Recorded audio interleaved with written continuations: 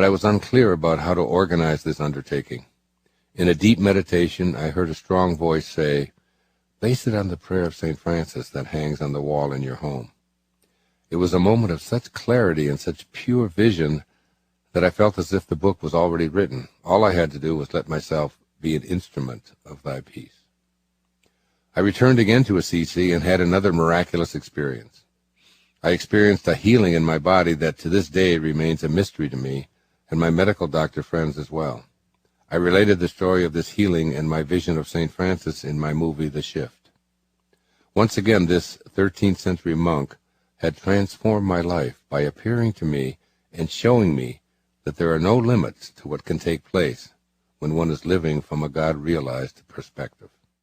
I went on to write the book effortlessly after taking copious notes on my second visit to Assisi. Furthermore, the subject matter of "There's a Spiritual Solution to Every Problem" became a public television special, and millions of people had the teachings of St. Francis brought into their homes because of my calling to write about these profoundly life-transforming truths.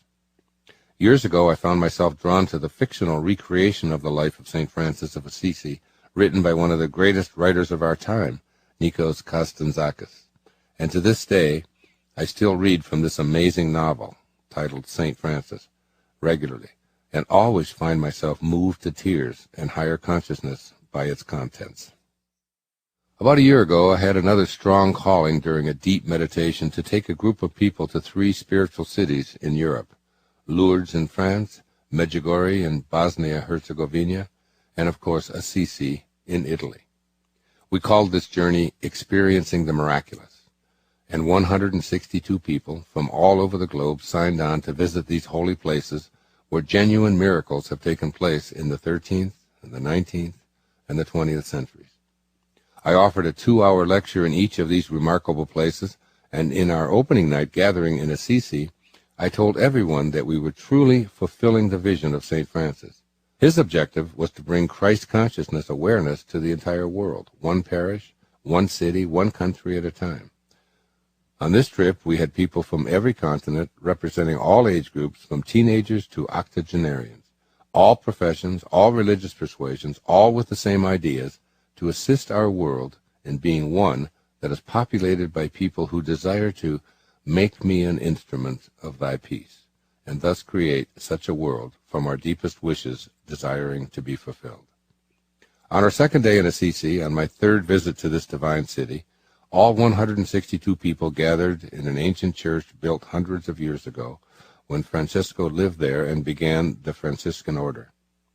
As my 2-hour talk was winding down in this holy building, something happened to me that I'd never, ever experienced in almost 4 decades of public lectures. I felt something take over my body, and I was rendered speechless. I was doing a reading from Kazantzakis' St. Francis, and at the end, I simply froze. My body wouldn't move. I broke into almost furious sobbing, and the entire audience stood up and stretched out their hands to me in silence. Everyone knew that a truly metaphysical happening was transpiring.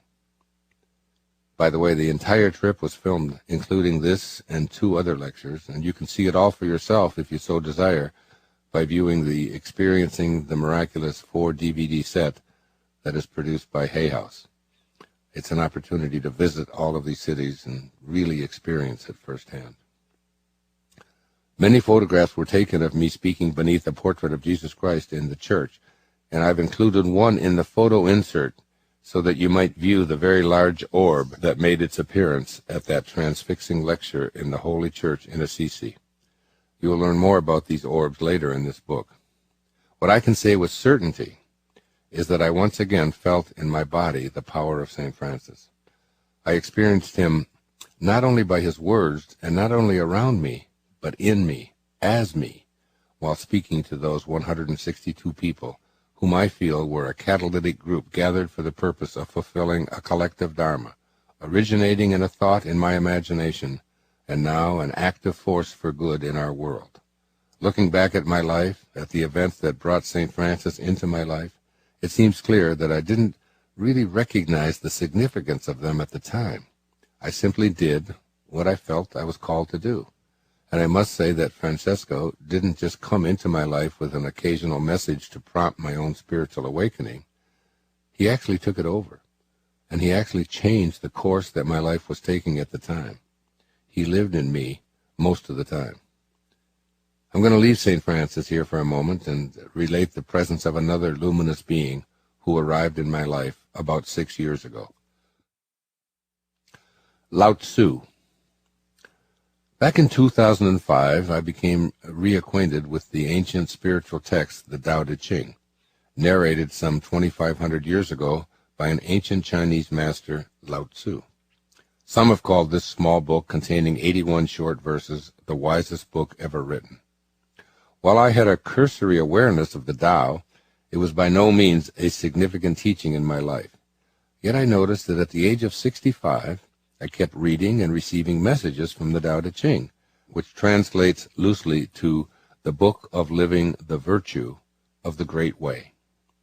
I was familiar with some of the most quoted passages from the text and had even used them in my previously published books. But now, in 2005, for some reason, I seemed to be bombarded by them almost on a daily basis. In a restaurant, several lines from the Tao appeared on the menu. I heard more quotations on a couple of TV shows.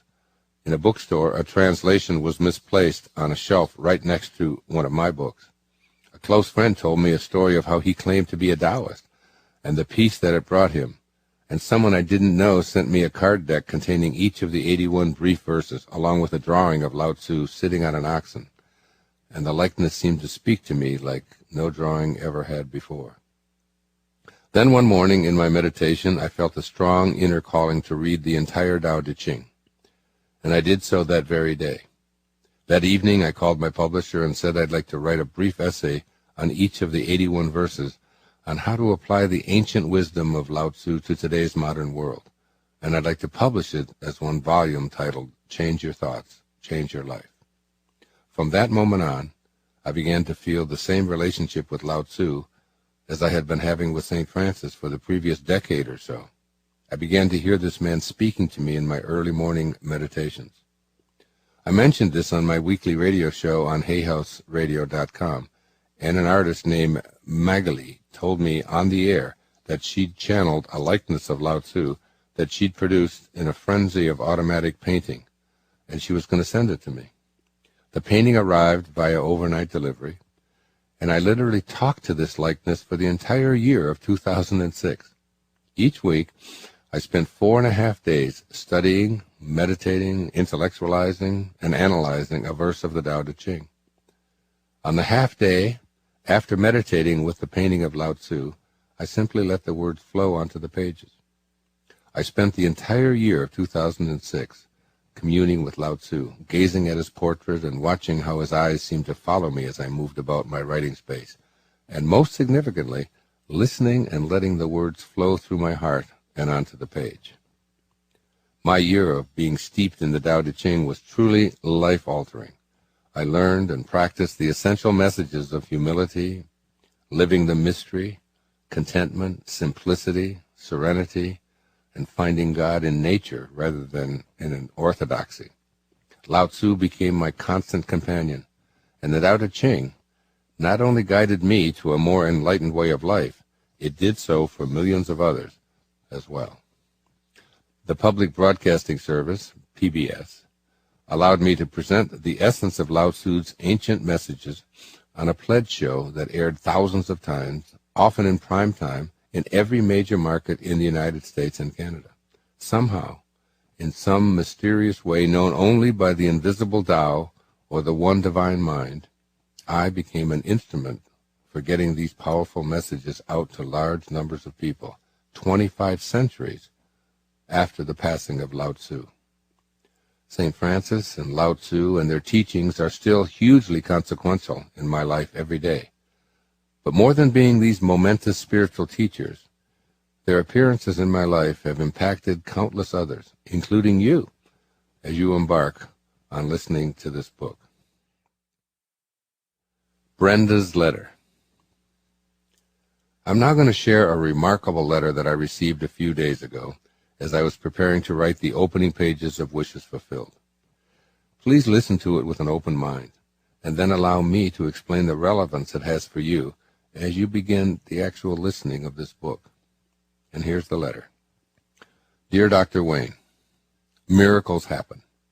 I feel compelled to share with you an experience I had very recently because you were a part of the miracle that I experienced. Several months ago, I heard about your Experiencing the Miraculous tour, and I knew that I had to be a part of it. Life for me is complicated right now as I go through a great big shift, and so for me to work out the logistics of going on the European tour was likely to take a miracle. But I was open to anything. I stated my intention out loud. I said, I intend to experience the miraculous with Dr. Wayne, and then I left it to God to come up with the hows. A few months passed, and my situation was slow to change, so my trip was not booked. I continued to have faith and to know that I would experience the miraculous with you, even if reality kept saying, not very likely. In the beginning of April, my busy schedule had me traveling with my 14-year-old daughter, Emily, to Kelowna in British Columbia for her singing festival. It's an 8-hour drive from where I live, but she's very passionate about opera, so giving her the opportunity to go to Kelowna to work with some experts was certainly my pleasure. My parents happened to live there too, so I called them to tell them we were coming. I talked to Mom for a few minutes and told her when we would be arriving, and chatted about this and that when I heard Dad mumbling something in the background. Mom interpreted it for me. Quote, your dad says Dr. Wayne Dyer will be in Vernon Tuesday night if you want to go see him. Well, after I picked the phone and myself up off of the floor, I asked Dad if he would be my date, and I went online and bought tickets. Needless to say, I was thrilled that God would be so kind as to bring you to me instead of getting me to go to Europe. The night of your lecture came, and I eagerly sat in the 14th row. When you walked on stage and started to talk, something weird happened. It had happened once before when I saw a young boy sing Ave Maria, and a huge halo of light appeared around him. At first I had thought I was getting a migraine, but the light was only around the young boy. That same light was surrounding you. No matter where you moved on the stage, the light followed you, and only you. I thought it might be the stage lights or the ambient atmosphere in the arena, but there was no halo around the lady who introduced you. Then something even stranger happened. Dr. Wayne, you were talking about St. Francis, and before my very eyes, you transformed. Your body was clad in a long robe, and your features transformed so that you actually were St. Francis of Assisi. It lasted for only a moment, but it was powerful, emotional, and very, very real. And then something even stranger happened. You began to talk about Lao Tzu, and you also transformed into him. A long braid trailed down your back, and I could see your face completely transform into Lao Tzu. Again, it only lasted for a moment, but the experience will last with me forever. At the intermission, Dad went to the restroom, and I stood up to stretch my legs and to dry my eyes. I felt a warm hand fill mine, and I looked down to see a little lady, very old and with a wonderful smile, and she was urging me to sit beside her. I sat, and she stared straight into my eyes. She told me that she kept staring at me because I was glowing with light, and she felt like she was watching an angel. I was transfixed by her eyes, thinking that I knew her somehow because I recognized her twinkly green eyes. She and I talked, and at times saying the very same thing at the same time, things like, we are all the same, and there is only love, and other deeply spiritual things. It felt like a dream. And before we knew it, you were back on stage again, creating your magic. I decided I need to perpetuate contact with her and would get her name and number after the show. Despite my good intentions, when the show ended and we got up to leave, she had just simply disappeared. This surprised me because she'd been sitting 2 seats away from me and I never saw her leave. Dad and I left, and as I was backing the car up in the parking lot, I caught sight of my own eyes in the rearview mirror. And that's when I realized where I had seen those twinkly green eyes before. Impossible? Maybe. And maybe not. I have no explanation for any of the things that I experienced that night, but every day I give thanks that I was able to experience the miraculous with Dr. Wayne in such a unique and lovely way. Namaste, Brenda Babinski. Now, if you're wondering about her twinkly green eyes reference, it makes perfect sense to me because I readily recall Marceline, the mother of 7 of my children, telling me of her experience giving birth to her firstborn son, Shane. In the hospital, she was struggling in labor and didn't wish to use anesthesia. A nurse with distinct red hair came up to her side, wiped her brow, spoke soothingly and lovingly to her of how to breathe, and stayed with her throughout the entire birth process. When she inquired the next day about this wonderful, helpful nurse and how she could properly thank her, she was told that no one of that description had ever worked in that hospital. Angelic guidance? Perhaps. And Brenda's encounter with her very old little lady may also have been an encounter with her highest self. You'll hear more about this in Chapter 3. I include Brenda's letter here in the beginning to give you a sense of what is possible when you begin to assume the feeling of a wish fulfilled, as I detailed in Chapter 6. My first thought upon reading Brenda's words came directly from my ego, which declared, "Yeah, you were probably Lao Tzu and then St. Francis in 2 of your previous lives, and why not? Look how important you are, and all that you are doing to make this a more spiritually awakened place." Then I talked by telephone with author Anita Moorjani in Hong Kong and read her the letter, and she quickly put my ego-driven thoughts to rest. She said that her experience of being on the other side was perfectly clear on one thing. Everything is happening at once. There is no past, no future, only one, and only now. And that the closest she could ever come to this idea was that there are parallel lives.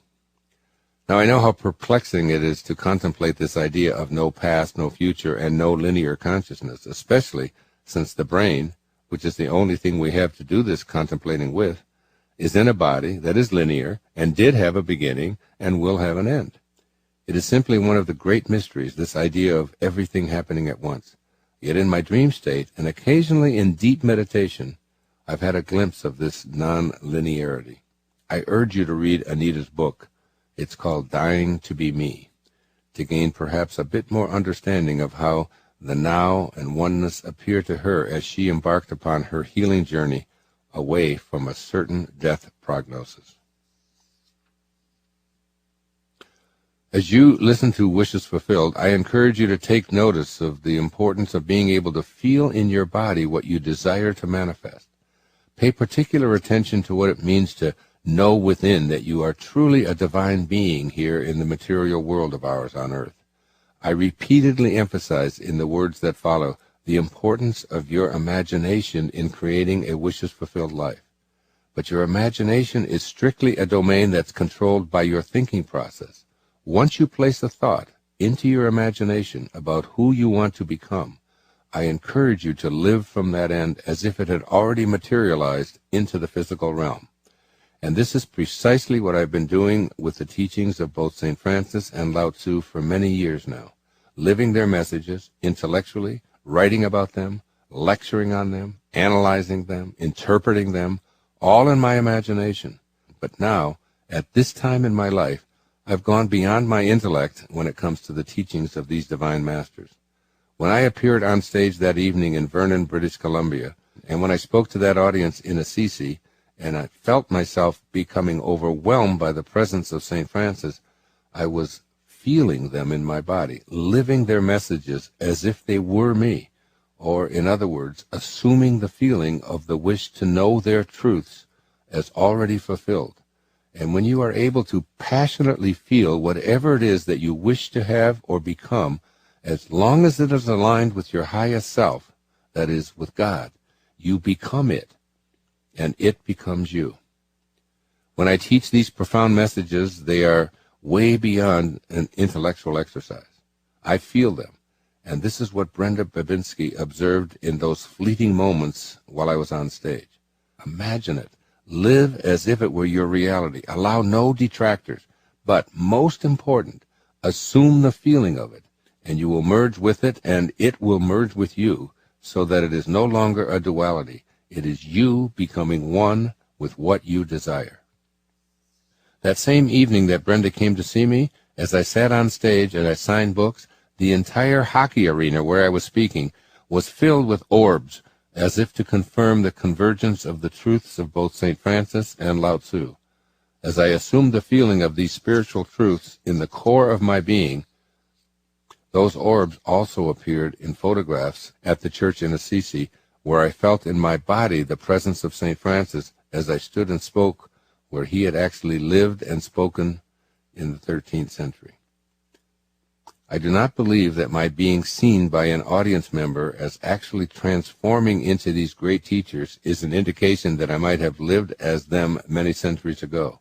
I know that when you begin to go beyond the intellect and feel the presence of what you most desire as an already present fact and live from it with unabated passion, you merge into it and come to know the truth that the laws of the material world do not apply in the presence of the God realized. Nicolette. I've chosen to relate one additional story here in the beginning of Wishes Fulfilled that brings home the most salient feature of this book.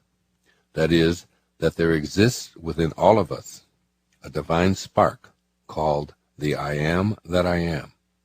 And when it is kindled and nourished, it is capable of miracle-making at an astonishing level. In May of 2011, I met a group of women, including a mother and her 20-year-old daughter, while on a walk along the ocean front on Maui. Linda, the mom, recognized me, and we began a brief conversation. As I looked at her daughter, Nicolette, it was obvious that she was suffering from some kind of facial paralysis that had distorted her features. The muscle activity in the entire left side of her face appeared to be frozen. Something motivated me to reach out and touch her face and ask what was happening. And then began a saga that I have chosen, with permission from both of them, to relate here in this book, to give you a sampling of what is possible when we use the inherent power that is a part of our very essence, called the I Am Presence, for the fulfillment of our divinely aligned wishes. I felt called to invite the entire group of women into my home and to talk to Nicolette about the Wishes Fulfilled teachings that I was channeling and writing about each and every day, and had been doing so for several months. I spent an hour or so with Nicolette while her mother, grandmother, and two of Linda's friends stayed in the background. During this time, I felt in my body that something stupefying and mystical was energizing not only me, but the entire room. At the end of our time together, I insisted that Nicolette spend an hour with my friend Kate McKinnon, a craniosacral therapist who was visiting and offering me what's called CST treatments, craniosacral therapy. I had set up an appointment for myself with Kate for the following day. I gave my appointment to Nicolette, and what follows are two descriptions of the event that transpired. The first is Linda's words to Kate about her understanding of the entire experience. This is Linda's mom writing to Kate. Hi, Kate. I wanted to tell you that before Hawaii, Nicolette did not know of Wayne Dyer at all. She is a university student consumed with classes, assignments, work, and parties, and has never been to his lectures or even read his books. She still knows very little of him other than she is now reading The Power of Intention. On Saturday, I arrived in Hawaii with my husband, Gord, and son, Jason. Nicolette called me from Victoria, B.C., the next day. She said she had experienced a weird headache the night before, and now her face was going numb on the left side. She was having difficulty smiling on one side and was worried. She sent a picture of herself from her phone, and we told her to go to the emergency room now and get it looked at, for it may be a stroke or something. Nicolette didn't want to go because she said she had too much schoolwork to do. She had final exams to study for. She didn't feel well enough to go anyway. I insisted that we needed a professional assessment. She went and was triaged immediately through and given a battery of tests.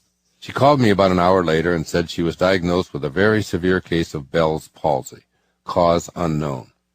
They had theories of causes but didn't see the other physical effects of these causes, and so the doctors were stumped by her condition. She was given prophylactic antiviral medication and high doses of prednisone. It not being a life-threatening condition, they said, sorry, this is all we can do. Time will tell. And she was sent home. Nicolette was beside herself with grief. She called us and was so upset. We suggested that if doctors said it was okay, then she could come to Hawaii, or I'd fly home to be with her. She spent the next 2 days seeing different physicians, making sure she could travel. She arrived in Hawaii on Tuesday. We could see that her paralysis was worse when she arrived. It was definitely progressing. It worsened for several days thereafter. I was in contact with our doctor at home and sent him another picture of Nicolette in full paralysis. He told me that based on what he saw in the photo, it was a very severe case. He told us to be prepared that there's a strong possibility that she may only partially recover from this, or perhaps not at all. And furthermore, that this type of palsy, called Ramsay-Hunt, can be quite painful and may have nasty side effects from the nerve damage that has been done. At the doctor's request, we went to the local drugstore and purchased full coverage eye patches and eye lubrication so her left eye would not ulcerate, as it was no longer even closing. A week or so passed, paralysis continued, no movement nor any taste sensation on her left side of her tongue. Her left eyebrow nerves were blown out, eyes couldn't close, nostril and mouth affected as well. She was having difficulty chewing. Nicolette was in a state of stress, distress, and shooting pain. The universe intervenes. We meet Dr. Wayne Dyer on the promenade. We spend about an hour with Wayne in his condo. Wayne was totally focused on Nicolette's state of mind and on healing. She was wanting to heal right now. She was being told that she has the power to heal, but didn't know how to get to the place to tap into that healing. Wayne put his hands on her face and spoke to her over and over again, the same words until she got it. I am paralysis-free. My girlfriends in the background were crying. My mother was awestruck. As we were leaving his condo, Wayne insisted that Nicolette simply must, have a session with his CST therapist the next day. Since time was an issue, he gave his appointment to Nicolette, and he made the arrangements. Nicolette came into the therapy session with much gratitude and the new thinking that she will be healed. But she said that one of her barriers to healing was that she couldn't get to a place of completely letting go and letting God because she was in a fight or flight mode. How can I get to a state of physical relaxation and heal when I don't know how to relax my body? I recall she expressed these concerns to you, and you understood what she was saying. You asked her, as Wayne had asked her too, what was going on in her life before this had happened. She said, nothing, everything's fine. I was studying for my final exams in economics and computer science, and at the same time I needed to create a painting for my art class and to write an essay on it. My roommate is moving out, and also I'm anxiously waiting to find out if I'm going to be accepted at McGill University in Montreal. Lots on my plate, but I'm handling it. You said to her, Nicolette, that isn't nothing. That is a lot of something. We see here how the mind and mind-fulfilled stress can affect the body.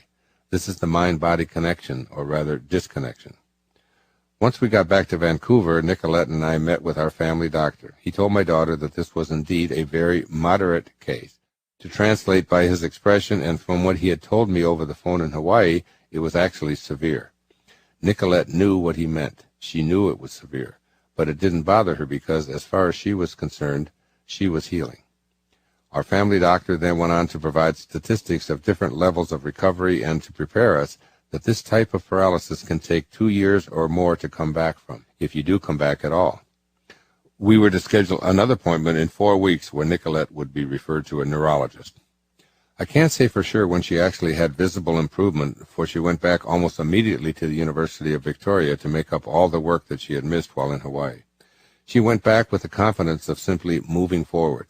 I was surprised that she was leaving us and getting right back into her university life after what our family doctor had said, and given that she was still paralyzed. No matter what I thought or what I said, in true Nicolette conviction, she continued to tell me, Mom, you don't get it. Didn't you hear what Wayne said? I am healed and paralysis-free. Didn't you hear me say that too? What part of that don't you understand? I am healed. It's just that you and everybody else in this world can't see it yet. 4 weeks later, she is paralysis-free. Namaste, Linda. That was Linda's letter to Kate. The words, I am healed and I am paralysis-free, that Nicolette spoke, even though the physical evidence strongly indicated otherwise, may sound strange or may even sound absurd to you as you listen to this. But I assure you they will make sense as you listen to Wishes Fulfilled. The second description is Nicolette's actual recollection in a letter that she wrote to her craniosacral therapist, Kate McKinnon. And this is what Nicolette said. Hi, Kate. Thank you so much for letting my mom know about Dr. Dyer's radio show today. My family and I listened to it this evening, and I am so grateful that you made it possible for all of us to hear those wonderful things. This is truly and has been an amazing experience. I can't thank you enough for all that you have done. Initially, at the time of my diagnosis with Bell's palsy on the first day of spring, I just could not move the left side of my bottom lip as much as I could the right side. 4 days later, I couldn't move the entire left side of my face at all. I couldn't even close my left eye and had to tape it shut every night.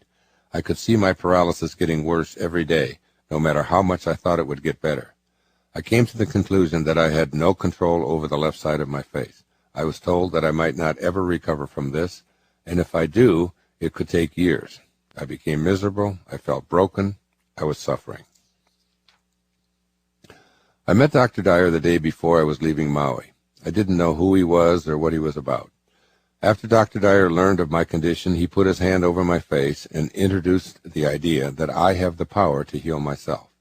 All I have to do is to think about how I feel when I am paralysis-free. I thought about a friend taking a picture of me a year ago and me having no paralysis. I was smiling. It was then explained that the physical is a representation of what starts out in the mind, in my imagination, of what I want to be physically. Manifestation and healing begin here. I began to think that if I changed my thought process and thought only of connecting myself with the knowing that I am paralysis-free, eventually the physical will reflect my new mindset. Dr. Dyer then said that he highly recommended I have a session with you, and he gave me your number. And I called you, and with the generosity and kindness of Dr. Dyer, I had a session with you the very next day. Right after meeting Dr. Dyer, I had difficulty trying to connect to the thought of being paralysis-free because it was so prominent in me in everything that I did. I couldn't chew properly. I couldn't taste very well or pronounce some words without feeling uncomfortable. My eyes were always dry during the day, and at night I had to tape it shut after putting this lube in it. I also had so much on my mind. I had 2 finals in 1 week's time worth more than 60% of my grade, and I had to maintain a certain GPA to stay in my program at the University of Victoria and to still have a good chance of getting into McGill University. In addition, I had to figure out living accommodations in 3 weeks. I had so much to think about, and I felt so uncomfortable in everything I did because of my paralysis. I was holding on to the stress of it all, still focusing on the Bell's palsy. I didn't want it to have a negative impact on my life, but it was. The next day, I had a session with you. You asked what was going on in my life before this happened. I said nothing, everything was fine. I felt I was doing well on my time management with my studies, keeping up with my assignments in economics, computer science, and art class. My roommate was moving out, and I was also. I was anxiously waiting to find out if I was going to be accepted to McGill University. I knew it seemed like a lot, but I didn't feel the stress of it. I even remember thinking that I should feel more stressed out than I actually did. And you said to me, Nicolette, that isn't nothing. This is a lot of something. We see here how stress hurts the body. This is the mind-body connection, or more like disconnection. I lay down and the healing began. You started by putting your hands on my ankles. You were asking my mom some questions about where we were from, etc. It made me feel more comfortable, as this was something I had never heard of or even imagined I would be doing. I didn't know how to think of the situation, so I started thinking about how I could make this session as beneficial as possible. I thought about what Dr. Dyer had said to me the day before and what I had read in Anita Moorjani's near-death experience article. I constantly told myself I am paralysis-free and thought about the picture of me a year ago smiling. You asked me if I liked the ocean, and I replied yes. You told me to listen to the sound of the waves crashing against the sand on the shore. I remember hearing the calming sound of the waves and looking up at the white ceiling. Looking at the ceiling, it was almost as if my body was now numb, and I could no longer feel your hands, which were now touching my legs. When you got to my rib cage on my left side, you asked me if I had stomach pains. I explained that I had some extreme pain in the stomach region after every time I ate something, but I thought it was caused by the medication I had to take for my Bell's palsy. However, I finished my medication a week ago, and I'm still having pain there. You focused around my stomach and rib cage. I was looking up at the ceiling. I began to feel pressure right underneath my rib cage, but was unsure if I should say something. Then you said, if you feel any pressure anywhere, let me know. Immediately I felt more pressure in that spot, so I said so. I was staring at the ceiling, and it began to change colors. You asked me if the pain was a shape. What shape would it be, and what color? I said it would be an oval and yellow. You asked if this oval had a name. Nothing came to me. Therefore, you said, we can call it yellow oval, and asked me if this oval is working with me. I felt like it was working against me and said that. You said, that's no good, and I remember agreeing in my thoughts. You told me to talk to this yellow oval and ask if we can work together, so I did just that. Then, seconds later, I felt it gone, almost as if the oval had burst into a million pieces floating all over my body, and I became one with it. I felt a state of complete relaxation. After that experience, I would say that you helped me realize this control I have over my body. You helped me jumpstart the communication between my mind and my body. I was introduced to the notion of how my mind and body are one. I remember hearing the waves and repeatedly telling myself, I am paralysis-free. You got to my head. I felt your fingers right at the top of my spine, at the top of my neck. You kept your hands there for a while, it seemed. Then I felt my lower back touch the surface of what I was lying on. I felt as if what was making me feel so uncomfortable all the time had left my body. I took a deep breath, and I vividly remember the air going in so easily. I felt connected to my body, as I could feel the air going in and out so freely. You then focused on the left side of my mouth and kept your fingers on the bottom of my upper left molars for a few minutes. Then you touched the left side of my face. I felt relaxed, and I had the picture of me smiling in my mind. I opened myself up to the notion that you're going to be the catalyst to my healing process. You asked me for a word that will help me heal, and what color it would need. I got the word feel and the color of light blue, and I repeated them to you. You asked me to feel your hand on my face and imagine my face as a sponge absorbing your energy. I pictured this light blue sponge contracting. I did feel your hand on my face. I saw the sponge in my mind, and I told myself that I am paralysis-free. I was in a state of complete relaxation, picturing the sponge as I felt your hand and heard the waves of the ocean. I felt one with my body, that I had control of my body, and that I was smiling, paralysis-free. You had your hand on my face for what seemed to be about 5 minutes. However, my concept of time during that session could be incorrect. Then you lifted your hand off my face, and I opened my eyes. You were looking down at me and asked me how I felt. I can't remember my response, although I felt relaxed and aware of what was going on in and around my body. I remember you telling me that I grind my teeth on my left side of my mouth, and asked me if something happened to my forehead, which I banged on the roof of my car the day before coming to Hawaii, as I told you later. I remember you telling me that whatever it is I would normally do to relax, I need to do more of it, because that is where the healing actually takes place. The session overall is a blur other than those feelings I described above. At the end, I almost expected to be able to physically smile and be paralysis-free, but when I couldn't, I was a little disappointed. Then, within a matter of minutes, after that thought of disappointment had entered my mind, other thoughts poured in, healing thoughts. After putting on the shoes I took off before the session, I noticed a weird feeling in my body, a physical feeling. Something had definitely changed. I felt a sense of peace. I knew my suffering was over. I physically was no longer uncomfortable. I felt excited and filled with energy. I knew I was healing. I knew it. Over the next few weeks, I continued to think about what you had said about how the healing takes place in relaxation.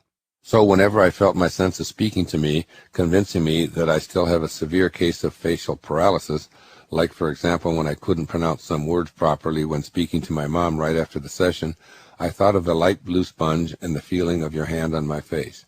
Every time I think of that sponge, I am brought back to that place of total relaxation, with the suffering and uncomfortable feeling suddenly lifted from my body.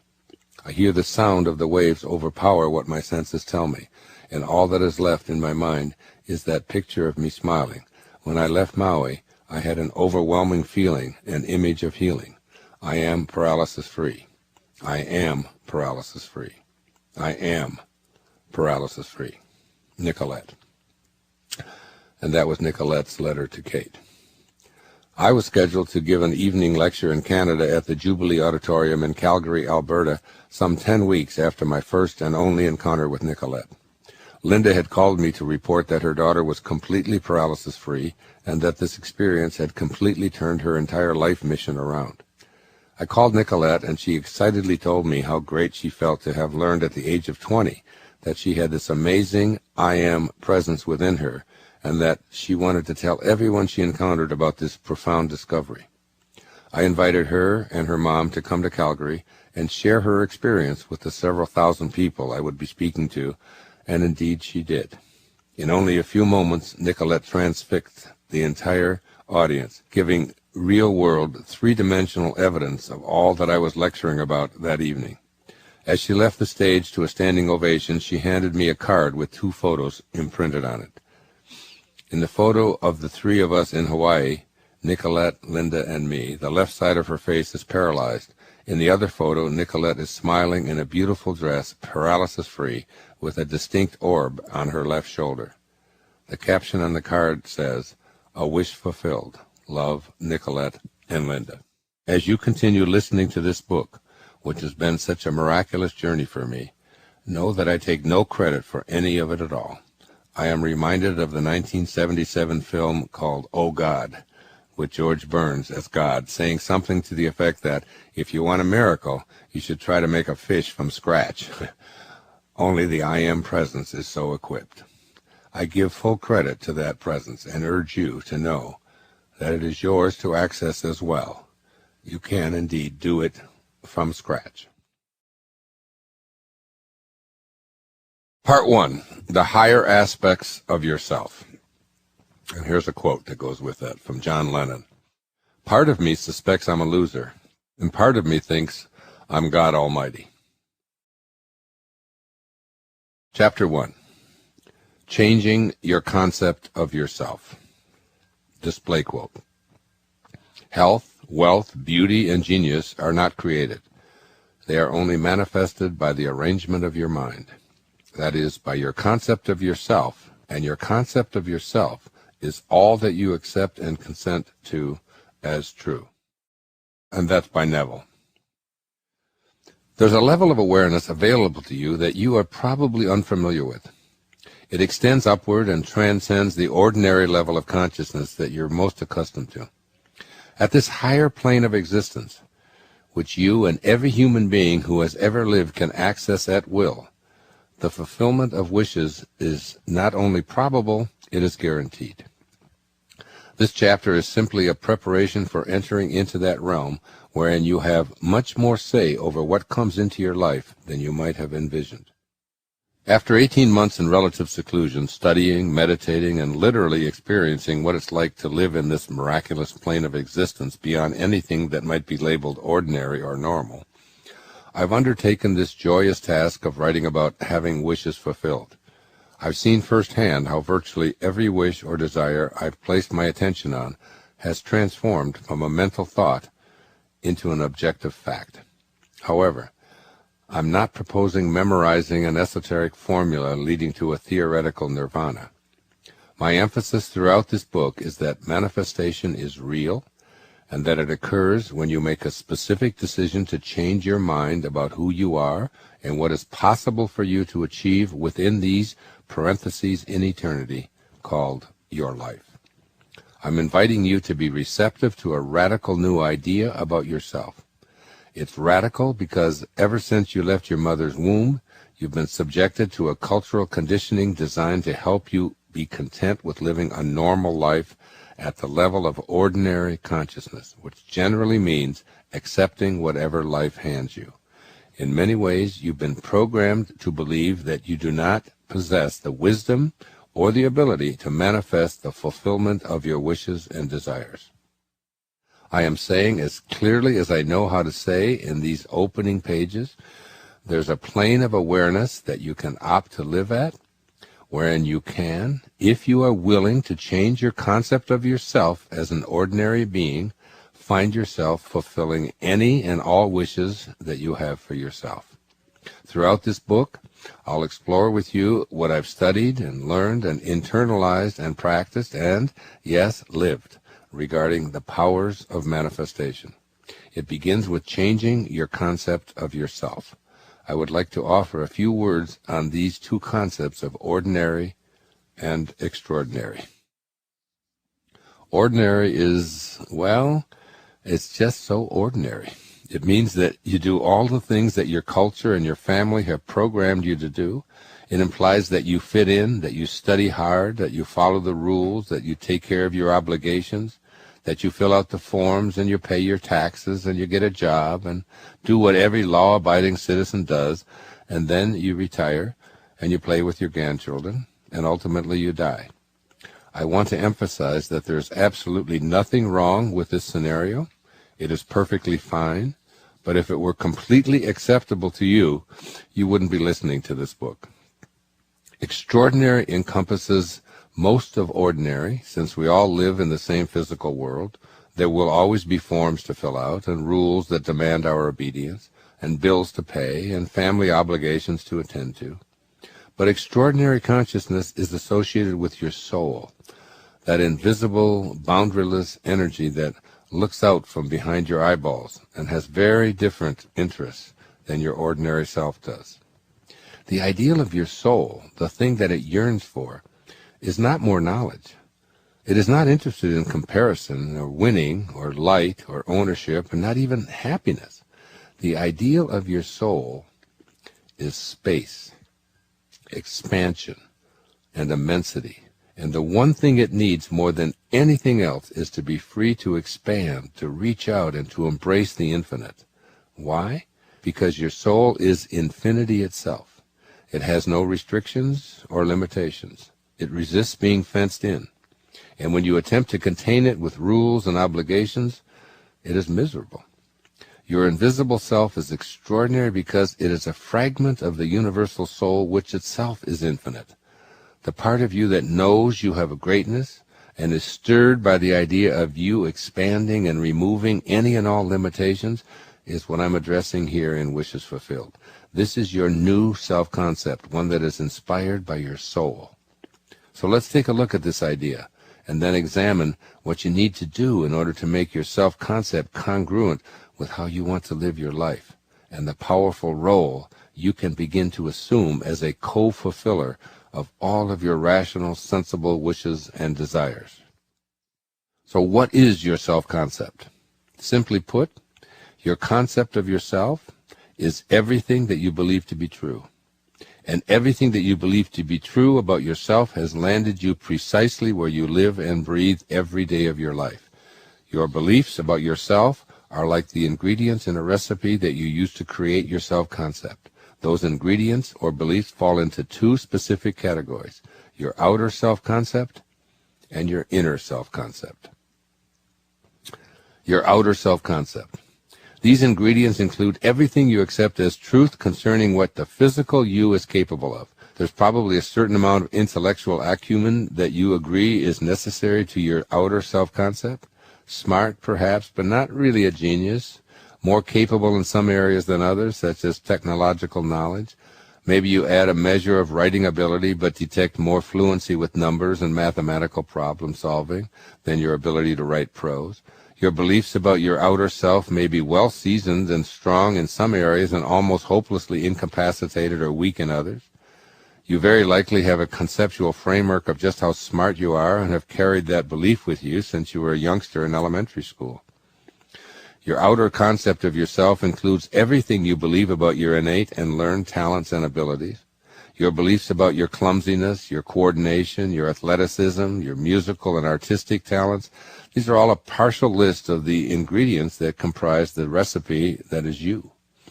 These descriptors also apply to everything else about your outer self.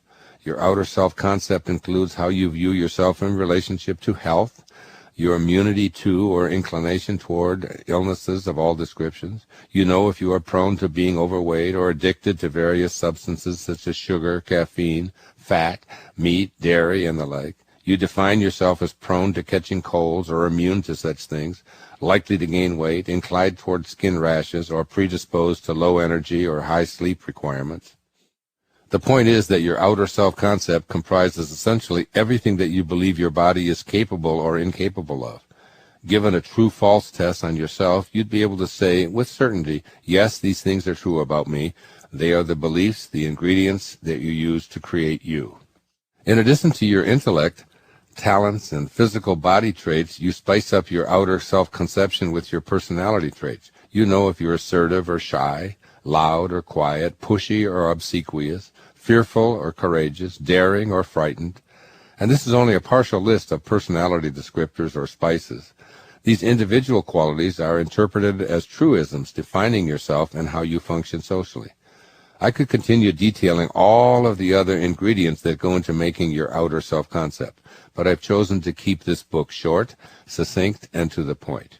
At this point, I'm simply encouraging you to recognize that your self-concept contains a myriad of self-descriptors regarding this thing that you call your physical body, and that you probably regard them as absolute truth.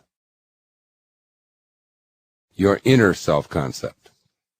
This category can be pretty difficult to achieve in optimal proportions in our culture. Your inner self-concept involves your beliefs about the invisible energy and intelligence that is the most significant portion of your being. I've often referred to your inner world as the ghost in the machine.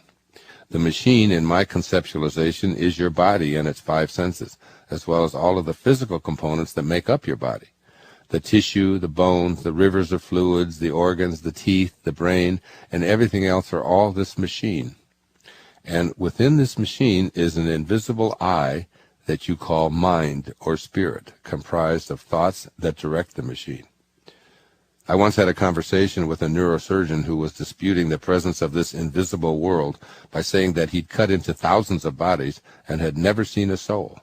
I remember his awkward look when I asked him if he'd ever seen a thought while he was poking around inside of a brain. Obviously, there's an invisible inner as well as an outer part of your being. You have a conceptualization of yourself that involves this formless, invisible portion of your being, and you have a pretty specific idea about just how far this inner portion of yourself can take you. You may believe that your thinking apparatus is pretty phenomenal, though not understanding exactly what it is, inside or surrounding you, that allows you to scratch your forehead or pick up a pencil or move your feet on a dance floor, or any of the infinite commands that your mind is capable of directing all day long, every day, and for as long as you are alive.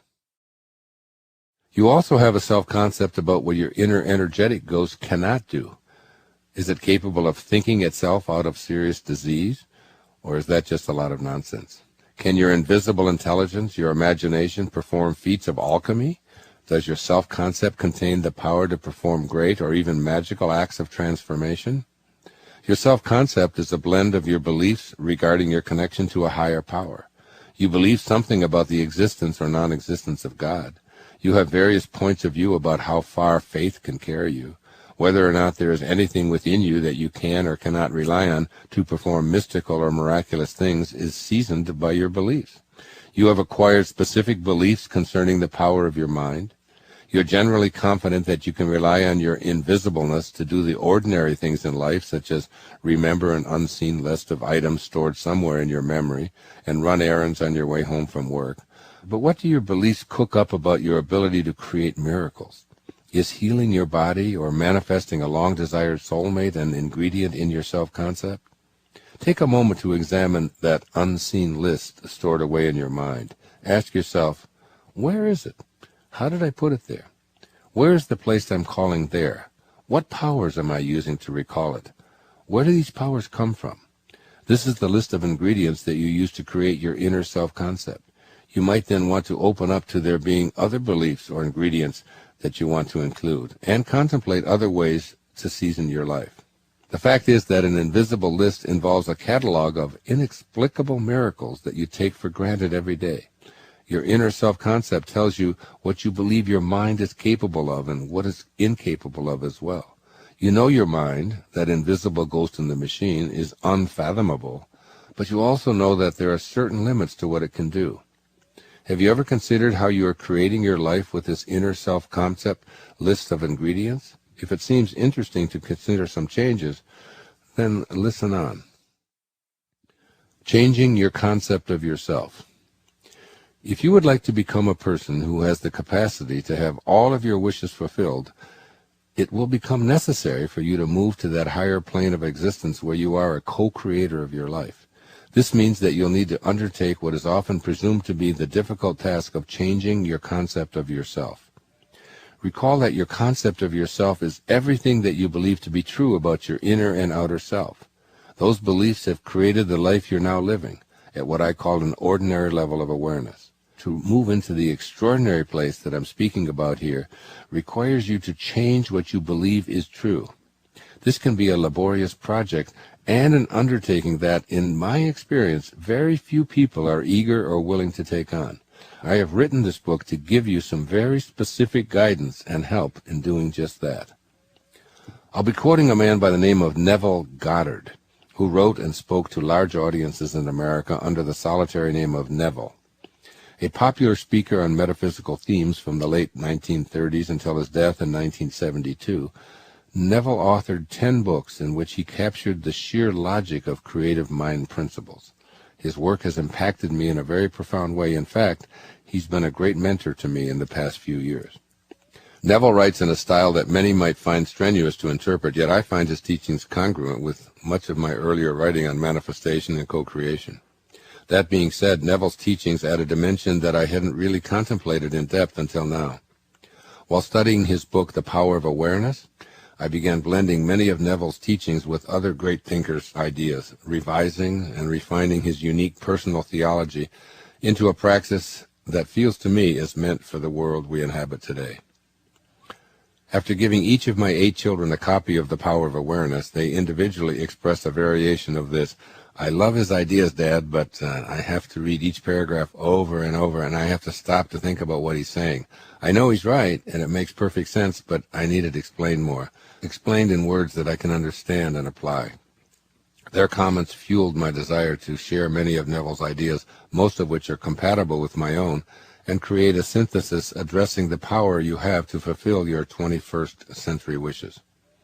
I want to share with you my sense of what this great teacher's ideas can do for you, as they have done for me. I know that Neville wouldn't mind because he freely allowed students and audience members to tape his talks without charge. His tapes continue to informally spread his message today, and I've listened to them while preparing to write this book. I feel as like a kindred spirit to Neville, since I too have had the same policy during my entire speaking career, and have been immersed in the same kinds of spiritual inquiry as this great teacher who preceded me by a single generation. Here is what Neville had to say regarding changing your self-concept in order to elevate your life. Quote, "If you refuse to assume the responsibility of the incarnation of a new and higher concept of yourself, then you reject the means, the only means, whereby your redemption, that is, the attainment of your ideal, can be effected." Unquote. Get this clearly in your head in this first chapter. A higher concept of yourself involves taking on new truths and shedding your own views of what you can achieve. This is the only way you can achieve your desires. That is the reason I'm stressing this early in this book. You must begin by replacing your old set of truths with a belief in the existence of a higher self within you. This is something that you may not have contemplated at an earlier time in your life. Your concept of yourself, that includes any limitations, can be revised by you and only by you. Nothing I say or write will do that for you. I have done it for myself, and I can assist you along this path, but it is your decision to change that creates the possibility of change within you. A new and higher concept of yourself may be shocking and perhaps even be rejected by you, depending on the amount of conditioning you have absorbed throughout your life. That is for you to ponder and contemplate in the next 2 chapters. At this point, simply allow yourself to imagine that you can create a new and higher concept of yourself. Resistance is what will almost immediately appear for most people, and I encourage you to recognize the resistance within yourself. Overcoming resistance. Making the transition from the level of ordinary consciousness to the level of superconsciousness involves a fundamental renewal, a dramatic change of personality. Very few are prepared to commit to this fulfillment of their divine purpose. What I'm inviting you to do, if you wish to be truly fulfilled, is to overcome your resistance to including all that you are in your earthly life. You have the ability to enter higher regions so as to consciously fulfill your highest desires here, now, and for the greater benefit of all. This is akin to doing a somersault and landing in a new reality, a reality in which all things are possible, a reality where you no longer identify yourself with all of those cultural memes and mind viruses that were programmed into you as a young person, preparing you for an ordinary life. You begin this exciting adventure of changing your concept of yourself by being willing to die to your present self. That's right, by relinquishing your personal history as the arbiter of your life. You cease to resist your fuller potential. You simply no longer choose to form your identity on the basis of what you've been taught. Remind yourself that everything you believe to be true has brought you to this point where you want to explore rather than resist your higher powers. Years ago, while reading Napoleon Hill's Think and Grow Rich, I recall him saying that there's one distinguishing characteristic of those who live life at a higher level with a richness that's not just about monetary gain. It's that these unique and rare individuals have a burning desire to succeed.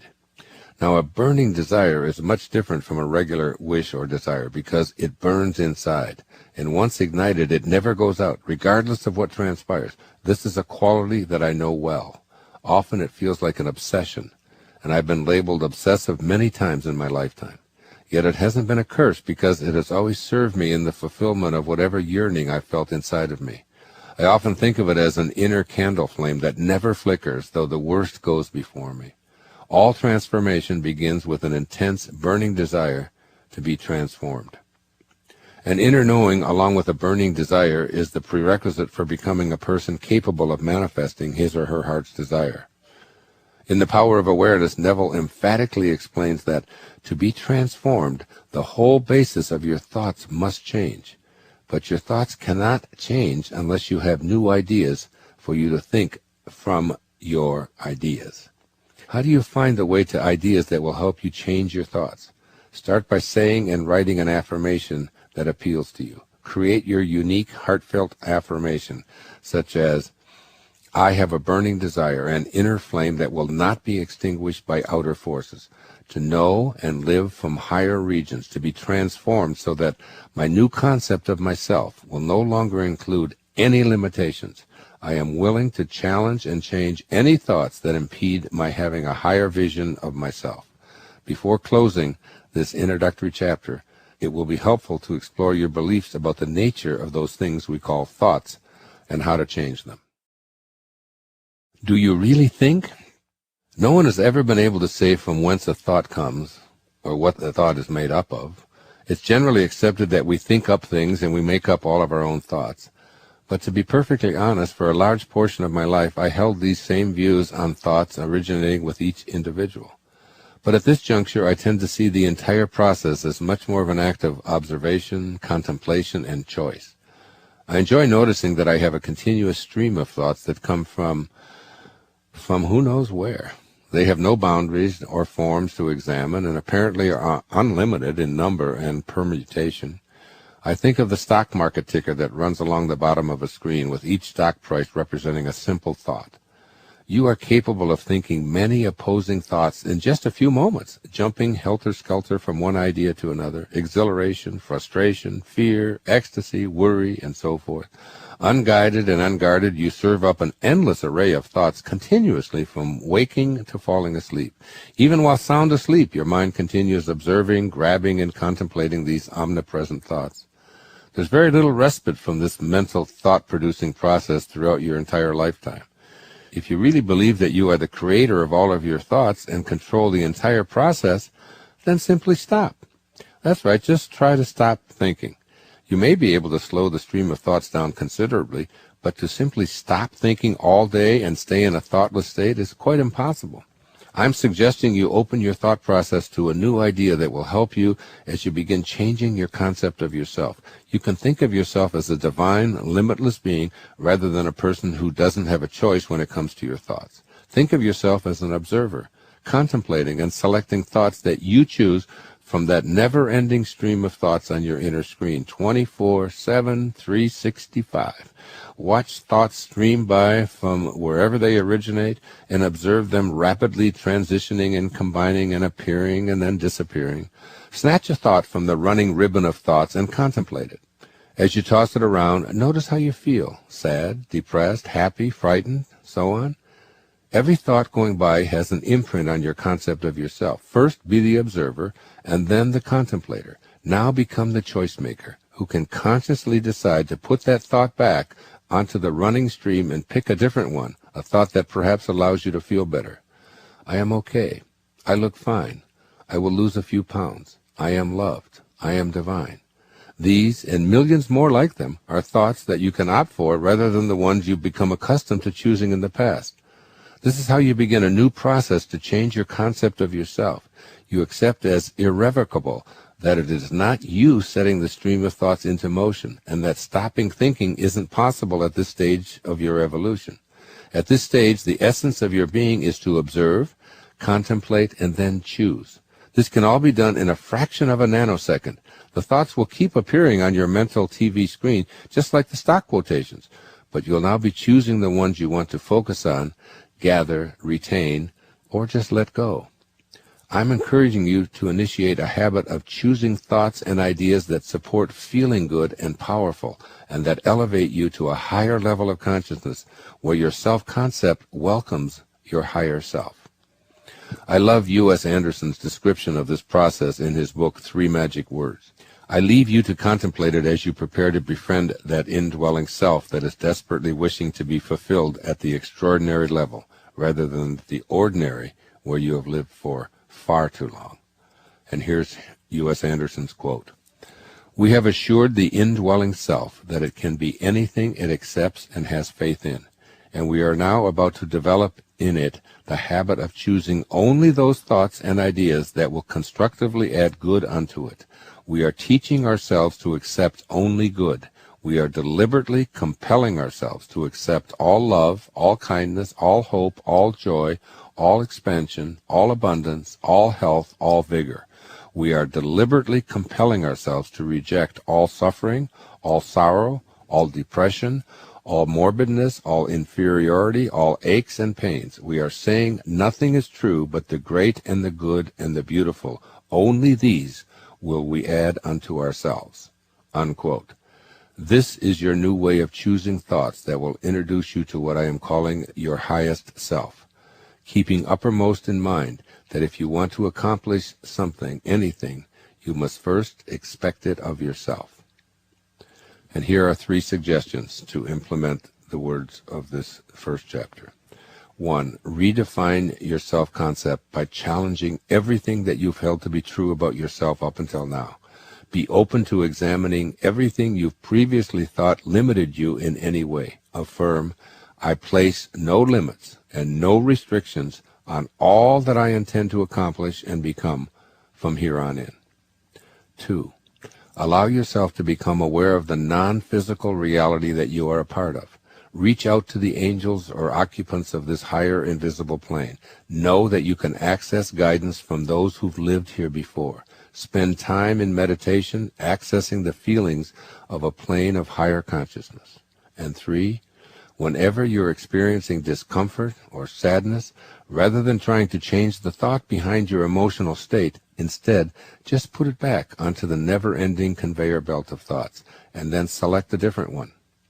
Keep doing this until you've selected a thought that allows you to feel good, and you're no longer condemning yourself for creating unhappy thoughts.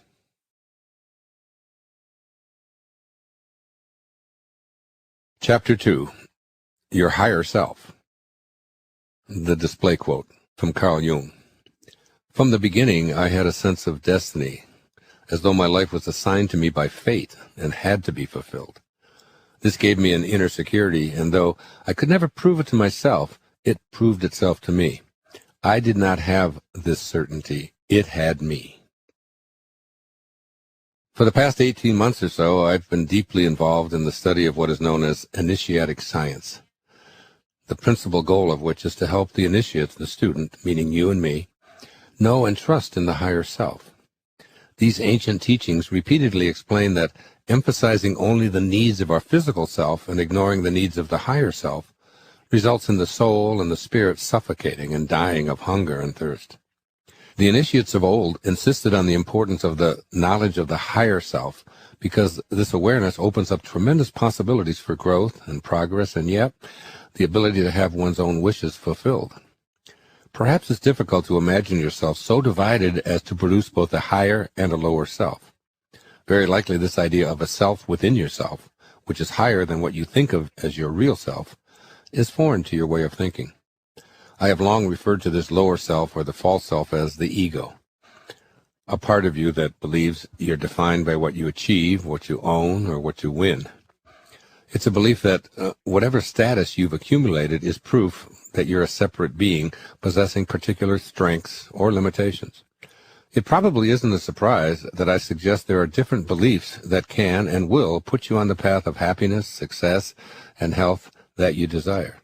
This idea of having a higher self that transcends the self-descriptor derived from almost universal identification with the ego, it may be difficult to internalize. If you've listened to the first chapter of this book, then you know that it's necessary that you make the choice to change what you believe is true. Remind yourself that your current concept of who you are has landed you right here, listening to a book on tape on how to become a more powerful person. Are you willing to internalize radical new ideas that require a shift in your concept of yourself? Are you receptive to the idea of having a higher self that isn't defined by ego concerns? Are you able to entertain the idea of an unlimited higher self that is within you? Can you imagine that you can eschew ego's limiting demands that are keeping you stuck at an ordinary level of consciousness? In other words, can you approach the question of who am I with complete unknowing? Conceiving the idea of a higher self begins with this personal inner query. So let's first examine this question of who you are. Who am I? Consider how many bodies you've occupied since birth. Who is the I that continues to leave one body behind and then enter another? You know for certain that you, the person that you call I, the one attempting to figure out who you are, started out in a little baby body weighing somewhere between 5 and 10 pounds. The I that is you fully entered and occupied that little baby body. Gradually, you began to discard that baby body and move into a small toddler body that crawled, and then it walked, and then it ran, and took on an entirely new appearance. Your 2-year-old self would find it difficult to recognize the baby body that you'd now completely abandoned.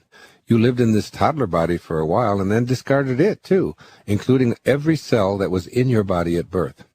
The subsequent body you entered was a prepubescent body that bore a similarity to your toddler body, but was completely different. The I in the question still hasn't been discovered, but it's become absolutely clear that you are obviously not your body. Why? Because the I has remained, though it continuously sheds the body that it occupies. This strange phenomenon of you being an I that continuously enters, discards, and re-enters a new body has proceeded right up until this very moment. I am currently in a 71-year-old body that's nothing like the body I occupied 50 years ago. I remember well what that 20-year-old body I occupied looked like and what it could do and what it knew and what it didn't know, but I can't find it anywhere. It's simply an illusion. It's gone from this physical world, as is every body that both you and I have occupied in our entire lifetime. The I that I use to describe myself is not so obsessed that he insists upon staying only in one body. In fact, the I that is me finally recognizes the ancient spiritual truth spoken by divine masters since antiquity. None of us are really doing anything. Rather, we, that is our bodies, are merely being done. What is your body being done by? An invisible, organizing intelligence that takes the cells of your body, changes them into new cells, and discards the old cells. The I that you think you are observes the entire process, for the most part helplessly. The physical body that you think of as you is rearranged in a pattern designed by a formless intelligence independent of your opinion. This I that you use to describe yourself isn't the physical form that you occupy and take with you everywhere. Quantum physics states that the body you're occupying, which is listening to these words right now, is completely different from the body you are in when you listen to the previous paragraph. Such is the nature of the physical world in which we all live. The ancient philosopher Heraclitus put it this way several thousand years ago, and it's true today. Quote, "All things are in motion and nothing is at rest. You cannot go into the same river twice." Unquote. A river is a constantly changing phenomenon, as is a tree, a mountain, a goat, a human, and the entire physical universe, including Earth. That which defines a thing, therefore, is not physical in nature, it's metaphysical. When asked what is real, an ancient spiritual avatar responded without hesitation, "That is real, which never changes." And since your body is in a continuous state of change, it really isn't real, according to this definition. If you try to find that toddler body you once occupied, you realize that it's not real, since it no longer exists. Even while you were in it years ago, you couldn't call it real, because the moment you pinpointed and defined it as real, it would be something else, something new. What you're calling real would already have disappeared. Still, you know with all of this change taking place that there is a changeless component to who you are. The I in that toddler body hasn't changed. It's in the body that you currently occupy. The I is your higher self, changeless and real. This higher self is who you are. When you make this discovery and consciously befriend the I that you are, nothing is impossible. In Chapter 1, I explained the necessity of creating a new concept of yourself as an infinite spiritual being having a temporary human experience. As you listen on, keep in mind that if it is changing, it's not real. The I in the question, "Who am I?" isn't anything that involves the physical you, since that continuously changes and disappears. Therefore, to answer the question, "Who am I?" with any reference to your body and its various talents, accomplishments, accumulations, or physical prowess, is to define yourself as unreal. Who you are, then, must be changeless, and therefore birthless, as well as deathless. Who you are is a formless energy, a spirit, if you will, with the capacity to be unchanged and at the same time occupy an infinity of bodies. Think about this. It is truly a bewildering phenomenon. You are changeless and therefore real. What you've believed were facts explaining who you are simply illusions, or what metaphysicians call unreal. You were convinced by some well-intentioned relatives and teachers and cultural influences that you really are this ego of yours, when in fact everything the ego uses to define you is disappearing as fast as you can assess it. Your possessions, your achievements, your reputation, your trophies, your bank accounts, even your family members, including your children, are all aspects of a world that is changing, dissolving to nothingness, all unreal. Here is how a brilliant scribe described this phenomenon poetically. Quote, "This quiet dust was gentlemen and ladies and lads and girls, was laughter and ability and sighing and frocks and curls. This passive place a summer's nimble mansion where bloom and bees fulfilled their oriental circuit, then ceased, like these." In this poem, Emily Dickinson reminds you with her dazzling honesty that all ceases and turns to dust. Everything you may have believed was the real you, including the body and all of its accomplishments and even its laughing and sighing. But the real I that is you can smile at all of those lower self, ego-identified proceedings. Your higher self exists beyond that lower, false self. It is, in fact, higher than all of your earthbound identities. You have a self that can look down from a more exalted position upon that lower, ego-dominated self. So, begin to know yourself as something far greater than the ever-changing, ever-dying aspects that have dominated your picture of who you are. Who am I is then answered with, I am an infinite being who originated not from my parents, but from a source that is itself birthless, deathless, and changeless. Your connection to Source. We have all been created from the same source, and it is my conclusion that we must be like what we came from. It matters not what we call this source. The Tao that can be named is not the eternal Tao, is the message in the opening lines of the Tao Te Ching. Call it Tao, call it God, call it Jehovah, call it divine mind. It matters not. You are merely interested in recognizing that you originated from the source of all life in a form you know as your constantly changing physical body, which obviously contains the creative energy that you came from. Listen to these words, recorded during a 1967 lecture given by an initiatic science master, Omram Mikhail Ivanov of Bulgaria. Quote, "The Creator has planted within every creature a fragment of himself, a spark, a spirit of the same nature as himself, and thanks to this spirit, every creature can become a creator.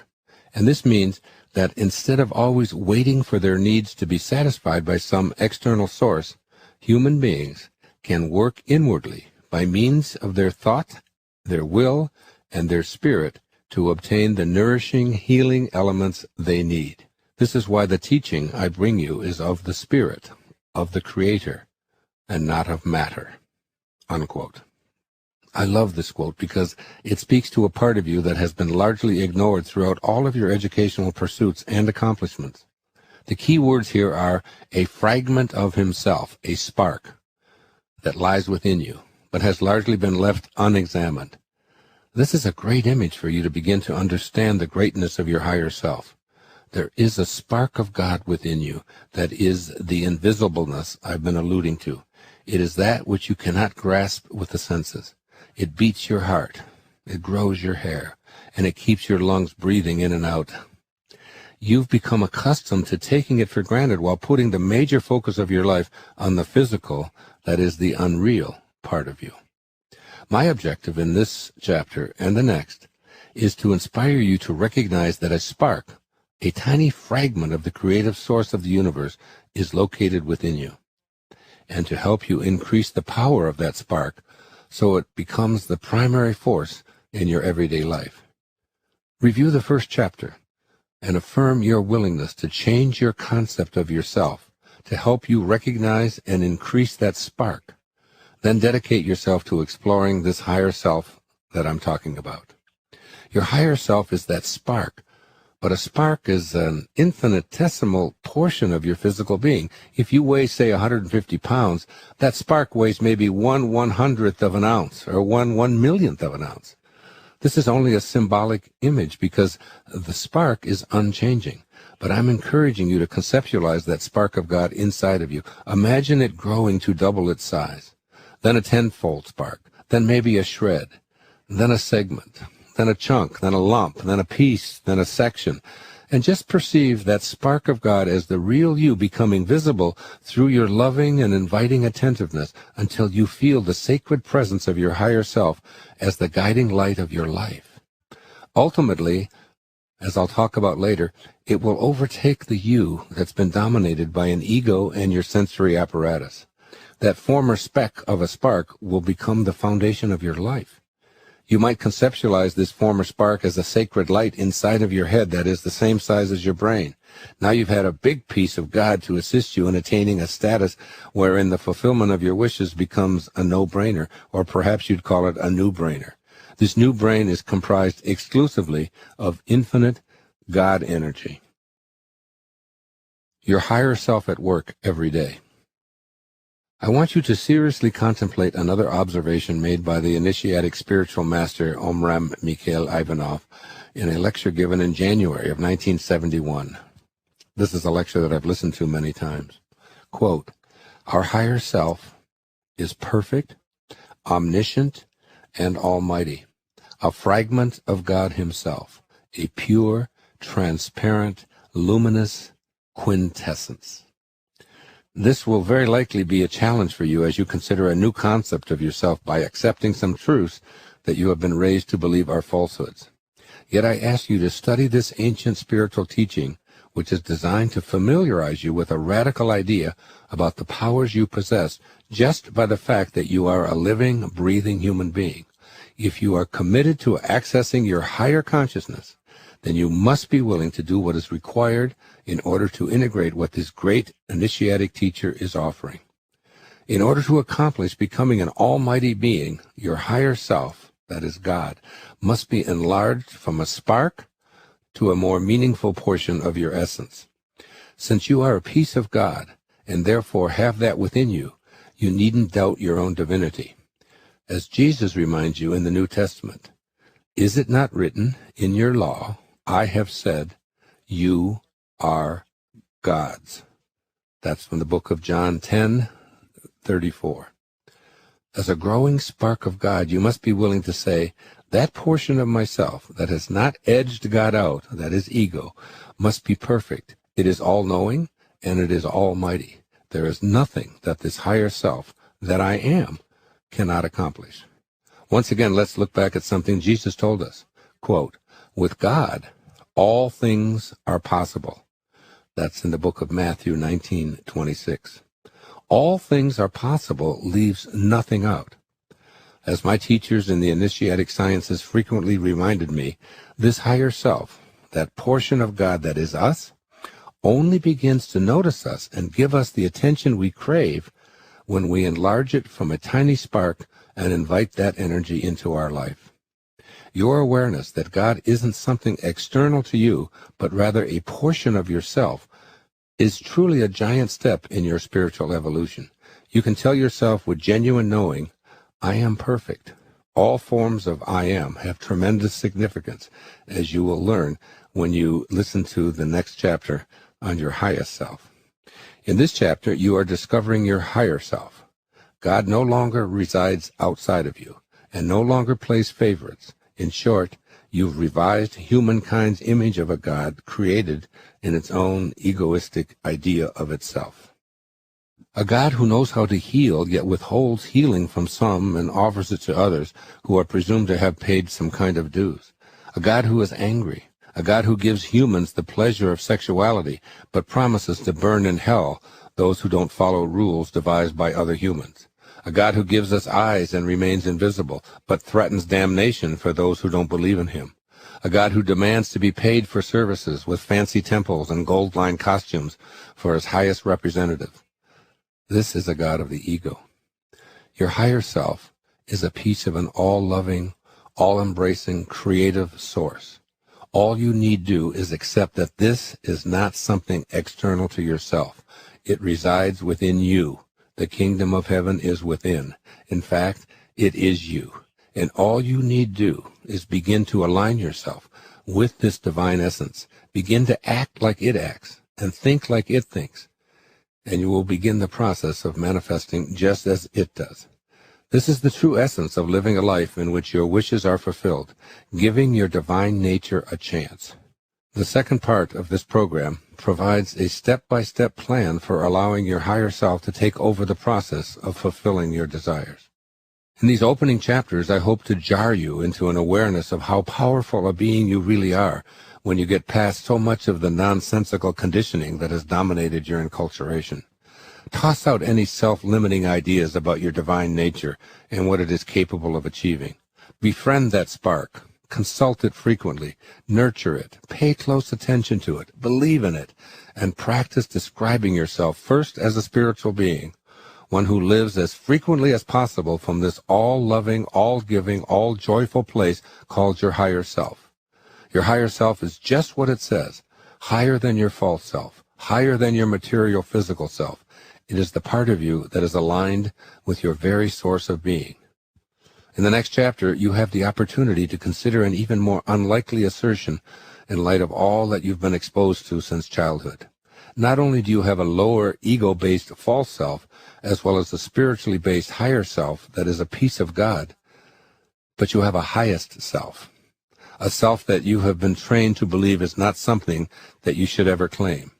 Your highest self awaits you in Chapter 3, the next chapter. Here are 3 suggestions for implementing the ideas of this chapter. 1. Set aside multiple times during your day to stop and ask yourself this key question. Right now, in what I am about to say or do my desires stem from my lower or my higher self? The ego is all about self-serving, ownership, winning, judging, and so on. The higher self is about serving, loving, and being in a non-judgmental state of peace. Ask yourself this question and create the opportunity to align yourself more fully with God. You then have access to the same powers of manifestation as your source of being. This question, when honestly explored, helps you align with the power to fulfill your wishes and desires. You don't need to abolish your ego animal nature. You do need to keep it tamed, but it isn't allowed to overshadow or destroy your spirit. Give your divine nature a chance by asking yourself this question. Right now, in what I am about to say or do my desires stem from my lower or my higher self? A very important question. Second suggestion. Spend some of your quiet meditation time visualizing a tiny spark of awareness glowing within your being. Practice seeing this God portion of yourself expanding its glow within your mind. See it growing into a personally satisfying size. Continue this expansion exercise, sensing the spark and glow as your God essence. You will begin acting from this inner God-realized image. And the third suggestion, use these affirmations frequently. I am all-knowing. I am all-powerful.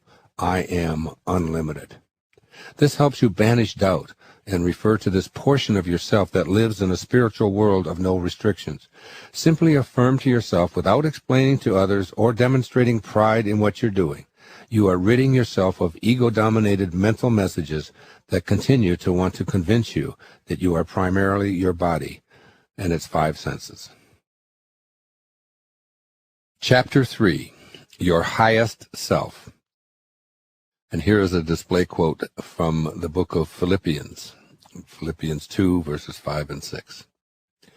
Quote, Let this mind be in you, which was also in Christ Jesus, who, being in the form of God, did not consider it robbery to be equal with God. In the previous chapter, you explored the idea that there's a spark of God within you which you can choose to expand into a consciously larger component of your daily life. This spark is your spiritual essence, your higher self. As your awareness increases that you are a God-realized being, you will welcome it as the central focus of your life. The concept of your higher self will gradually evolve into your highest self, which is truly omniscient, almighty, and capable of producing miracles. Here you will see a new reality, a majestic idea of yourself that previously seemed inconceivable. Your highest self is described in the pronouncement in the display quote that I just read, written by St. Paul in his letters to the Philippians in the New Testament. You move from being a spark or a fragment of God to being able to assert that I am God, and not feel as if you're committing blasphemy or a cardinal sin by such a declaration. Here, the idea that you are equal with God was promoted by Jesus Christ, and you are encouraged by him to let this mind be in you. This isn't the God created by humans, the ego-driven deity who plays favorites and requires ostentatious places of worship, has temper tantrums, demands reparations, and is filled with rage, punishing those who do not do his bidding. Not even close. I am speaking here of the creative source of all being, a God who is responsible for creating the miraculous movement from non-being to being, a God who is formless, who does nothing, yet leaves nothing undone, a God who is everywhere. This is a divine invisible presence that's within you. This idea is at the basis of all great spiritual teaching throughout all time. Much of organized religious teaching proclaims that God is an all-powerful being outside of you. That idea has been thrown at you since you were old enough to process this absurd notion. God, you were told, watches you and punishes you if you misbehave, but listens to your prayers and helps you resolve your conflicts if you do the right thing and please him. Perhaps it is a radical idea for you to declare, I am God, and God is love, or to believe that he who abides in love abides in God and God in him, from the book of 1 John 4:16, is who you actually are. When you are this God, your essence of pure love, it is all you have to give away. And when you realign yourself in this vein, once again quoting Jesus the Christ, quote, with men, This is impossible. But with God, all things are possible. Now, all things are possible leaves out nothing, including your ability to fulfill any and all wishes that are aligned with God. You may find it difficult at first to be able to assert to yourself that I am God. But when you put it into the context of God as love, and pure love allows you to be almighty, all-knowing, and God-realized, you will, I assure you, begin to regain the omnipotence that is your essence from the moment of your transition from non-being or spirit to being, that is human. I emphasize these teachings of Jesus to show that the declaration of I am God is not only not in opposition to the teachings of Christianity or other spiritual practices, but is fully aligned with these earlier teachings. The reason it may seem blasphemous to say that I am God is because we've adopted the God of the ego, created by humans from ego-based ideas of a God that imitates our most unholy human attributes. I've been studying two great spiritual teachers in depth for several years as I prepared to write this book.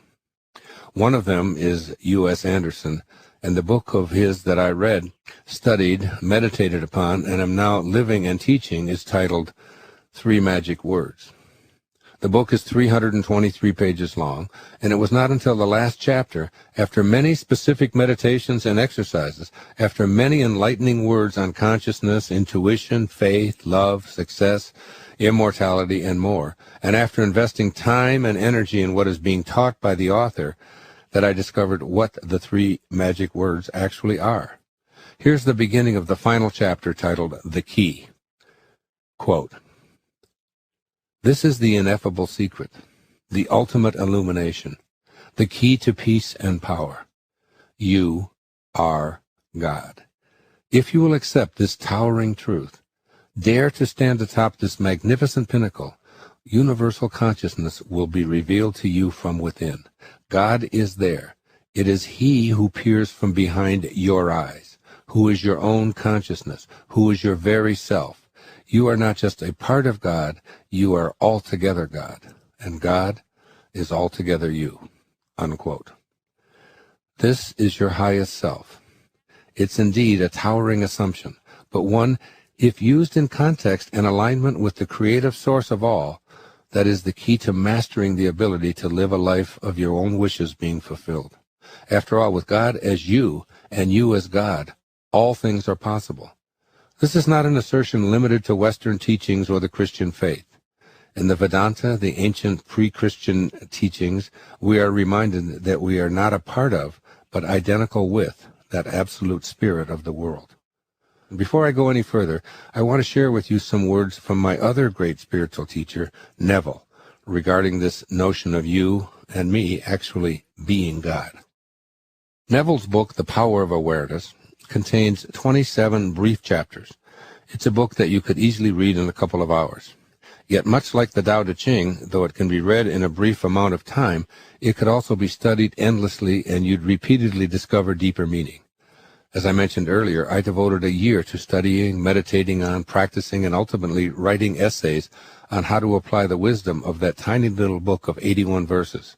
The result was published as a compendium titled Change Your Thoughts, Change Your Life. Living the Wisdom of the Tao, published by Hay House. Neville's brief book had the same kind of magnetic allure for me as did the Tao. It was in my 7th complete reading of Neville's book, and after listening to some of his recorded lectures, that I decided to write this book in an effort to make his stupendous insights more readily available and applicable to those of us now occupying this planet as temporary residents. I've taken extensive notes on Neville's teachings and literally put them to work in my own life. I have lectured throughout the world on the idea of having our wishes fulfilled via the avenue of assuming the power of God that is not only our birthright, but is our very essence. Neville's words remind me to seek my highest self, and whenever I make the decision to live from this awareness, I am immediately at peace and watch as divine consciousness seems to align with me in creating the fulfillment of all that I ask for. As I finished the first 26 chapters in my 7th reading of Neville, I heard once again the same holy refrain that U.S. Anderson offered in his conclusion of 3 magic words. Neville begins his final chapter titled Reverence with these words.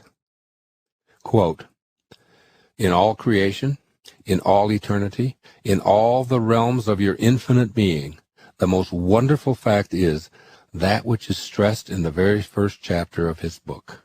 You are God. You are the I am that I am. You are consciousness. You are the creator. This is the mystery. This is the great secret known by the seers, the prophets, and the mystics throughout the ages. This is the truth that you can never know intellectually. The important thing is that it is within you. It is you. It is your world." Unquote. Now, this is a monumental awareness, a knowing that you can only feel. It manifests as a feeling of love that is ineffable and incapable of being known intellectually.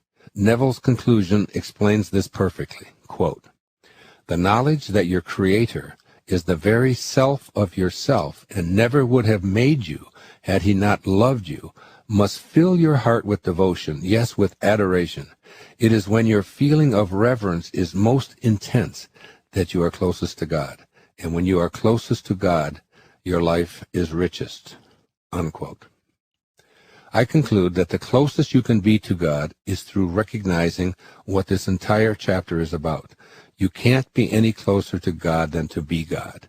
When you realize this preeminent assertion, you regain the power of your source because you no longer live as if you were estranged from your source. You see that God manifests in a countless array of forms, and yes, you too are one of those sublime forms.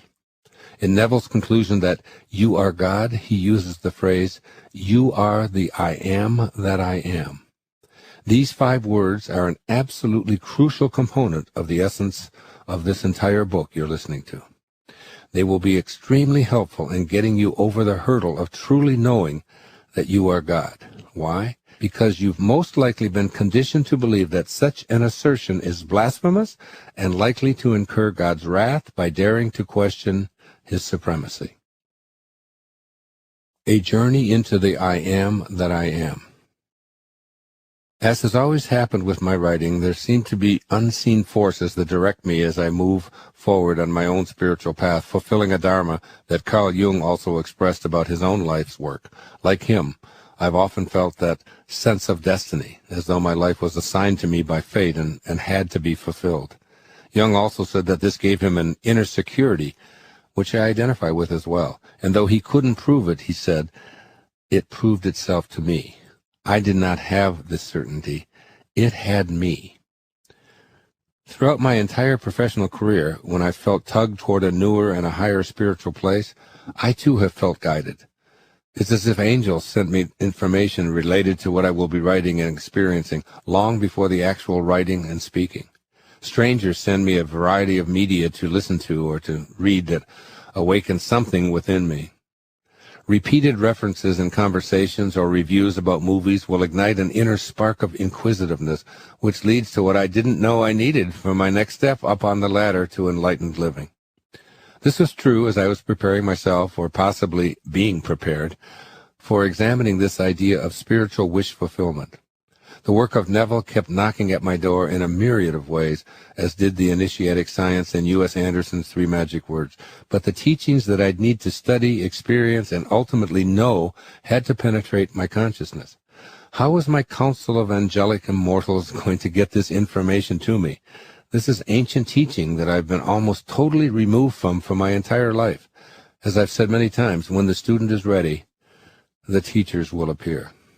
I feel that I was being made ready, and the teachers and teachings were showing up in just the right way to prod me toward the fulfillment of my own dharma, and perhaps yours too, since you too are listening to these words and are therefore connected to all that I'm being taught as well. Obviously, we are all in this thing together. Your being in possession of this recording and studying the messages herein may be just as mysterious to you as how the teachings actually came to me. I had been away from my writing space on Maui for several months, speaking and spending time with my family. When I returned, I received a call from my yoga teacher telling me that someone had dropped off a package at the studio for me. When I picked it up, it was like a gift from King Midas, wrapped in gold paper with a beautiful ribbon tied in a bow. I brought it home and set the gift next to my eating space and looked at it every day for 3 weeks, each time thinking it was just one more package to open amongst the mountain of mail that had accumulated over the previous months in my absence. But there was something unique about this package, so I just left it there through all of my meals, telling myself, I'll open it later, yet feeling strangely drawn to it at the same time. Then one evening I finally decided to open it, and I must say I had a rush of excitement that I couldn't understand at the time. As I undid the bow, I discovered a note attached to the box, written to me by a Miss Carol Ann Jacobs, whom I did not even know, nor had ever met. She had learned through the grapevine that I practiced yoga at the Lahaina studio and simply left it there to be given to me when I returned. The note actually said exactly, "This gift of gold is a pearl of the highest wisdom on the planet, handed down through the ethers from the octave of light. If taken up, used, and made as a living flame within oneself, it will lead them into their ascension at the close of this embodiment. With sincere love and gratitude for all the raising of the vibrations you have done for the earth and for all the beings of the elements. Lovingly, Carol Ann Jacobs."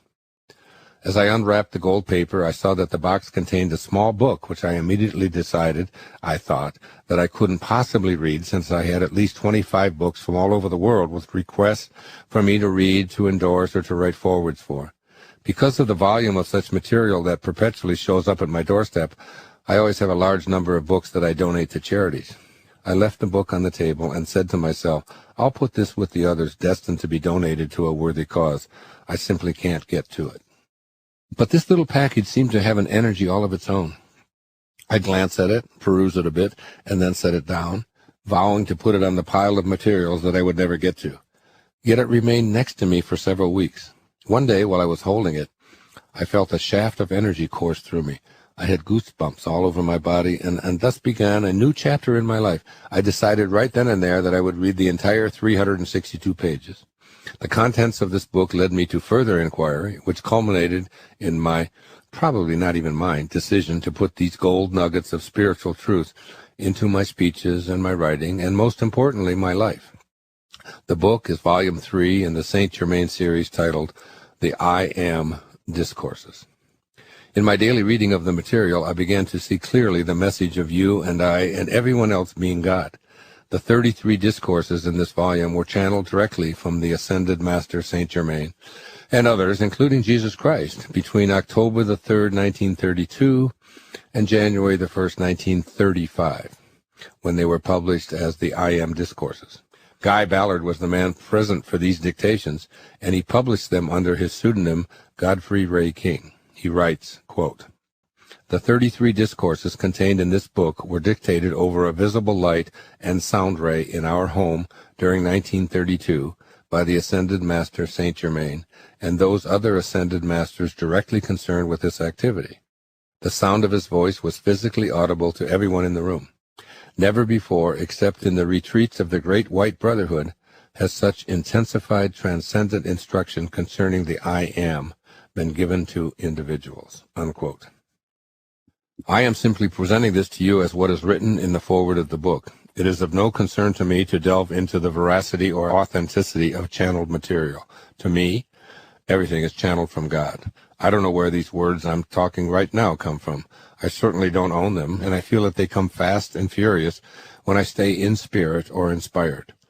What I am concerned with is the magnificence of these messages and my awareness that our world could be a world of love and peace and joy, and we have the power to access unlimited fulfillment of wishes that are aligned with our source of being. And that is why I present the essence of the I Am teachings and encourage you to dig deeply into their content. The essence is quite simply that I Am is the full activity of God, and that each and every one of us can realign ourselves so that our I Ams reflect the God that we are, rather than the ego that most of us have become. Here is one more very important observation from the first discourse offered by Saint Germain. Quote, "The first expression of every individual, everywhere in the universe, either in spoken word, silent thought, or feeling, is I Am, recognizing its own conquering divinity. The student, endeavoring to understand and apply these mighty yet simple laws, must stand guard more strictly over his thought and expression, in word or otherwise. For every time you say, I am not, I cannot, I have not, you are, whether knowingly or unknowingly, throttling that great presence within you. Unquote. This speaks so directly to me in the message I wish to convey. Every time you think of the expression I am, you initiate God in action. Why not continually remind yourself that I live, move, and have my being as God, the I am that I am? I'm going to detour here for a few paragraphs and bring you back to a transmission that is recorded in a book that you're probably familiar with, which is, of course, the Holy Bible. Both the Torah, which is the first 5 books of the Old Testament, and the New Testament. If you've been raised Christian or Jewish, you will see that these tidings of spiritual truth I'm delivering here are dramatically harmonized with your own core teachings. These 5 words, I am that I am, contain a message that has been encoded in your soul. According to ancient spiritual teachings dating back 1,300 years before the birth of Christ, the words I am align you with the divine, and at the same time remind you that you are the divine, possessing the same power to create as God.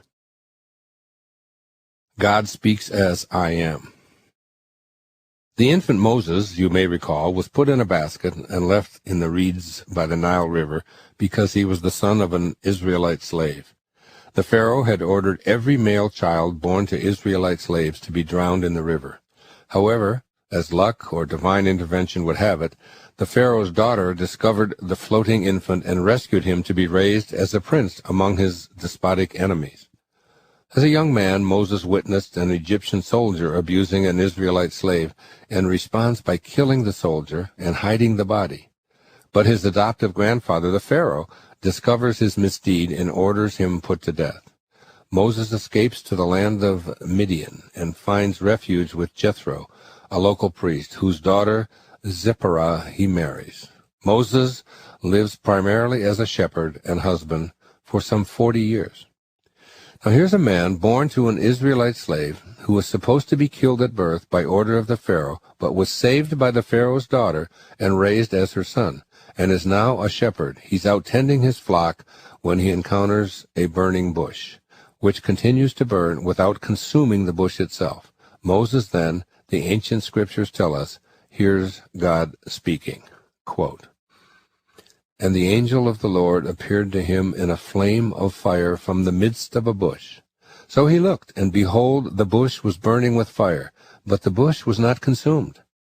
God called to him from the midst of the bush and said, Moses, Moses. And he said, Here I am. Then he said, Do not near this place. Take your sandals off your feet, for the place where you stand is holy ground. Moreover, he said, I am the God of your father, the God of Abraham, the God of Isaac, and the God of Jacob. That's from Exodus 3, 2 to 6 verses. The story continues in the book of Exodus, and God was said to have told Moses that he was to go to the Pharaoh and free the children of Israel, saying, Come now, therefore, and I will send you to Pharaoh, that you may bring my people, the children of Israel, out of Egypt. Exodus 3:10.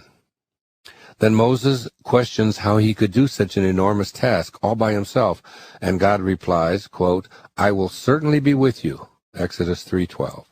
Moses follows up by inquiring, Indeed, when I come to the children of Israel and say to them, quote, The God of your fathers has sent me to you, and they say to me, What is his name? What shall I say to them? This is Exodus 3:13. And God says to Moses, I am that I am. And he said, Thus you shall say to the children of Israel, I am has sent me to you. This is my name forever, and this is my memorial to all generations. That's Exodus 3, verses 14 and 15. This is also a memorial to you and to me in this generation alive right now. The name of God, which is you and me, as I am. This is the fundamental teaching of the I am discourses and becoming acquainted with your highest self. Still having trouble seeing yourself as God? Try this. Imagine God as the ocean. If you take a bucket of water out of the ocean, is the water in the bucket the ocean?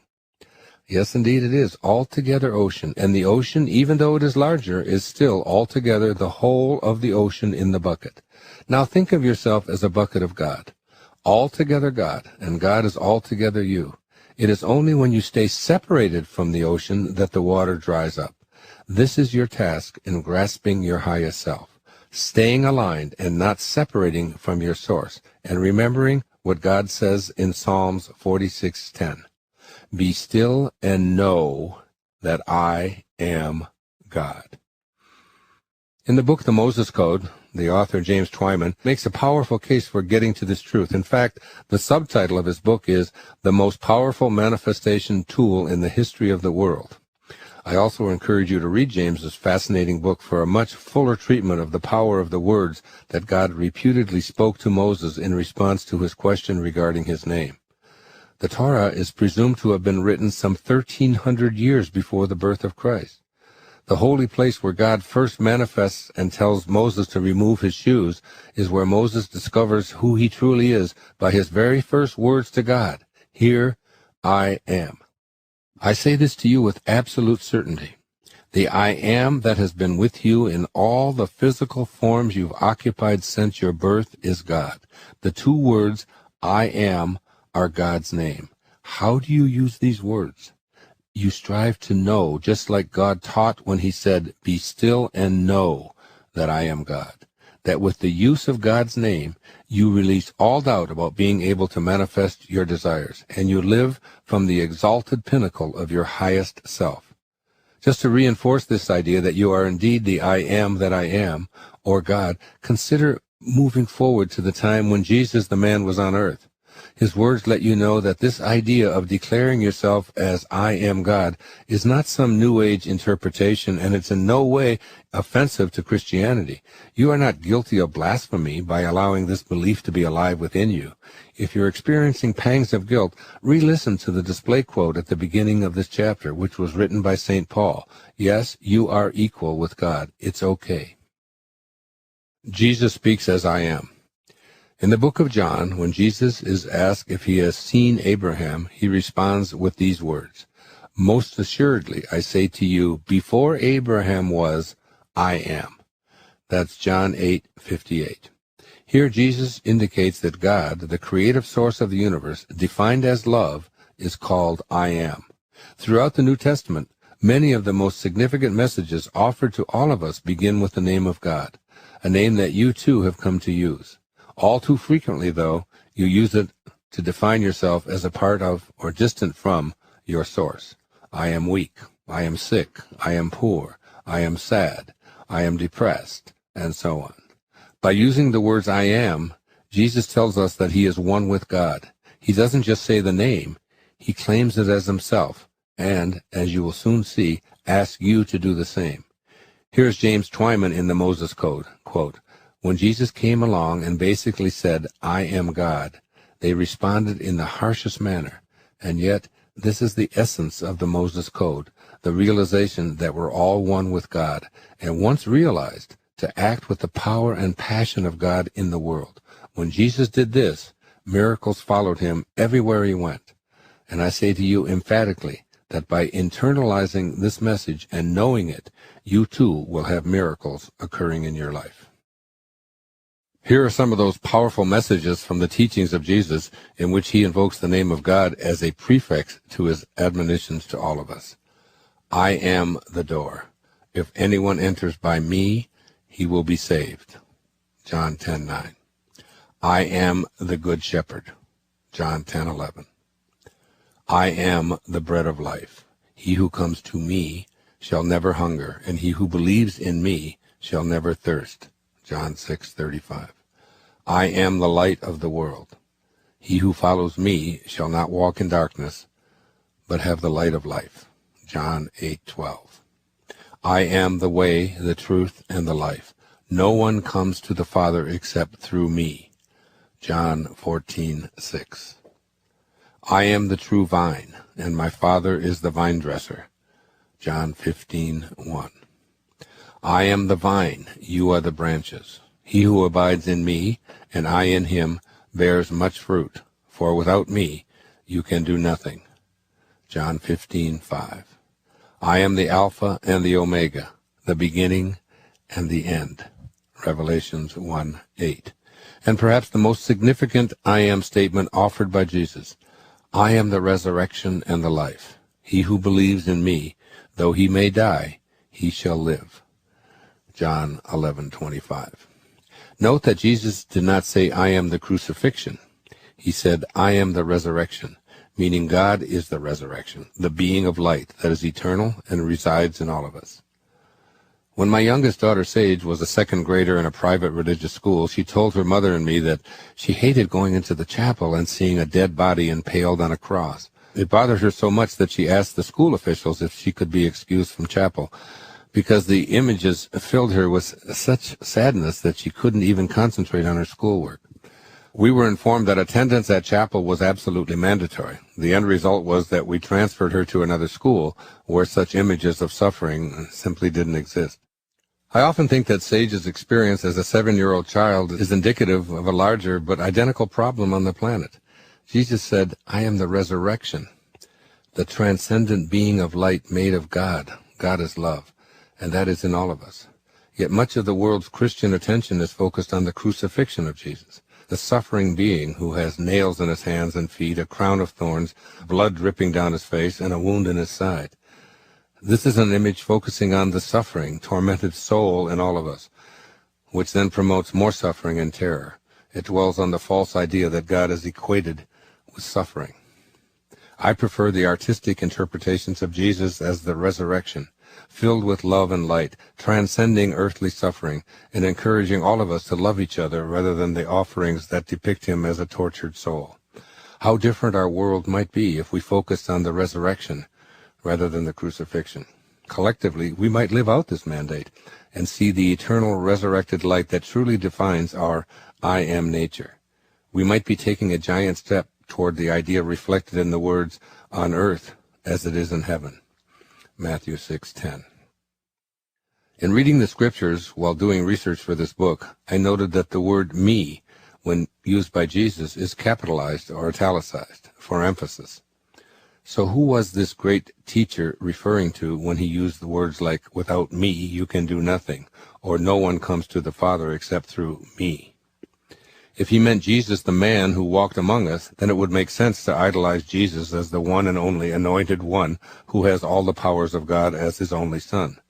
Yet in his own words, according to the same scriptures, he reminds us, it is the Spirit who gives life.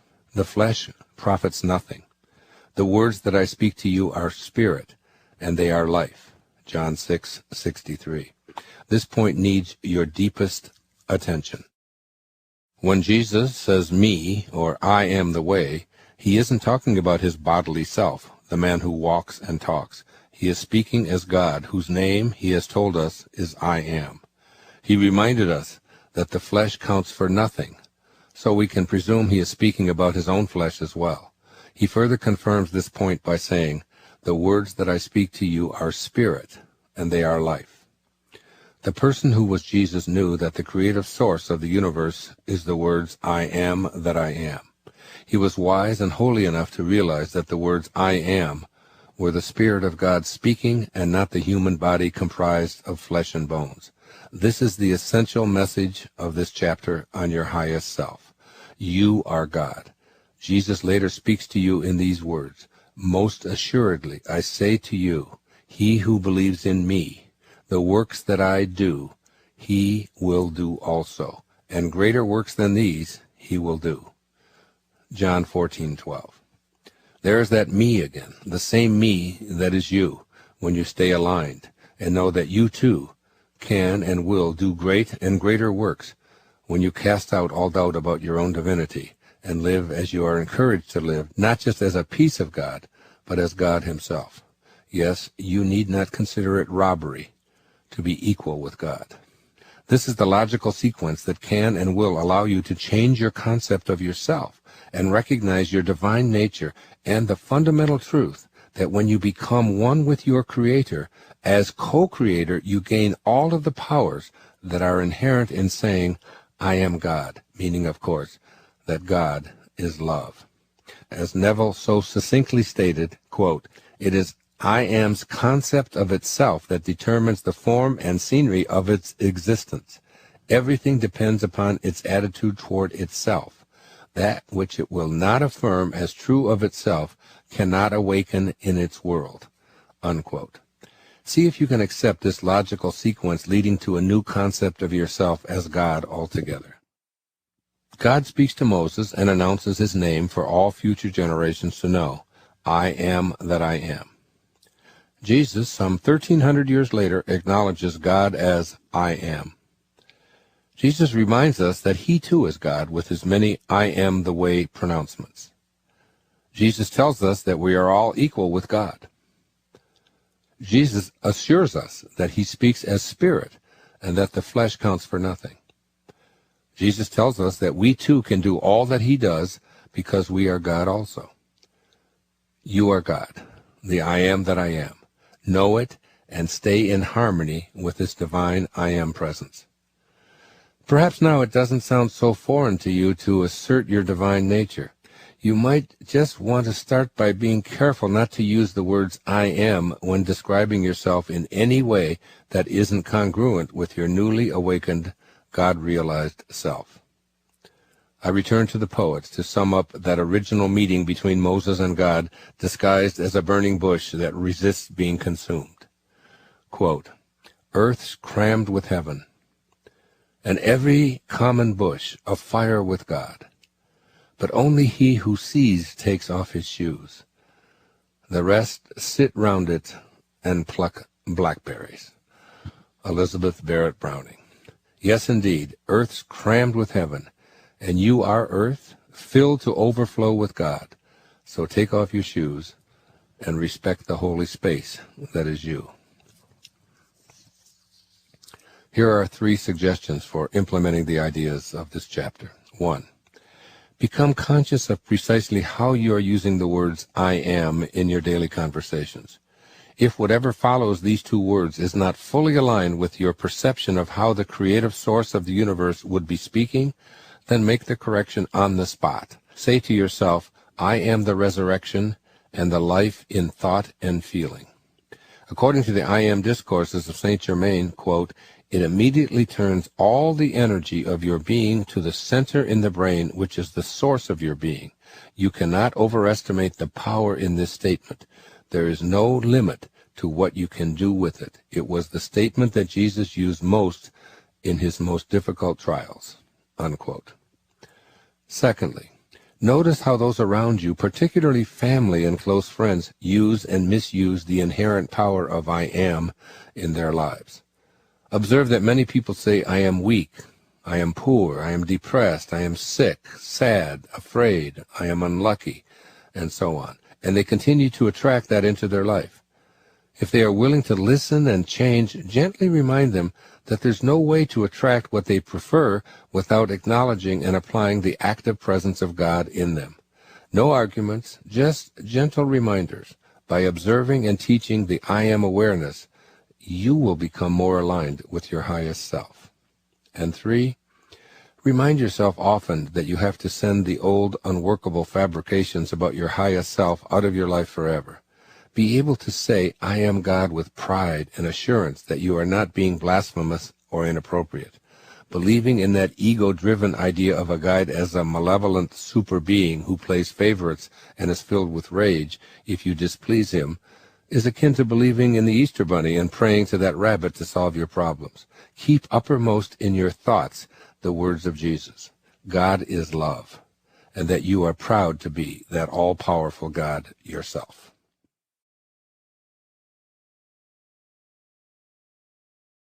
Part 2, the 5 wishes fulfilled foundations. And here's the display quote for Part 2. Everything which you can conceive and accept is yours. Entertain no doubt.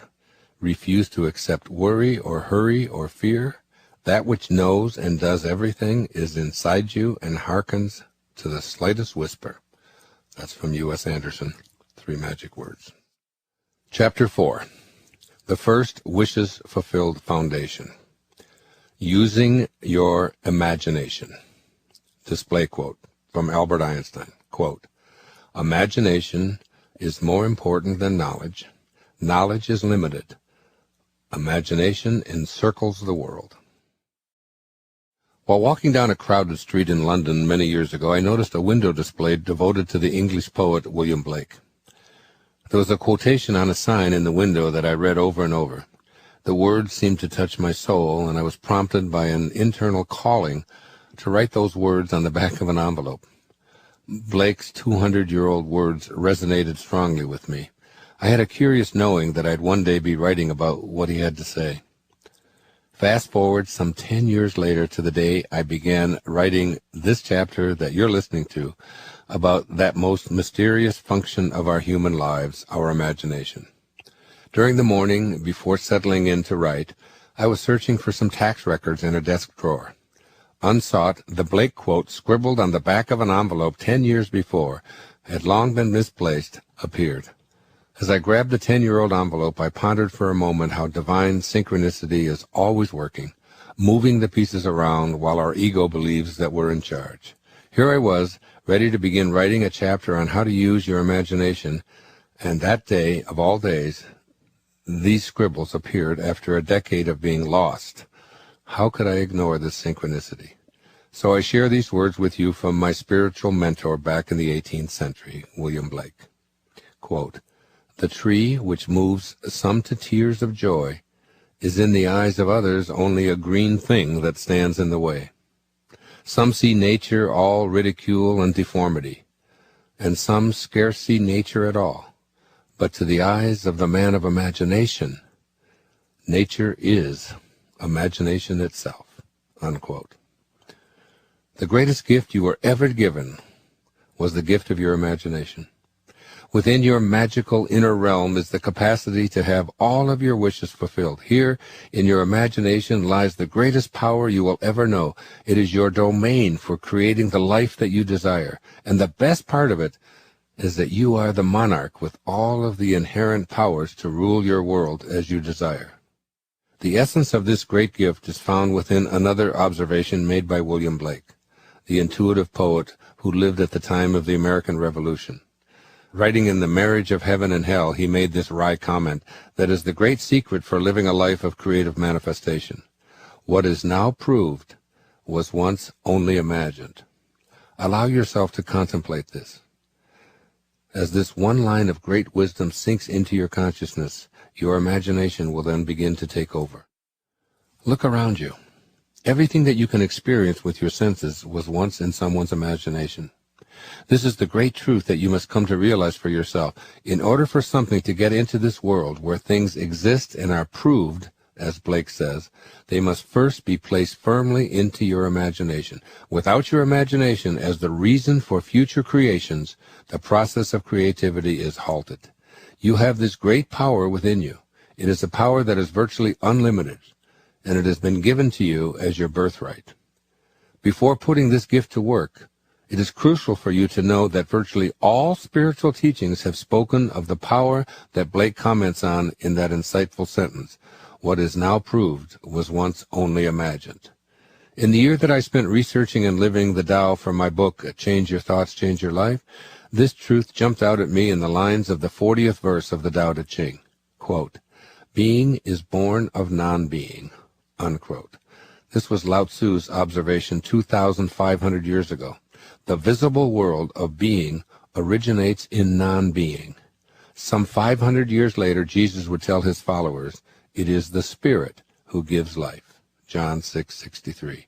I could go on through all of the great spiritual traditions and offer you quote upon quote that states that it is in the invisible, formless realm that the originating spark of life begins.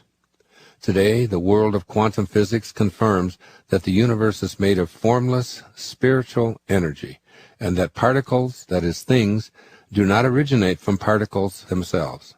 Everything springs from something that is akin to your imagination. You can't touch or taste or see or hear or smell it. It has no boundaries. You can't prove it with mathematical formulas or scientific verification, yet we all know that it exists. These invisible thoughts that you have, these ideas that continue to percolate within you, these fanciful imaginings that are always with you, are beyond the scope of science to prove or disprove. I absolutely love this observation made by Max Planck, who was considered to be the father of quantum theory. Quote, "Science cannot solve the ultimate mystery of nature, and that is because, in the last analysis, we ourselves are part of nature, and, therefore, part of the mystery that we are trying to solve." Unquote. You simply know that you have an imagination, and that this imagination is the source of all being. It is up to you to channel and use this magnificent endowment to work in the creation of all that you choose to place in that imagination. Taking charge of your imagination. My favorite definition of success, which I've cited on numerous occasions, was offered by Henry David Thoreau in the middle 19th century at Walden Pond. Quote, "If one advances confidently in the direction of his dreams, and endeavors to live the life which he has imagined, he will meet with a success unexpected in common hours." I've italicized two words in Thoreau's definition of success: dreams and imagined. What Thoreau is saying to us is so important to you today. Be willing to dream and imagine yourself becoming all that you wish to be. If you live from those imaginings, the universe will align with you in bringing all that you wish for, even more than you imagined when you were living at an ordinary level of consciousness, or what Thoreau called common hours. Keep in mind this basic axiom: if all that now exists was once imagined, then what you want to exist for you in the future must now be imagined. You'll see, as you listen throughout these foundations for fulfilling your wishes, that using your imagination involves more intensity on your part than just imagining an occasional wishful thought. You must first unlearn some of the ways that you've been misusing or squandering the capacity your imagination has for providing you with an unlimited ability to manifest all that you desire. Thoreau called it advancing confidently in the direction of your own dreams. Unfortunately, some of us have learned to do the opposite with our imagination, and instead regularly use it to develop mental habits of advancing in precisely the reverse direction of our highest dreams for ourselves. In the next chapter, I address in depth how to utilize the I ams and live from your I am God awareness, beginning with your imagination. Recall that I am God doesn't refer to your body in any way. It refers to the birthless, deathless, changeless spirit that remains in all the changing forms your body takes every moment of your temporary life here on earth. It's important that you recognize a few of the imagination missteps that will block you from fulfilling your unique desires. Remember that your imagination is yours and yours alone. You have the inborn capacity to use it in any way that you choose. No one else is responsible for your imagination. Anything placed in your imagination and held there ultimately becomes your reality. Nikos Kazantzakis reinforces this idea by giving these words to his fanciful character Zorba in his book Zorba the Greek, who always lived his life to the fullest. Quote, "By believing passionately in something that does not yet exist, we create it. The non-existent is whatever we have not sufficiently desired." Unquote. This is the power of your imagination when what you desire is imagined sufficiently to make it your reality. Don't diminish this great gift by using it in a way that is antithetical to its I am God original nature. Perhaps the most common misuse of imagination is stressing what you don't want for yourself. This is the largest category of misusing imagination. Start paying attention to general conversations and you will be astonished by how incredibly prevalent it is. Imagining that finds expression in phrases like, "I don't deserve prosperity," "I'm always so unlucky," "things never work out for me," and "I'm unhealthy and can't be healed." These are the kinds of ideas that you may have entertained since you were a child. Highly functioning, self-actualizing people simply never imagine what it is that they don't wish to have as their reality. Begin noticing and being careful about keeping your imagination free of thoughts that you do not wish to materialize. Instead, initiate a practice of filling your creative thoughts to overflow with ideas and wishes that you fully intend to manifest. Honor your imaginings regardless of others seeing them as crazy or impossible. Recall the words of Kazantzakis and passionately, that is, passionately, believe in that which is in your imagination and which does not yet exist on the physical plane. Here are some rules for a healthy imagination. Rule number 1. Never place into your imagination any thought that you would not want to materialize. Rule number 2. Rule number 2 is of equal importance. Never allow your imagination to be contaminated by ideas about how your life used to be. You need faith in your power to make the non-existent your reality. Just because you haven't experienced the magic of the non-existent appearing in your daily life is no reason to poison your imagination with the thoughts that got you where you are now or have been for most of your life. I can't help it, I've always been that way are statements indicating how you used your imagination in the past. These lead back to the ordinary level of awareness that I wrote about in the first chapter. Now you must be willing to change your concept of yourself, and you cannot do that by hanging on to those old ideas that once were your truths.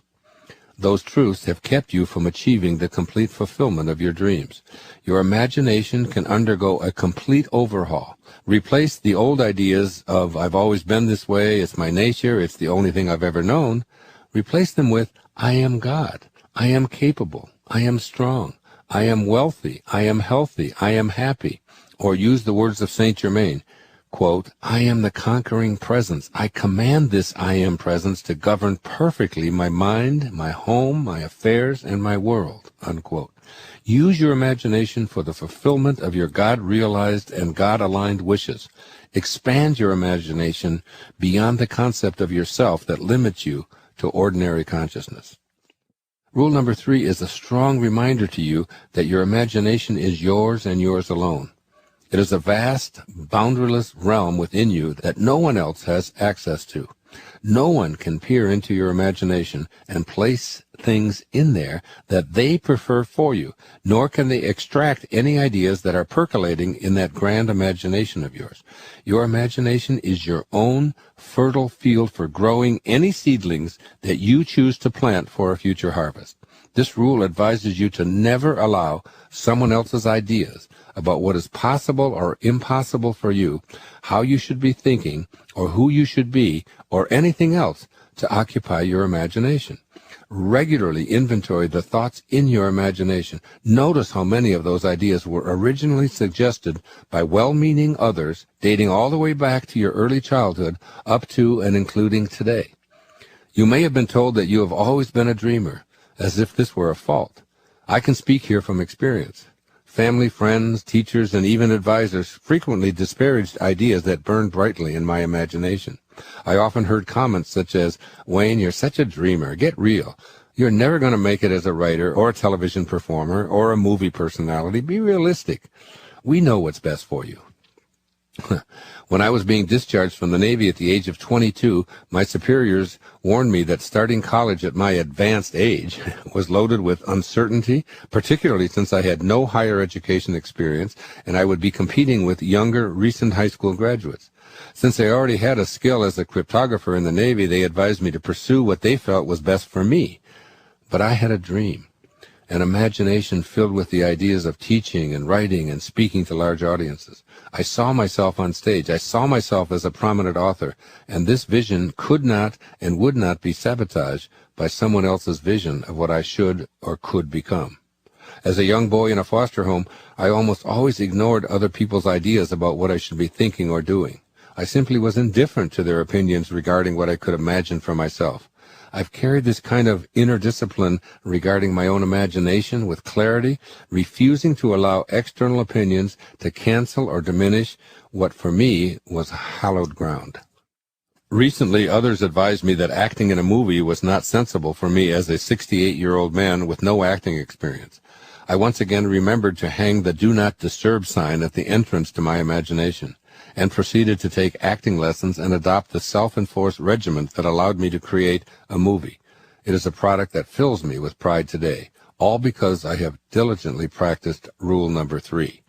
I urge you to watch The Shift and see what I mean. Never, and I mean never, allow anyone else's ideas of who you can or can't become to sully your dream or pollute your imagination. This is your territory. And a keep out sign is a great thing to erect at all entrances to your imagination. Generally speaking, the viewpoints of other people regarding how you should occupy your imagination involve their own self-interest. My naval superiors were really not so concerned with my own ideas about becoming a teacher, a writer, and a public speaker. They saw a promising naval officer in the making and wanted me to re-enlist to help fulfill their own objectives and their quotas. And so it is with most well-meaning, self-appointed life coaches who tell you how you should be thinking about your future. Often they're trying to fulfill their wishes of needing to feel superior by advising others what to do. Frequently, the inclination to meddle in your imagination is a way to get something for themselves by persuading you of the folly of your dreams. Enlist only those, including yourself, who are primarily interested in what you see or hear in your imagination about your life. Rule number 4. Rule number 4 may surprise you. It concerns what you don't want to let monopolize your imagination. Do not let your imagination be restricted to the current conditions of your life, or what I call being obsessed with what is. Your imagination is unlimited, and if you've opted for an ordinary level of living, it is tempting to stay in what is rather than what you unabashedly intend to manifest for yourself. Keep reminding yourself that everything that you've believed has gotten you to precisely the point where you are now. This is a rather persistent theme in this book, so it bears repeating here. If you want to elevate your life and become a manifester, then you have to change what you believe to be true about yourself that has landed you exactly where you are today. The sentiments of, this is reality, this is just the way things are, there's nothing that I can do to change it, and the like are pernicious thoughts that will taint and defile your great gift of I am that I am, which is your divine inheritance from your Creator.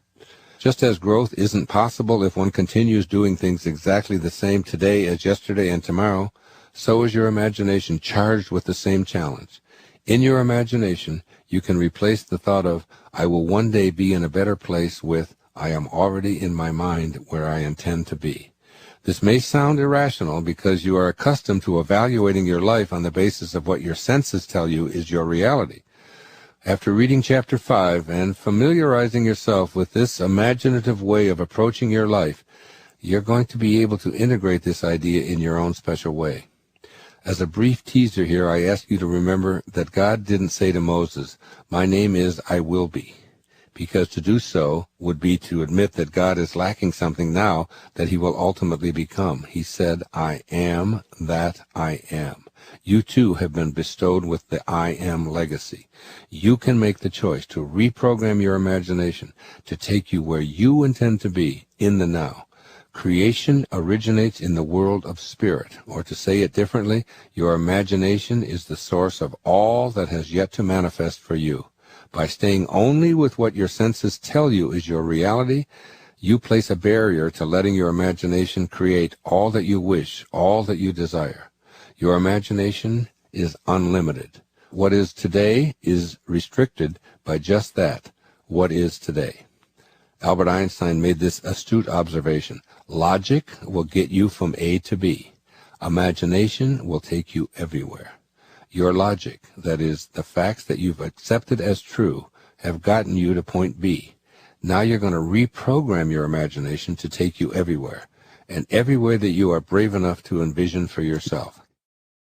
In the quotation on success that I shared with you earlier, Henry David Thoreau's last sentence is fitting for this first foundation for a wishes-fulfilled life. You will meet with a success unexpected in common hours. Thoreau suggests that the universe will begin to conspire with you to fulfill your wishes. It isn't just your imagination that will bring you what you desire. It's the fact that you're realigned with the I am that I am. When you become it in your mind, you gain the same powers as that which you are now casting your lot with, God or the Tao. Your highest self and your imagination. The essence of you, the you who is a spiritual being having a temporary human experience, is cultivated in your imagination. The I am that I am, that is, the you that is God, is impervious to the senses. There's an invisible realm within and around you that is you, and your imagination is your key to realigning with this I am presence, which Einstein said will take you everywhere. Within this realm, guidance is always available when, number one, you are open to it, and most importantly, two, when you are aligned in body, mind, and spirit. This means living in harmony with your own personal dharma, feeling on purpose, living the life you were intended to live, and feeling the presence of your highest self at work. This guidance comes in ways that you don't experience when your life is off purpose, or when you prefer negative emotions such as fear, anxiety, worry, hatred, sadness, and the like. Each of these dubious emotional states takes you away from your God-realized self. Remember, God's name is I Am. So how could God say, I am afraid, I am worried, I am angry, I am sad, and still be God? Impossible, because God is love, and God is oneness. In order for God to be afraid, or worried, or angry, or sad, she'd have to divide herself and have something other than self to fear, or worry about, or hate, or be sad toward. This would make God two, that is, herself, as well as an other to feel gloomy or angry toward. And God cannot do this and still be God. And so it is with you as well. Every time you put a non-God descriptor after I am, you negate your divine nature. The words I am are your sacred identification as God, your highest self. Take care how you use this term, because saying anything after I am that's incongruent with God is actually taking the Lord's name in vain. Practice using imagination to define yourself only in ways that are compatible with your highest self, and the universe will supply the happiness and the love and success that you previously imagined eluding you. This is the meaning of Thoreau's statement, meet with a success unexpected in common hours. Common hours are the times you spend in ordinary awareness, unaware of the nature of your God-realized being. I emphasize this based on my own experience. As I proceed through my 70s, I'm beginning to recognize more readily the relationship between my conscious invitation to the God within me and what the universe has in store for me. It is simply a sacred imperative for me to live from the knowing that I am God in the truest sense of the word. The result is being fully aligned with my own Dharma in ways that often appear not to be connected. Carl Jung called this phenomenon synchronicity, a collaboration with fate that seems to take place with strange and wonderful coincidences happening. There's a feeling of invisible beings taking the reins of my life in a profound way. I can feel them, and they make themselves known to me in a variety of ways that I once would have labeled far-fetched and impossible. The presence of beings, including those who have passed on, has become my reality. These angelic beings steer me in ways that keep me aligned with my Dharma and with my highest self. I feel I'm in a new state of awareness rather than being directed by unseen beings. Then I see how I'm being influenced while still acting from my own treasured free will. A recent example of this comes to mind. I was aware on my evening walk that I was taking a slightly different route as I turned in a different direction than was normal for me. After purchasing some food to take home, I chose to return home along a route I'd never taken before. On the way, I noticed a fountain and decided to stop for a few moments. Then as I walked along a path in total darkness, a man called out my name. Because I had done all of these new things, I was aligned with someone who recognized me even in total darkness. We chatted a bit, and I invited this man and his wife and their 2 small children into my home. Michael and Angela were on Maui to commemorate the death 9 years earlier of their 2.5-year-old daughter. We talked about their loss, and Angela said that she felt her first child's presence every day. She described it as a feeling of almost giddy joyfulness that permeated her daily life. Angela knew that her daughter's passing was a divine experience, and that her angelic daughter was with her family at all times and also attempting to teach Angela something that remained elusive but exciting to her.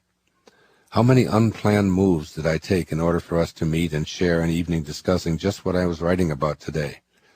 Was I in charge, or was I being guided? Were Michael and Angela also being guided to that spot for this encounter to take place? I didn't feel as if I was being steered. What happened was that I was aware, just for a fleeting moment. I proceeded to let myself be guided without any sense of listening to extraterrestrial voices or anticipating something grand was going to show up. It was only later that I looked back and saw how all my non-routine moves were guidance of some kind that allowed that evening meeting to occur. What transpired in that meeting is what prompted me to tell this story, because it illustrates living from the place of allowing imagination to freely function. Something seems to kick in and generate circumstances to fulfill our wishes. During our evening together, I told Michael and Angela about my experience of an orb, an opaque kind of circular feature that appears unexpectedly in photographs, appearing on my left shoulder in a photo while I was giving a lecture. The woman who took the photograph, Linda Millick, had this tiny mark expanded, revealing a collection of what looked like human faces right there with me as I was delivering a speech on the I Am discourses. It turns out that Linda's only son had passed away some 18 years earlier, and he was communicating with her using I Am as his channeled calling. Linda has thousands of photos of orbs that she picks up on her camera. She feels her son's presence in orbs that appear majestically in a variety of forms. She is in the process of having her son help to reveal to her what these appearances mean. Linda took several photos of me on the island of St. Martin, and these megaphone-shaped orbs were visible on both my left hip and right side. The shapes are identical to those that appear in her photographs taken from her bedroom window in Michigan, where her son once lived. Linda has absolutely no doubt about the presence of these orbs. At the same time, she is in the process of learning what their presence means and how to best use this information in the fulfillment of a higher calling. This subject of orbs and their purpose is fascinating. I've just completed my first reading of a book by Dr. Klaus and Gundi Heinemann called Orbs, Their Mission and Messages of Hope, complete with 65 color photos of these rather mystical, invisible critters with convincing commentary and visual evidence to convert the skeptic.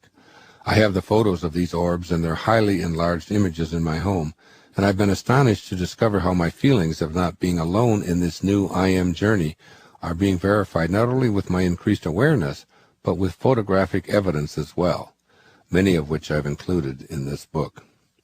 As Linda said to me when we reviewed her videos of the orbs, as well as a mountain of photographs containing orbs and her transmissions from her son, quote, she said, "It's like following these spiritual breadcrumbs. Suddenly all of the crazy things that are happening to you begin to make sense," unquote.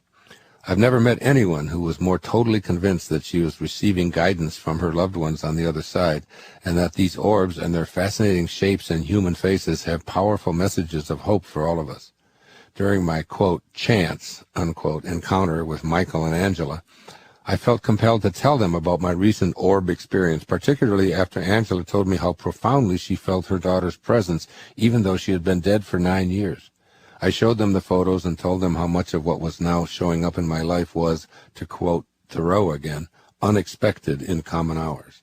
I learned that they had hundreds of photos with orbs that they had interpreted as their daughter's mysterious appearance showing up to teach us all something.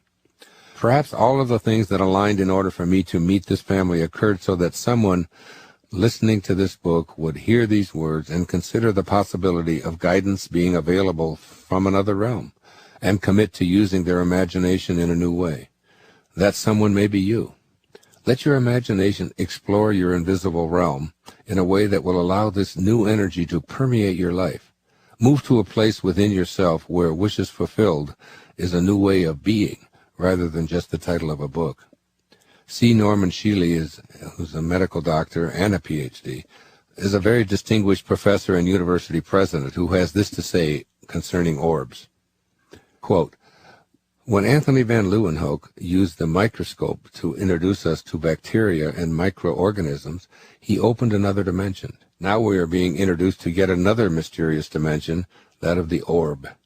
I expect that this new experience will yield an even more exciting world than did the microscope. Here you will find unequaled beauty and mystery, unquote. Unequaled beauty and mystery, indeed. And I'd add surreal evidence that intelligent guidance is sitting right there on your shoulder. Allow yourself to follow your dreams and encourage your imagination by having a mind that is open to everything and attached to nothing. You will discover the bewildering world of synchronicity blossoming before your eyes when your imagination encapsulates your intention to manifest for yourself and others. This is because you align with the powerful God force that created form from spirit. As you've heard many times, with God, all things are possible. This divine force awaits your imaginative energy. It can quite easily send the right people at the right time. Your highest self says, of course, though it appears mystifying at the time. This happens naturally when you turn your attention and your imagination to God within. A sacred sense of rightness lets you know you're evolving to a new level rather than living through your ego's limited ideas of who you are and what you can or can't become.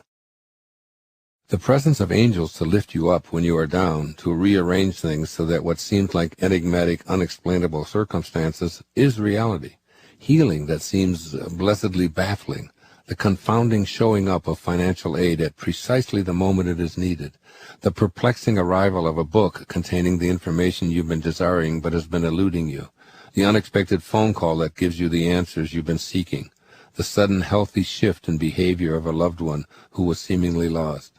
The possibilities here are just endless.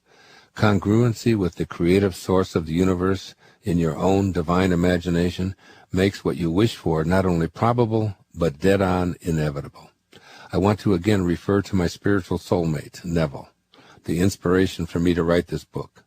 He directs us to St. Paul's letter to the people of Ephesus. Quote, "Now to him who is able to do exceedingly abundantly above all that we ask or think, according to the power that works in us." From Ephesians 3:20. Neville suggests that the him in this passage, who is able to do more than we can think or ask, is imagination, the power that works in us. He states, quote, "Understanding imagination to be him that is able to do all you ask, and attention to be the power by which you create your world, you can now build your ideal world. Imagine yourself to be the ideal you dream of and desire. Remain attentive to this imagined state, and as fast as you completely feel that you are already this ideal, it will manifest itself as reality in your world." Unquote. In the chapters that follow, I present at length the significance of feeling that you are already this ideal and the importance of the word attention in manifesting your new reality. As I close this chapter on the relevance and utter momentousness of your imagination, keep in mind St. Paul's words.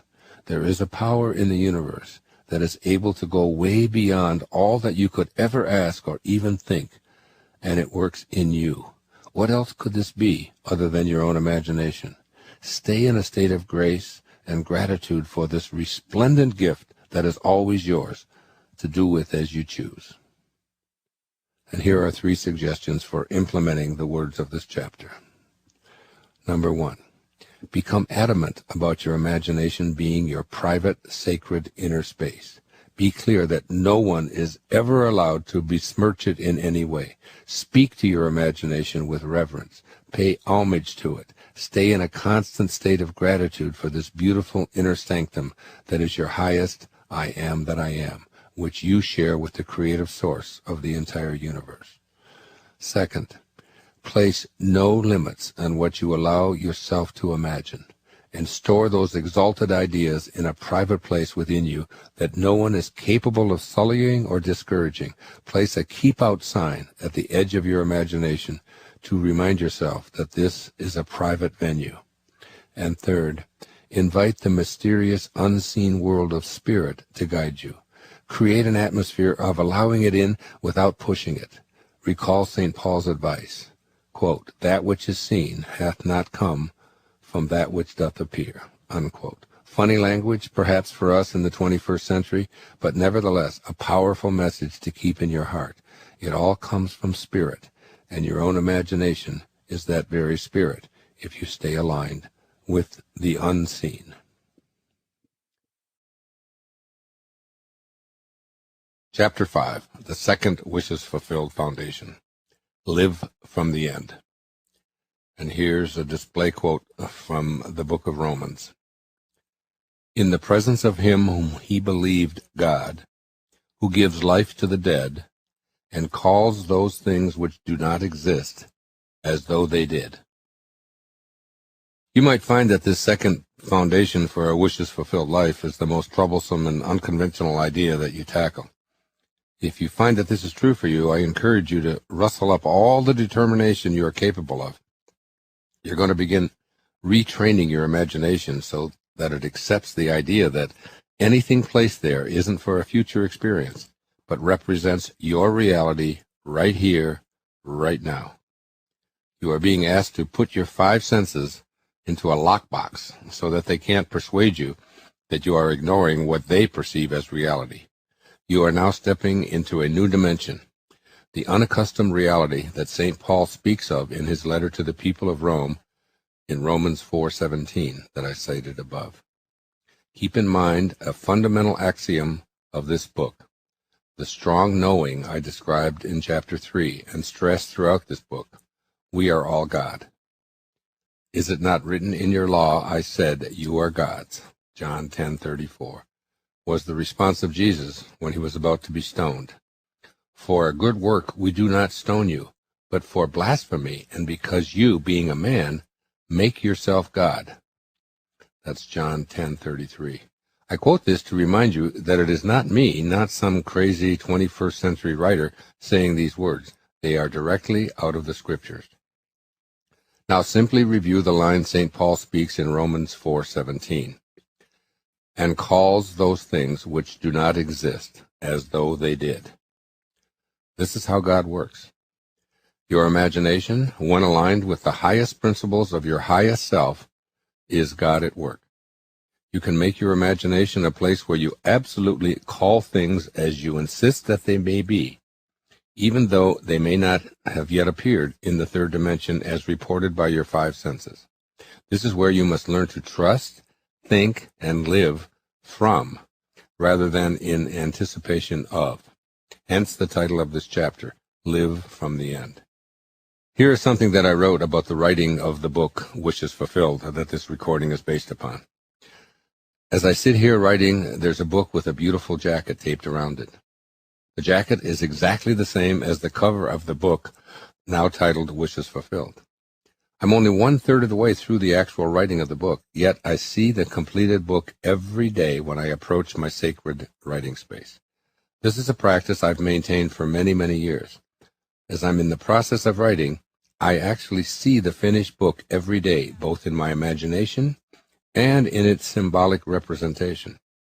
My imagination is where my thoughts are the thoughts of God, and thus I am God, creating what I know is already present. I am calling that which does not exist as though it did. Knowing and feeling this means nothing can dissuade me from this creative force in my imagination. There's no fear about completing some awesome undertaking of writing a book. It's already complete in my mind. I simply allow the energy to flow into me, through my heart and onto the pages. I recently made the following observation concerning the topic, Are You a Writer?, on my website. Quote, stop judging and get out of your own way. I always tell audiences when I talk about writing, writing isn't something I do. Writing is something that I am. I am writing. It's just an expression of me. Notice the words I am, the name of God for all generations to come, which were told to Moses in the Torah. Begin to focus your attention on words that follow the sacred name of God, your highest self. That is, I am. Begin to recognize the power of your creative imagination to fulfill wishes with I am. The power of your imagination. Figuratively, tattoo these words of Neville onto your forehead. In other words, memorize them and repeat them to yourself every time you look into the mirror. Quote, disregard appearances, conditions, in fact, all evidence of your senses that deny the fulfillment of your desire. Rest in the assumption that you are already what you want to be. For in that determined assumption, you and your infinite being are merged in creative unity. And with your infinite being, that is God, all things are possible. God never fails. Unquote. Your concept of yourself is being replaced by a new concept of yourself. A new self-concept begins with you placing it in your imagination and living from this new perspective. You can count on your five senses to attempt to convince you that you should pay homage only to them and treat your imagination as unimportant and illusory. But that doesn't mean that you have to allow them to usurp your new concept of yourself. Right now, in this moment, you can practice this. Say aloud or to yourself, by placing new I ams into my imagination, My future dream is a present fact. Repeat the statement a few times. Can you feel your ego resisting? Which of your 5 senses is most adamantly annoyed? Notice and repeat. This new concept of yourself as God, or at least as a spark of God, asks you to think like God, who calls those things which do not exist as though they did. Here you are creating an ideal of what you want to be and assuming that you already are that person. This is what Neville calls the law of assumption, and he states emphatically, if this assumption is persisted in until it becomes your dominant feeling, the attainment of your ideal is inevitable.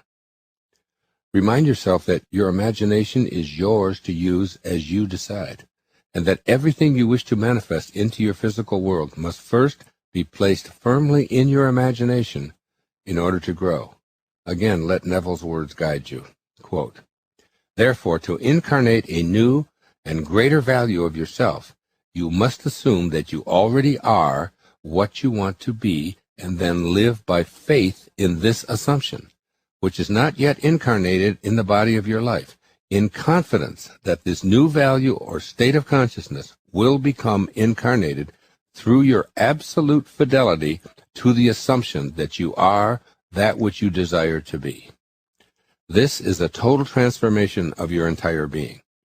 Within your imagination, you can conceive thoughts of what you want as already here, prior to their birth in form in the sensory world.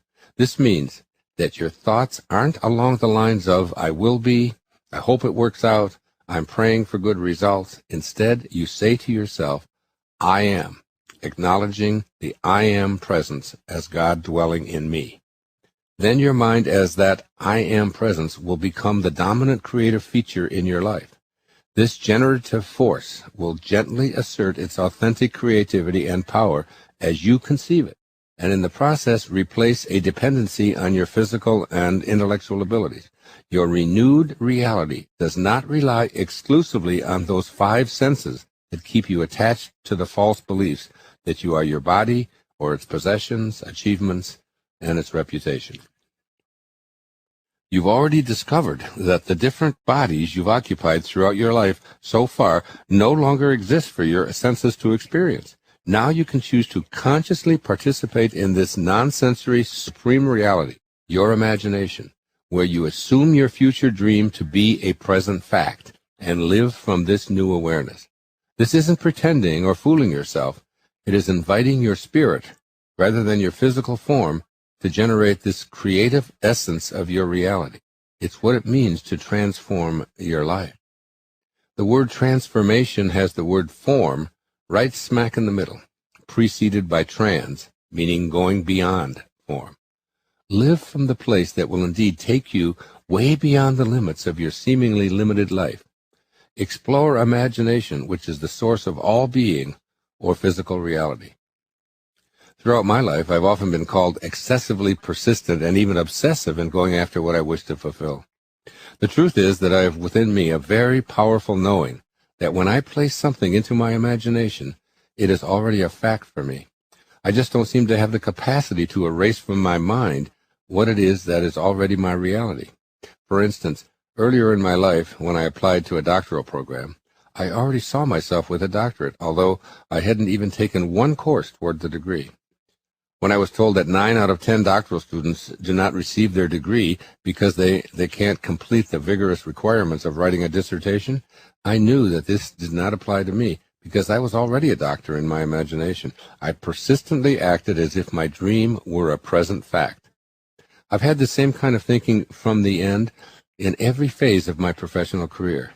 As a young boy, I saw myself on television shows and vehemently held this inner picture in my imagination, ignoring a lot of naysayers. And these imaginings ultimately were taken from my mind, where they were real, to the material world, where my senses finally caught up and confirmed them as truth. The facts are, for me, that a picture in my imagination is already my reality. I live from this perspective, and nothing can dissuade me from this stance because I'm not hoping to get someplace else. I'm already there. I just don't know how to erase what I am living in my imagination. Even if the whole world attempts to persuade me of the folly of my dreams, this is a mindset you can choose to embrace. Let go of all doubt. Forget about the when. It will develop into a material fact on divine time. Forget about the how. Live it inwardly. This is a great power that you possess if you are willing to claim it as your own.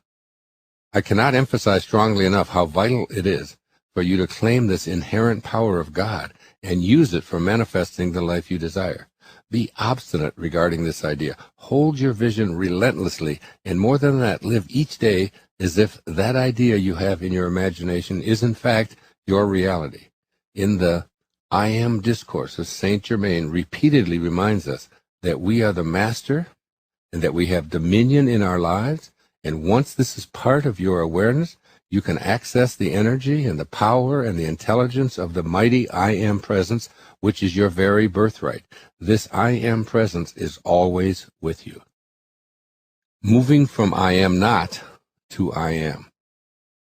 Throughout life, you've been through a conditioning process that's created a mindset overflowing with I am nots. As a school child with a less than satisfactory grade on your report card, you thought to yourself, I am not smart. You place anywhere other than number 1 and say, I am not talented. You feel criticized and believe that I am not good. You look in the mirror and compare yourself to a glamorous movie idol or homecoming queen and tell yourself, I am not attractive. Your relationship fractures and you think, I am unloved or I am unworthy. These and many more like them are repeated throughout your developmental years and into adulthood and become your core defining self-concept. You are listening to this book because you wish to elevate your life to heights way beyond ordinary. You are endeavoring to adopt new truths that are harmonious with your higher and highest self. Now is the perfect time for you to begin discovering the God within you and yourself as God, and to expand your self-concept. I applaud you. Your self-concept is everything that you believe to be true about yourself. Overcoming this I am not mentality begins with trusting your inner world of spirit. There are no boundaries restricting your inner world, but your worldview and your self-concept in the outer world are defined by your 5 senses.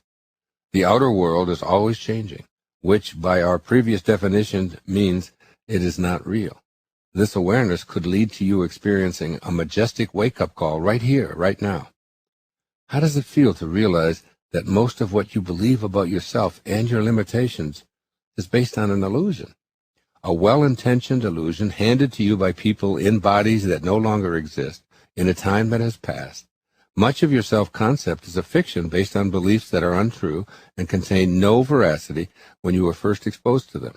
This is exquisitely detailed by Anita Moorjani, who had a near-death experience, an NDE, that challenged all of her previous self-concepts about who and what she was. Her story illustrates that there's another dimension where you can become one with God and create miracles in your everyday life. Anita had Hodgkin's lymphoma throughout her body. Her organs were shutting down, and she was told that she had less than 36 hours to live. On the website for the Near-Death Experience Research Foundation, she relates that I actually crossed over to another dimension where I was engulfed in a total feeling of love. I also experienced extreme clarity of why I had this cancer, why I had come into this life in the first place, and what role everyone in my family played in my life in the grand scheme of things, and generally, how life works. While in her NDE state, Anita was shown that everything going on in our lives is dependent on this energy around us, created by us. Nothing is solid. We are the creators of our surroundings and life conditions depending on how we use this energy. Our physical bodies become sick because of the energetic level at which we live. As Anita reported, I realized that if I went back, it would be with a very healthy energy. Then the physical body would catch up to the energetic conditions very quickly and permanently. I was given the understanding that this applies to anything, not just diseases. Anita was given the opportunity to return to her cancer-ravaged body. Astoundingly, 4 days after her NDE, her body showed almost no signs of cancer. Essentially, this woman discovered the I Am God lessons of this book, as well as the great message of Jesus that I've detailed in the previous chapters. I made contact with Anita, and I encouraged her to write her own book and share her remarkable story with the world. Her book, titled Dying to Be Me, is an incredibly inspiring and compelling account of her experience. Anita's physical body, with billions of cancer cells, went from being at death's door to being cancer-free following her near-death experience. She has so much to share with us, and I am proud to have written the foreword to her new book. Anita realized that the seemingly solid world that our senses offer us is really an illusion. She changed the outcome of test results and concluded that we can change anything by changing our energy that we create with our thoughts. For her, this included a reality called cancer because a shift in consciousness actually made it disappear. Quote, she says, "From what I saw, it looked like we are energy first, and physical is only a result of expressing our energy," she says. And then she says further, "And we can change our physical reality if we change our energy," unquote. This is what your declaration of I am God can be for you.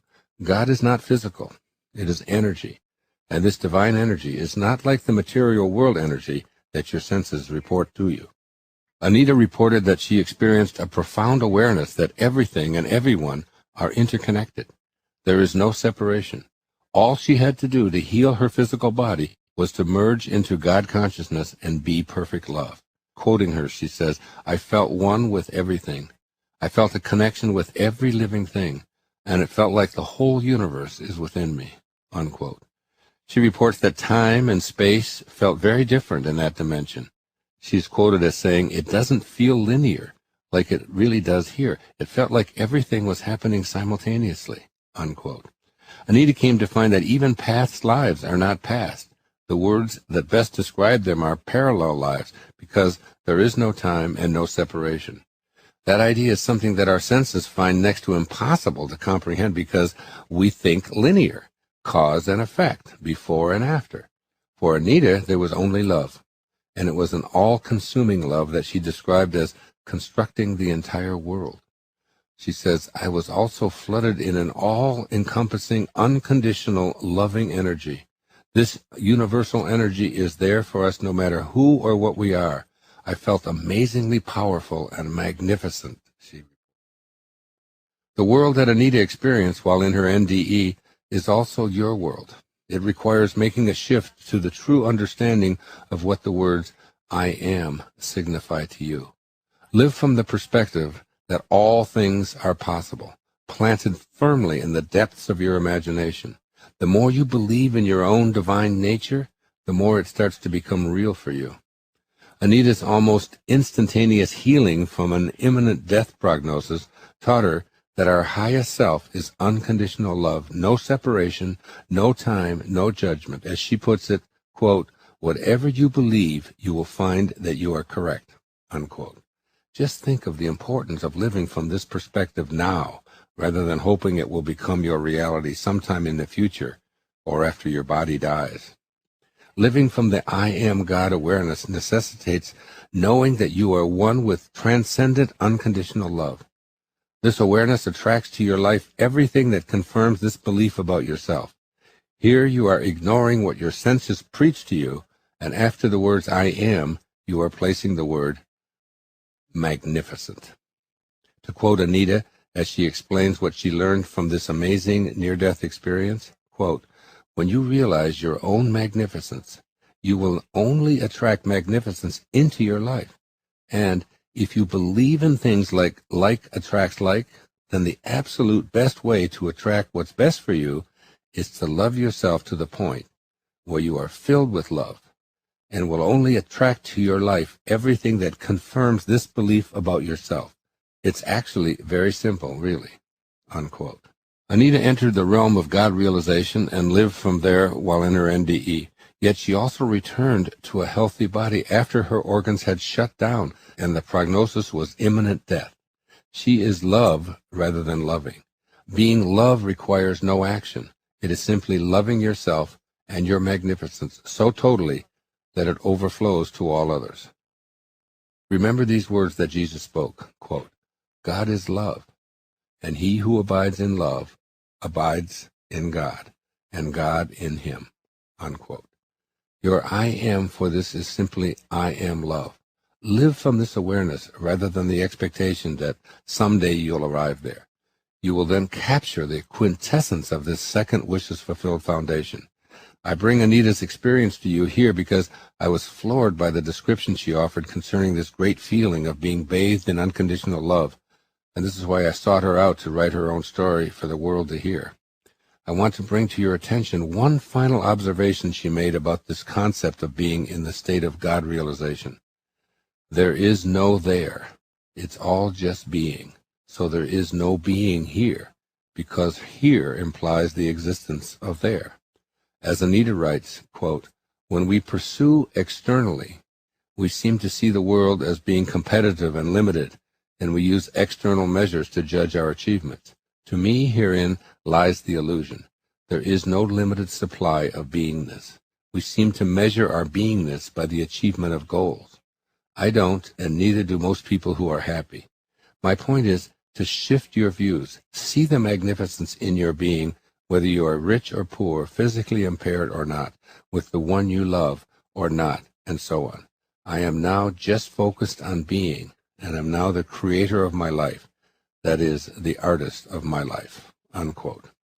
Apropos of the message of this chapter, Anita concludes, quote, the only thing you need to learn is that you already are what you are seeking to attain.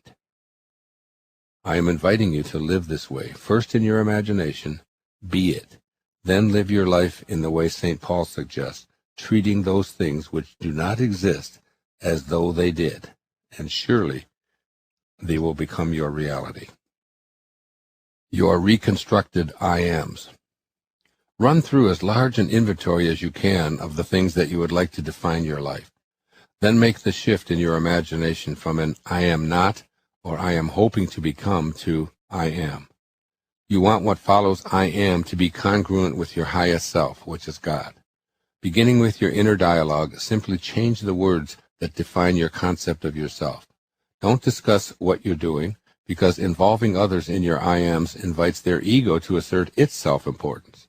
Redefine your self-concept by choosing the words that you opt to place into your imagination. Try this rewording of your inner world as a beginning step to accessing the assistance of your higher self and fulfilling your desires. In the book of Joel in the scriptures, the Lord's advice is in harmony with what I'm saying here in this chapter. Quote, let the weak say, I am strong. Joel 3:10. It is truly as simple as these 7 words from the Bible advise. If you say, I am weak, you defile the name of God that is your highest self. How is it possible for the creative source of the universe, the source energy responsible for creating worlds, to say, I am weak? As I've quoted previously, Jesus said, is it not written in your law, I said, you are God's? So how can you, as you now operate in your life from your highest self, ever even think such a thought as I am weak, let alone define yourself in such a blasphemous manner? By thinking I am strong, you place in your imagination the tools you need to achieve your pronouncements, and you align with the source of all, with strength instead of weakness. Align yourself so as to synchronistically invite the guidance that is unavailable when you declare, I am weak. Instead of I am incapable of getting a job, shift to I am capable. Similarly, replace proclamations of I am not able to live in peace with I am peace. I am unlucky in love is replaced by I am love. I am unworthy of happiness becomes I am happiness. The words I am, which you consistently use to define who you are and what you are capable of, are holy expressions for the name of God, the highest aspect of yourself. Break lifelong habits of unwittingly besmirching this holy name. Discontinue using pejorative labels to cast aspersions on your holy self. One of the many great lessons of the I Am discourses is to always make your very first consideration to your divine self. In fact, adoration to it will allow you to rise to previously unimagined heights. You must make your outer self accept the unlimited power of your inner presence. Expanding your inner presence. It is impossible for me to overstate the significance of using these 2 words, I am. They have transformative energy to guide and direct the highest power in the universe, revealing you as a God-realized being. The next 4 chapters explore in detail how to manifest a wishes-fulfilled life. This chapter emphasizes training yourself to become comfortable with recognizing your tendency to think and say, I am not, or I hope to be, and replacing it with, I am. Neville spoke of it this way, quote, by creating an ideal in your mind, you can identify yourself with it until you become one and the same with the ideal, thereby transforming yourself into it, unquote. It matters not how long you've been stuck in a pattern that's kept you from fulfilling your highest ideal of yourself. By shifting so that you restate who you are in your imagination and choosing to live from this perspective, you will, as Neville suggests, achieve that transformation. This is true whether you've been a drug addict, a chronic stutterer, enmeshed in poverty, riddled with illness, chronically lazy, unlucky in love, intellectually inferior, or whatever you've wished you weren't. Apply the teachings of the next 4 chapters first in your mind and then with actions that match your inner I am. Here are a few examples. With addictions, affirm, I am sober, I am perfectly healthy. With stuttering, affirm, I am in perfect command of my speech. With poverty, affirm, I am prosperous. With illness, affirm, I am well, I am perfect health. With laziness, affirm, I am in possession of unlimited energy. With love, affirm, I am love, and I am in a loving relationship. Intellectually weak, affirm, I am a genius. You might be thinking that this is all just self-delusion, and just saying I am doesn't make it so.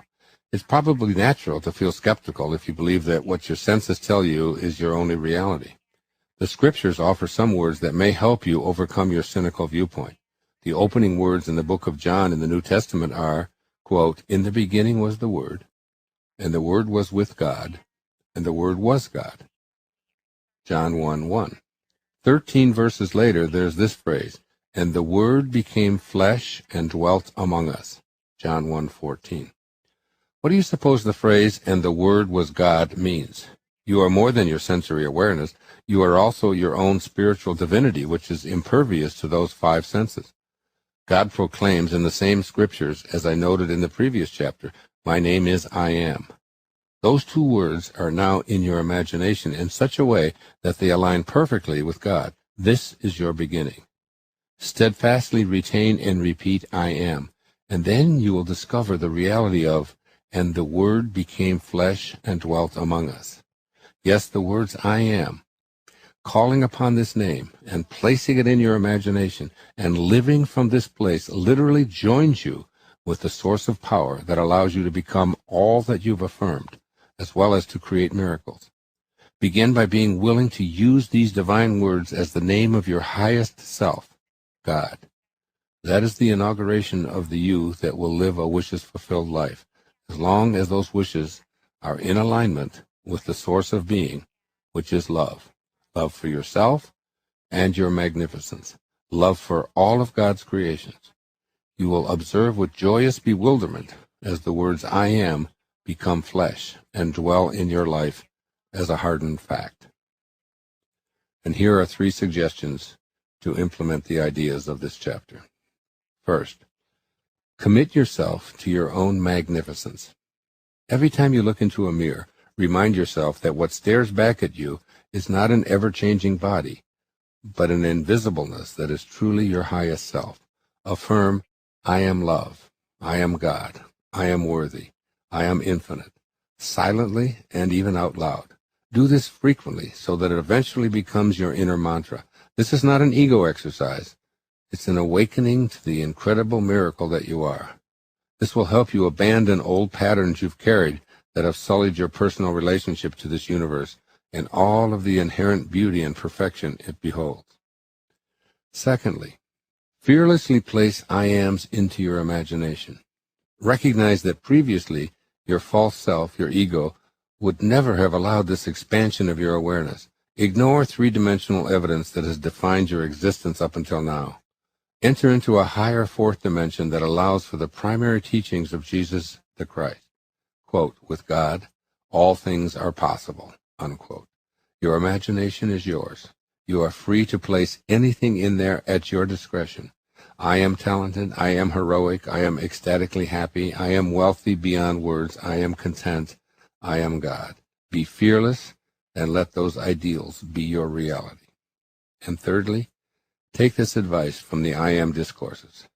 Decide what you want to do or become, and then, ignoring any and all interference, repeatedly say, quote, I am the presence doing it, unquote.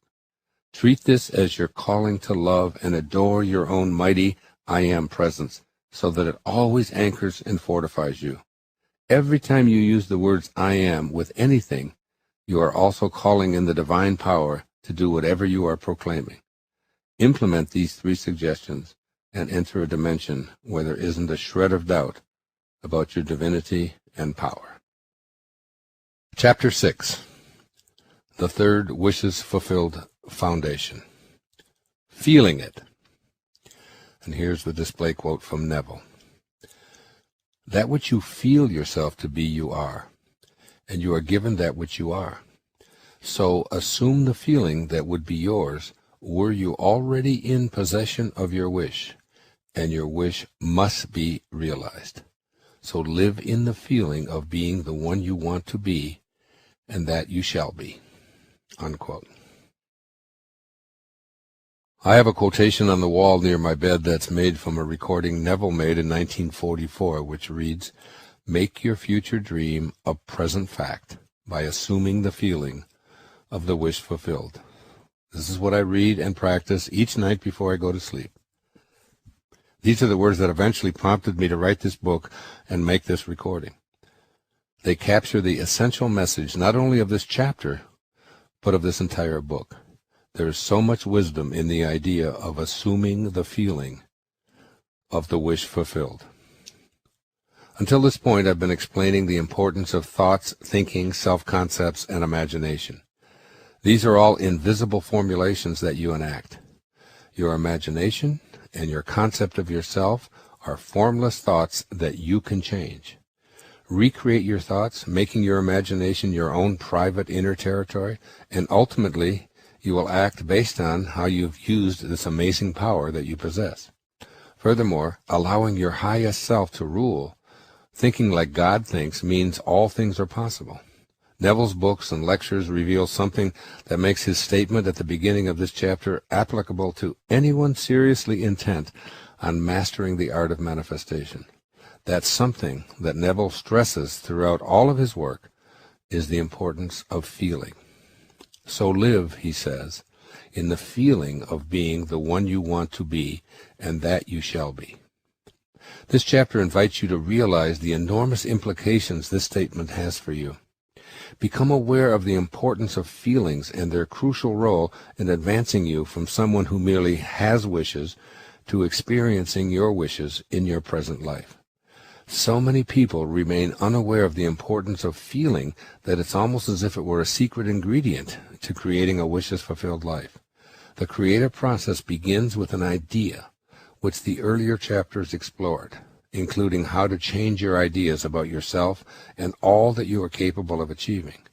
To summarize, the cycle of the creative process is first a thought, then a feeling, then a hardening into a physical object, or ultimately a new volitional act. The role of feelings in your manifesting. To put it as plain and as simple as I know how to make it, no assumption of the feeling of the wish fulfilled, no fulfillment of your wishes. In other words, it is absolutely imperative to learn how to assume in your imagination the feeling of already having and being what you desire. Your thoughts are without form. If we could find a location in space for these thoughts, they would be in your head. But your head has boundaries, and your thoughts do not have boundaries, so they could reside anywhere or nowhere. You choose the thought that you prefer from the trillions of thoughts that continuously flow through your mind on that never-ending conveyor belt. You can pick one that suits you, put it back, and take another one at any time. Your imagination is the repository of thoughts that you opt to keep. Your feelings, on the other hand, are experienced in your body. the place where you do all of your living in this corporeal, material world. Your feelings play more of a role in your life than you realize. In order to learn something intellectually, you engage in the practice of mental discipline, studying, researching, memorizing facts, cogitating, participating in discussions, and seeking expert opinions. Ultimately, you draw conclusions about what you've been analyzing. You know the facts and are confident you've mastered the subject through the thinking process. Knowing something spiritually is a very different matter altogether. Here you can cogitate, ruminate, and analyze endlessly without accessing any more enlightened awareness of what you are studying. In order to know something spiritually, you must experience it. There is no other way. You cannot simply think your way to a new awareness. You must experience it.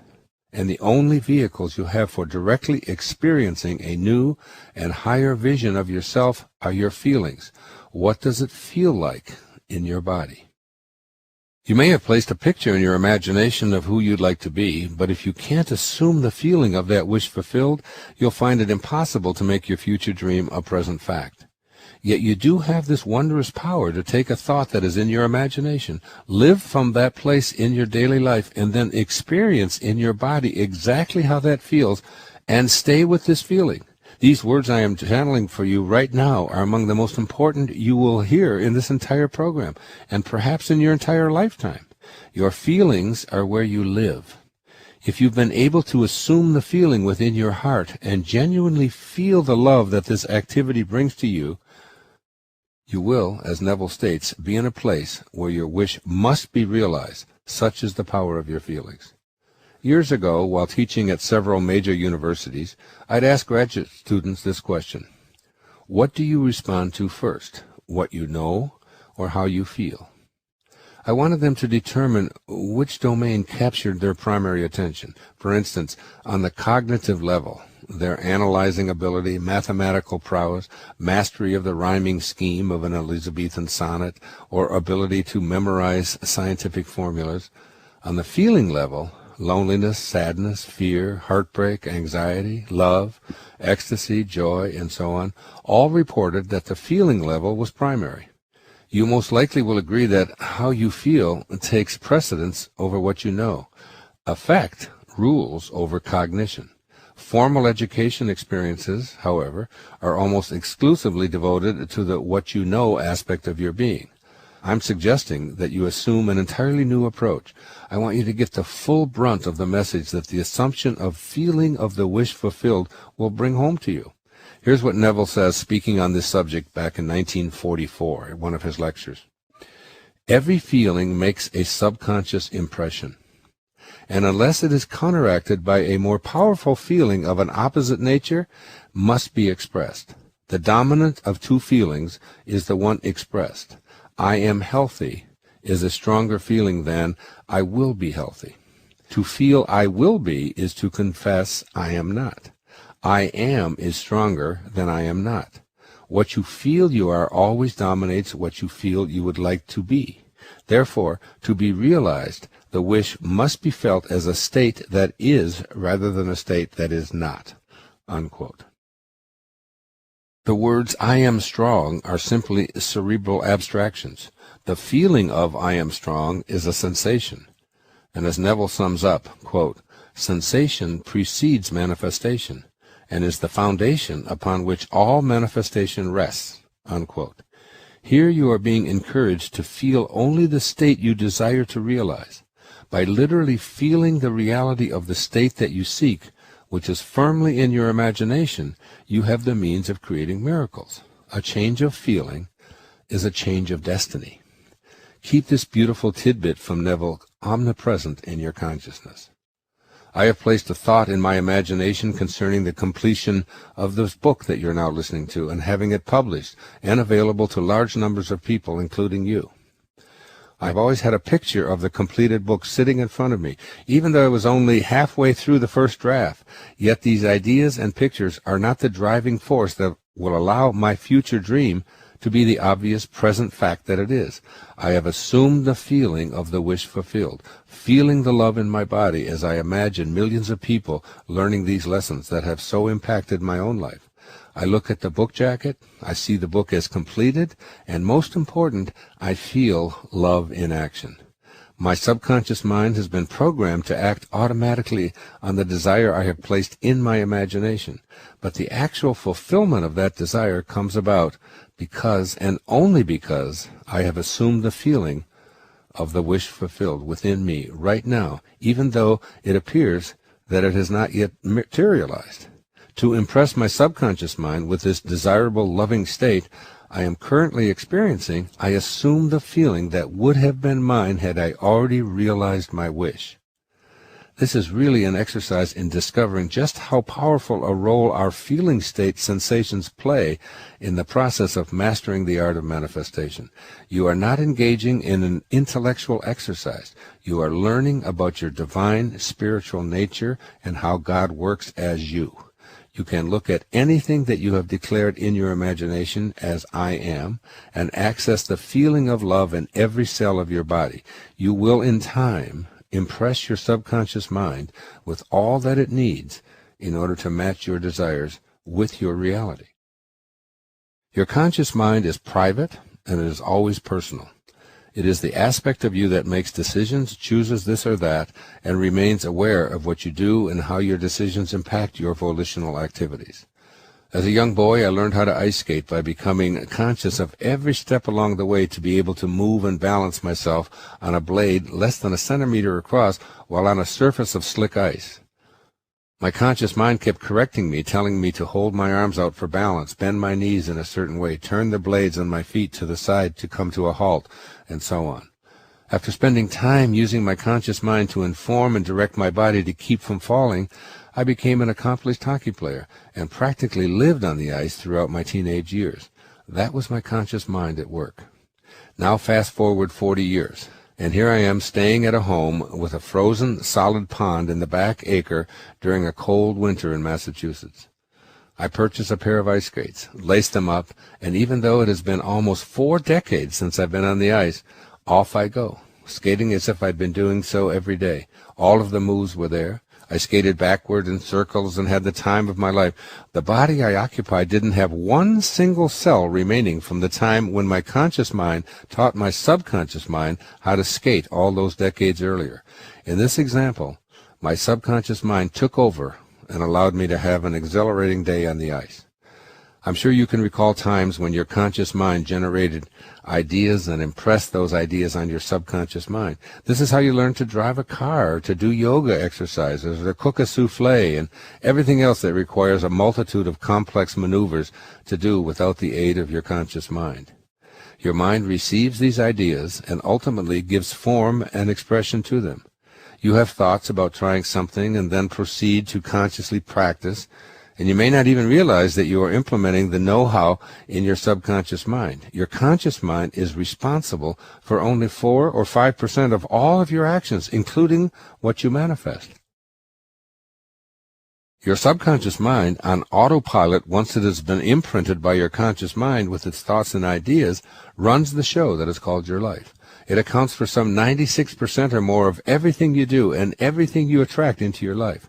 However, all things, including what you desire to manifest for yourself, evolve out of your thinking conscious mind and must then be impressed upon your subconscious mind.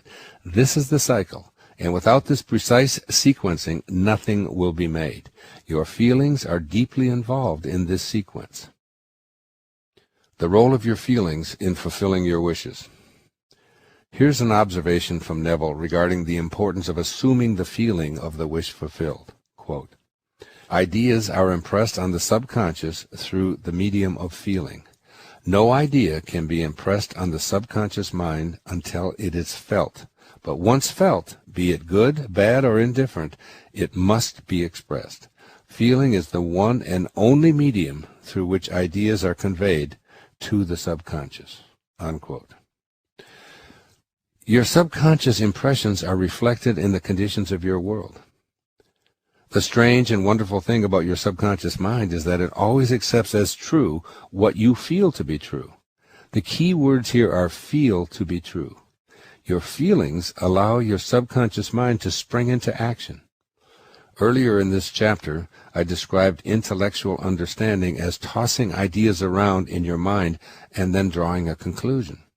Spiritual understanding differs in that it requires experiencing it. The way to understand something spiritually is through experiencing it. Your feelings are the tools you have for experiencing your subconscious mind and making it your material world reality. Your feelings happen in your body, where you live and breathe. How you feel is your experience of life. These feelings flow from the thoughts you place in your imagination, and you are free to select any thought you desire. As I've reiterated throughout this book, when these thoughts are aligned with how your source of being thinks, your feelings emanate as God-realized experiences within your body. The utmost feeling that defines God and your own highest self is the feeling of love. God is love, and he who abides in love abides in God, and God in him.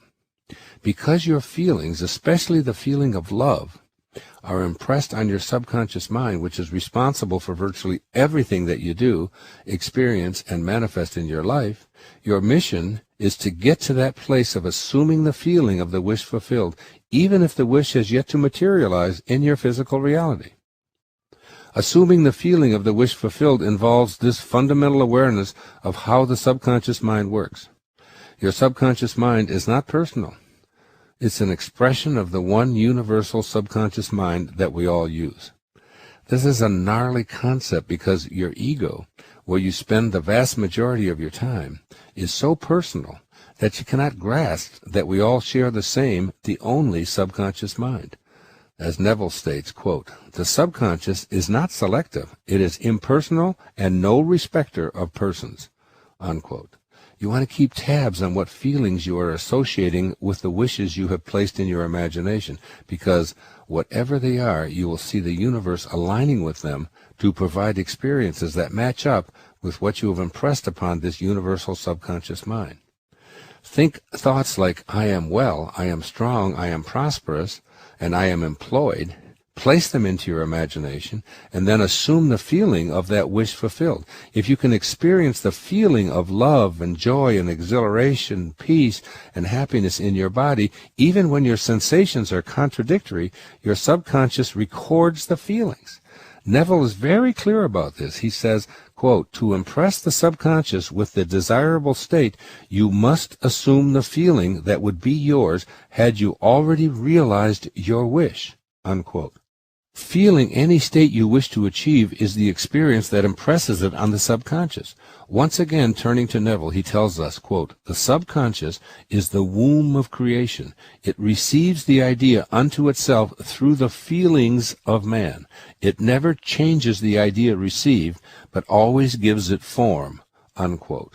Always gives it form, meaning that you must begin programming your subconscious mind, which will take over much like mine did when I laced up those ice skates without any prodding from my thinking or conscious mind, in spite of a 40-year interval. The subconscious mind accepts as true what you feel is true. Your feelings determine your reality because they're impressed on the subconscious. Consciously feeling hopeless and entertaining the idea in your imagination with even more imaginative feelings of hopelessness will impress on the subconscious mind the idea of failure. Consequently, you will be offered experiences by the one universal subconscious mind that will match what you felt is true. Remember, the subconscious mind is impersonal and non-selective. It cannot make a distinction between what you feel as a result of your daily life experiences and what you feel as a result of what you have placed into your imagination as a future desire. If you put the seed of failure into the subconscious and feed it with feeling that way, it will reproduce failure. If you plant the seed of disease into your subconscious mind by feeling this way in your body, it will augment disease for you. If you plant the seed of misery into your subconscious mind by feeling miserable, it will cultivate and produce misery for you. This is why it is so all-out crucial to begin feeling in your body what you would like to manifest into your life. You can get to the point where the magnetic-like power in your own field of energy is so joyfully loving that you can have a mere flash of imagining and feeling something powerful and good, and with almost no passage of three-dimensional time, it will appear in your life. Whatever you wish to manifest, associate a feeling with it, and impress that feeling on the universal subconscious mind, and it will do the rest. Throughout the writing of this book, this is how I wrote it out. I am doing this as I contemplate the completion of this book in my imagination at this moment as I am writing. I bathe this thought in pure love and feel the happiness that these words will bring to millions of people. I feel that loving sense of accomplishment in my entire being, inner and outer. The feeling I'm impressing on the subconscious mind is pure, ecstatic love. God is love, and with God all things are possible. I know the universal mind must act upon what has been impressed upon it, and I am patient and I am content. If you seek on the outside that which you are unwilling or unable to feel on the inside, you're simply seeking in vain. You attain that which you are, not simply what you want. Assume the feeling of the wish fulfilled, and because you are experiencing it, that is what will manifest for you. The subconscious mind creates exactly what you believe in and can feel in your body. Choosing to feel good. It is reported that Swami Muktananda asked each visitor entering his ashram if he knew the difference between feeling good and feeling God. If the devotee shook his head indicating he did not know, Muktananda would form a circle with his forefinger and thumb indicating 0, meaning there is 0 difference between the two. God and good are one. Quote, "In the beginning God created the heavens and the earth." Genesis 1:1. 30 lines later, it is written in the Torah, quote, "Then God saw everything that he had made, and indeed it was very good." Genesis 1:31. God and all that he created is good. When you choose to feel good, you are choosing to feel what I described earlier as your highest self, the oneness that is called both good and God. Commit to making this your reality by repeating your intention to feel God realized. Say to yourself, "I intend to feel good," or as a synonym for God, "I intend to feel love."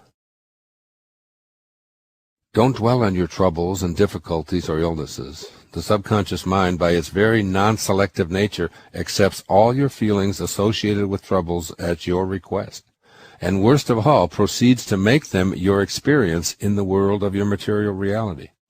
On the other hand, feeling love associated with what you have placed in your imagination triggers the subconscious mind to produce experiences that reflect its own divine nature. Feel the feeling of love in your body directed at what you place in your imagination as an idea, and then you activate the subconscious mind. The moment it receives a feeling impression, it takes action on working out the ways of its expression. I have been doing precisely this since I had a diagnosis of leukemia some 2 years ago. I place into my imagination an I am that says, "I am strong, I am perfect health." This is my imagination, and I can place any conscious thoughts in there that I choose, regardless of what my 5 senses might be saying to me. I live from this awareness of I am strong, I am perfect health. I talk to my body and remind it that I refuse to dwell on any I am weak, I am sick images. The most important thing I do is choosing to feel good, regardless of what the numbers on any medical screen might say. I meditate on I am strong, I am perfect health, and I infuse my entire being, inner and outer, with a feeling of love and gratitude for this moment, this day, this body that has housed my invisible soul for these 71 plus years, and I assume the feeling of the wish fulfilled. I have no thoughts of impending doom, only thoughts of love for this miracle that I am. I treat my leukemia diagnosis as healing information being given to me rather than as a disease. Can you imagine that God would build us in such a way that our cells would actually go to war with one another? War isn't even a concept that God is capable of implementing. War is a human concept, one that man has applied to his theories of how our body functions. What if all of these disease-model war theories are just as wrong in regard to our physical body as they are in resolving conflicts between people? What if what we call illness or disease is not that at all? What if we stopped looking at our health through scientific medical theories and really looked at what our body is doing and how it heals itself. There are biological laws that your body abides by, and often what is labeled disease is actually your body's natural healing reflex. Perhaps it's a false belief that feeling unwell or having an abnormal blood count means you must fix it as quickly as possible. Must you search out a pill to fix everything? If you cut yourself, your body knows what to do. It forms a scab on its own. The presence of a scab doesn't indicate that your body is out of balance and requires medical intervention.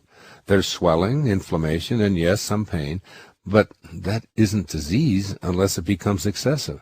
This way of recognizing your body's healing intelligence instead of treating it as a disease is equally true for psychological and emotional incidents. Unexpected psychological events, such as the breakup of a marriage, a financial crisis, or the death of a loved one, create reactions in the brain that trigger physical responses in the body that are designed to assist the body in dealing with the conflict. The body continues to assist until the conflict is resolved, and then it goes into a healing phase to get back to its natural state of well-being. During this healing phase, the body may utilize swelling, inflammation, fatigue, and an elevated white blood cell count as part of the healing process.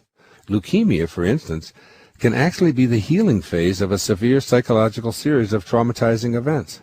This healing phase for leukemia first involves the expansion of blood vessels, lymph vessels, and a rise in leukocytes or leukoblasts. Eventually, as the brain receives the healing message, blood cells of a good quality are produced, platelet counts return to normal, and energy levels rise. As I view it, my job is to heal any and all relationship conflicts and to feel completely valued while eliminating and resolving any long-held conflicts and beliefs about myself. In other words, to feel good, that is, to feel God, and to offer unconditional love to everyone, including those who may have played a major role in any and all conflict dramas that once defined my life. This is how I deal with a diagnosis of leukemia. I choose to feel good, to feel God, to trust my body, to use its inherent wisdom for healing, and to treat the diagnostic numbers in medical lab reports as what I'm supposed to be experiencing. I go by how I feel, and the truth is, I am well, I am strong, and yes, I am God. I treat my body well, I eat healthful and high-protein foods, I rest, I exercise, do yoga, and know that everything is in divine hands and in divine order.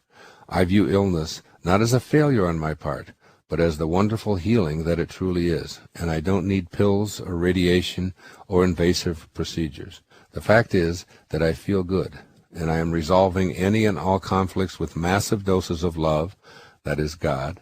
This is what I choose to imprint on my subconscious mind, and the subconscious mind accepts as true that which I feel is true. Creation is the result of subconscious impressions, and by my feelings I determine creation. Impacting your subconscious mind.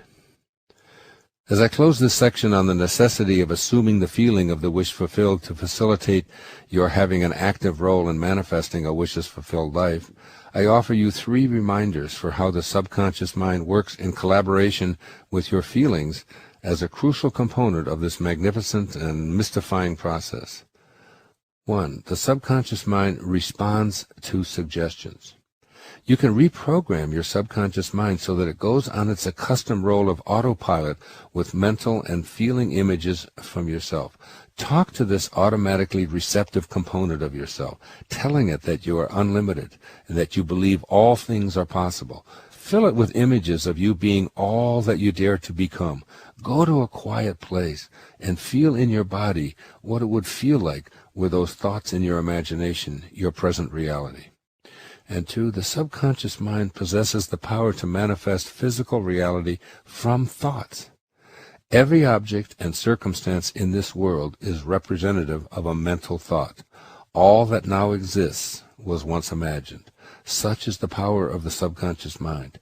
But in order to partake of this incredible powerhouse of creation that you are, you must be able and willing to experience within yourself, in your mind, that which you wish to manifest. Thoughts become things when you feel them and are able to impress them upon the subconscious mind, which will then just take over. Here is how Neville describes this phenomenon. This substance is consciousness. It is your imagination which forms this substance into concepts. which concepts are then manifested as circumstances and physical objects. Thus imagination made your world, unquote. And then his take on the importance of feelings in programming the subconscious mind. He says, quote, "The reality of your assumption has its being in complete independence of objective fact and will clothe itself in flesh if you persist in the feeling of the wish fulfilled. When you know that assumptions, if persisted in, harden into facts, then events which seem to the uninitiated mere accidents will be understood by you to be the logical and inevitable effects of your assumption," unquote. And 3, love is the feeling you must learn to assume. Subconscious mind is really a piece of the one mind, and you and I are living in that mind. This universal subconscious mind is the first cause and the stuff from which all things are made. This thingless thing is really love.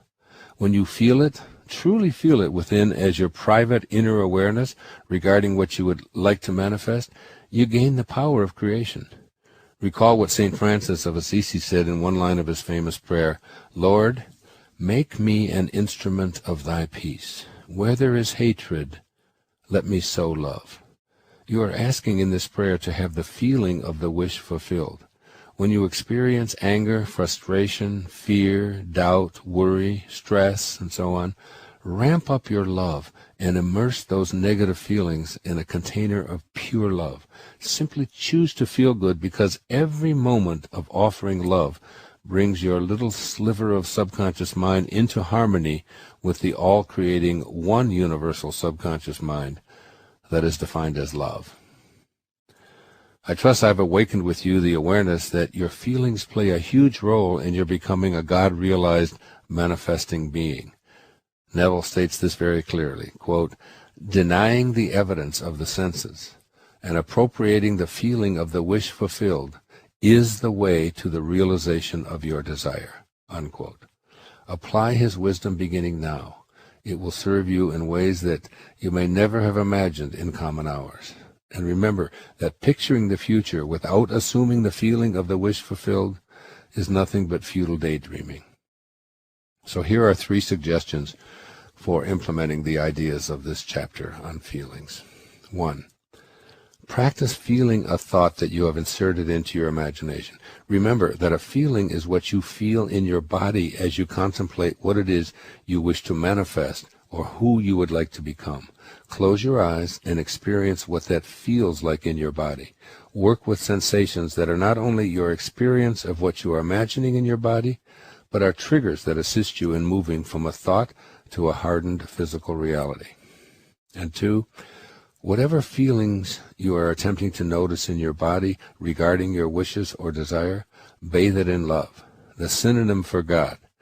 Imagine what you want. Imagine and feel that love as if you were now in possession of it. Continue doing this using love until your desire actually belongs to you. During this process, remind yourself that the more love, that is, the more God you offer, the sooner desire becomes reality. Look into your mirror fearlessly, saying, "I not only love you, I am love." And 3, acquaint yourself with the subconscious mind.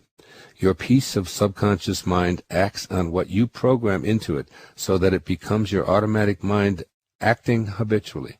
Decide on a habit that you would like to be automatic.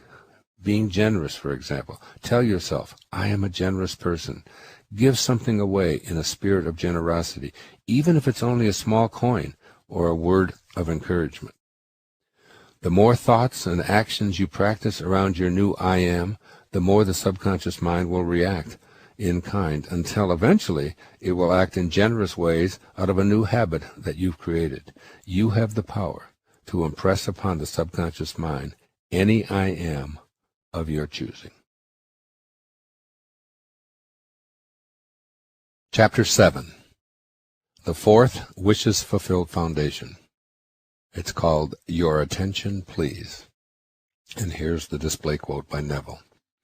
Quote, "Your imagination is able to do all that you ask in proportion to the degree of your attention," unquote.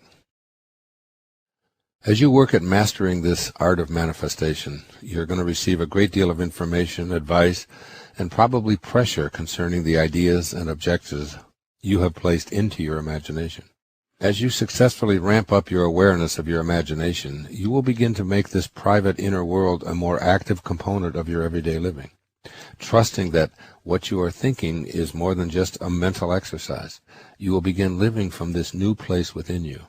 This invisible world of yours will be the source of your new reality. Through determination and unabated intention, you can begin the process of assuming the feeling of the wish fulfilled, imagining it, living from it in your mind, and feeling it in your body. If you are unwilling to place your attention on a salubrious application of all of these new elements, all of your efforts will assuredly be in vain. The key word here is attention.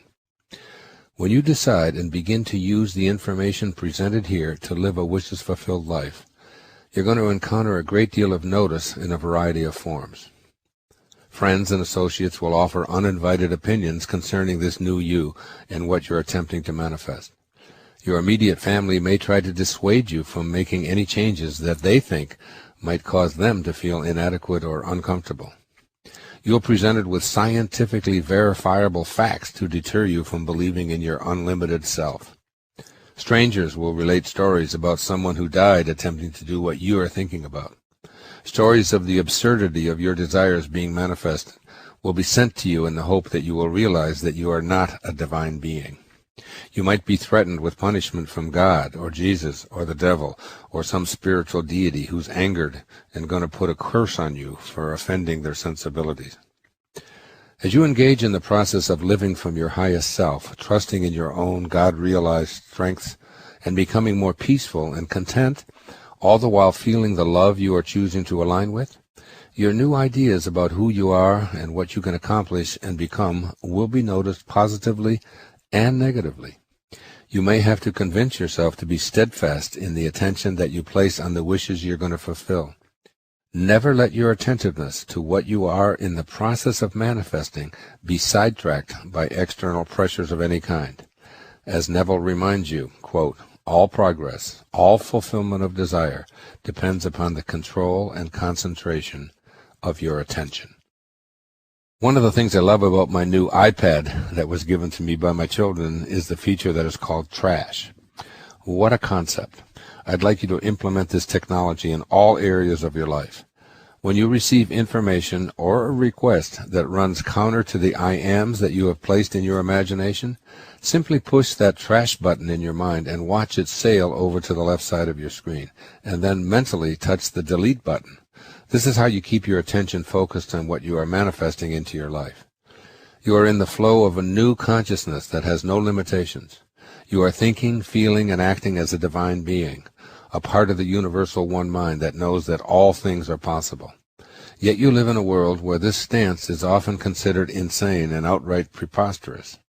You have to choose what kind of attention you give to the feedback you will receive.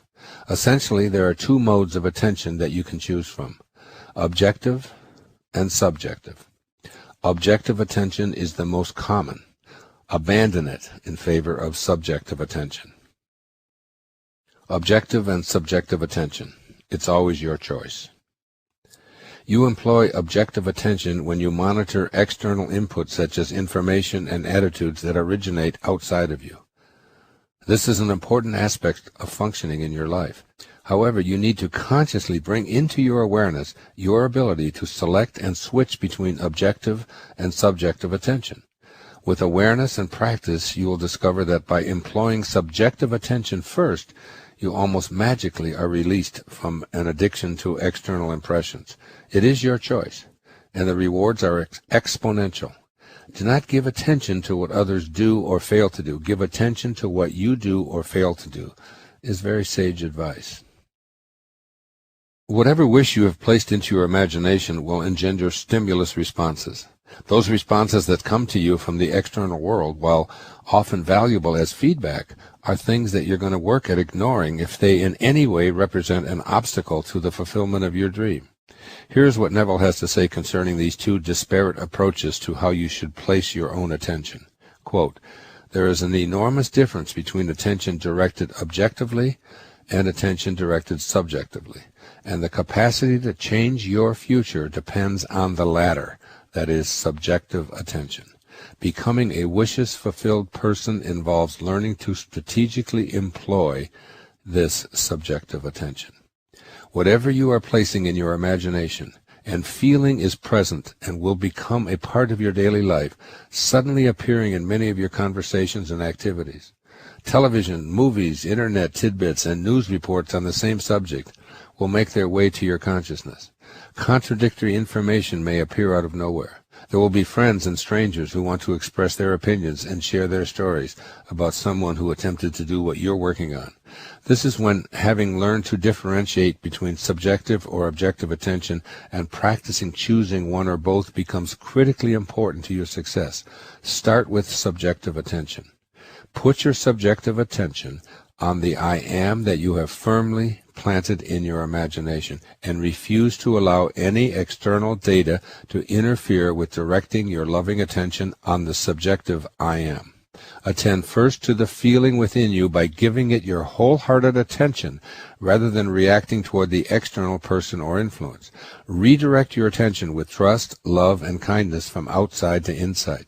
This is called subjective attention. This is the way that you operate whenever the subject matter of the future you and all that you are manifesting arises in your field of awareness. The objectified opinions and information that enter your field of awareness are excellent reminders to redirect your attention to love for and belief in your ability to manifest wishes fulfilled. Once again, Neville reminds you that, quote, when you are able to control the movements of your attention in the subjective world, you can modify or alter your life as you please. But this control cannot be achieved if you allow your attention to be attracted constantly from without, unquote. If you read my books and listened to my lectures over the years, you've heard me cite Carlos Castaneda's work on many occasions. He was a great teacher for me, often telling powerful stories about the exalted world of impeccability, where one transcends ordinary levels of awareness. I've become friendly with his wife, who recently celebrated her 90th birthday. She told me she'd written a 4-line poem that expressed Carlos's ideas as well as those of Neville, whose many lectures she had attended as a young woman. I asked her to send it to me so that I could include it in this section on using your attention to create the objectified life you desire. I place it here just for your consideration. Quote, when you think, choose carefully the thoughts of things you'd like to be. Thoughts entertained in the minds of men become tomorrow's objectified whims, unquote. Margaret Runyon Castaneda. As you listen and re-listen to Margaret's words, note that everything that you materialize into this objectified physical reality is really nothing more than a whim.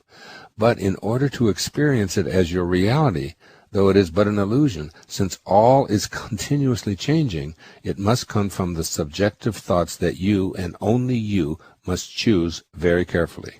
I'm asking you here to ignore every bit of information that's directed at you if it in any way contradicts the I ams you've placed in your imagination.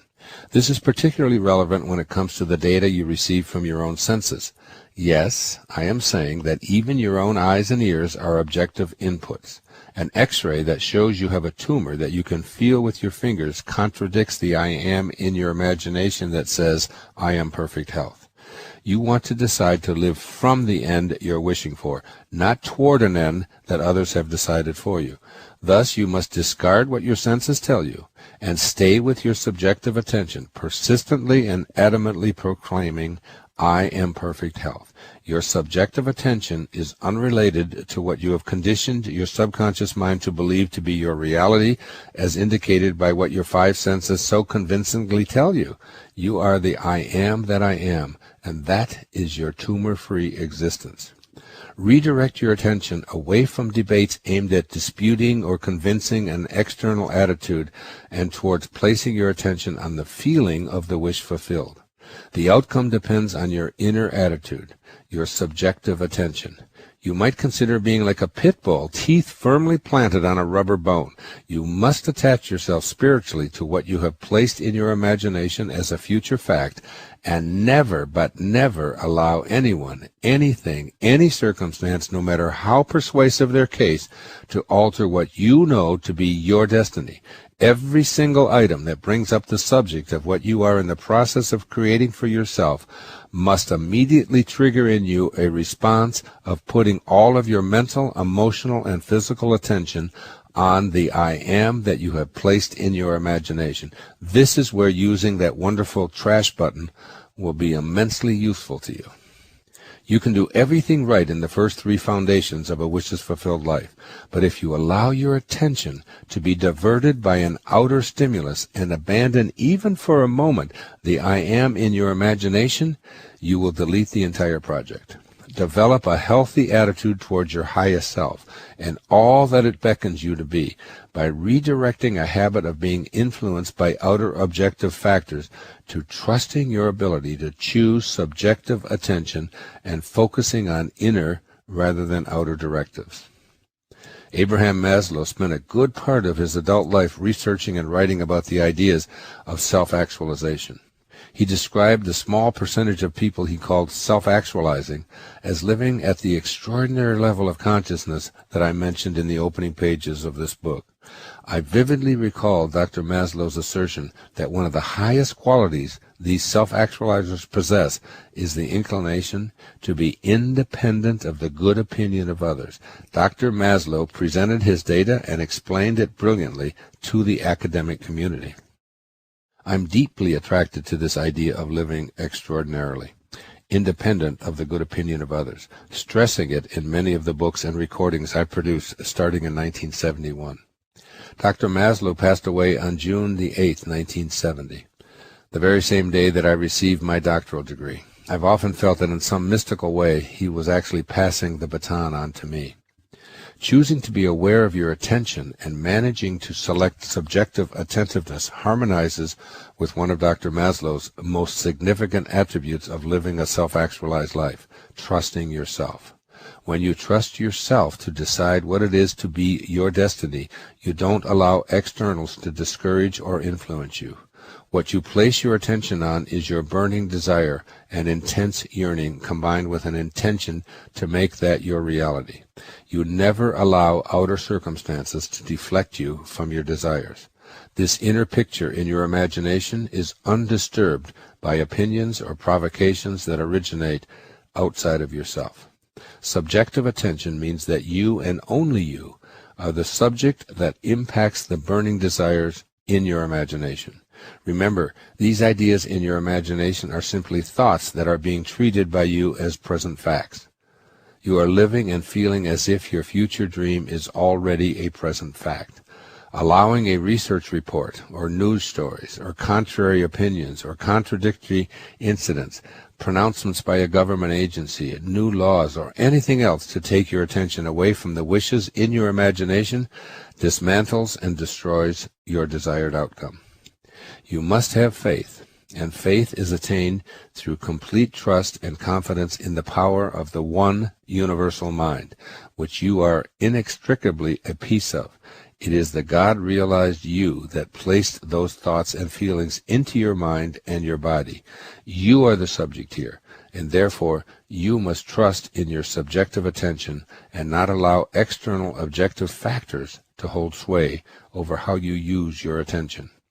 One of the reasons I'm able to write about the hidden powers of manifestation buried deep within each of us is that during childhood I unconsciously practiced these ideas while in foster homes, and they simply became a part of who I am. Throughout my life I've been labeled stubborn and obsessive and headstrong and unyielding when it comes to what I have in my imagination and seeing it become my physical reality. In order to assume the feeling of the wish fulfilled, you must be able to feel it in your body long before your senses are aware of it. This requires tenacity on your part and an unwillingness to allow your imagination, where all things are created, to be objectified by anything external to yourself. When you are adamant about not letting your attention be directed by outer influences, you are in the process of developing a habit that works for rather than against you. Your inner pictures and the corresponding feelings that are connected to your vision belong only to you, and you begin to treat this inner world of thoughts and feelings as sacred territory. You make the shift from believing to knowing, and what you absolutely know is not tinged with doubt. As William Shakespeare put it, our doubts are our traitors.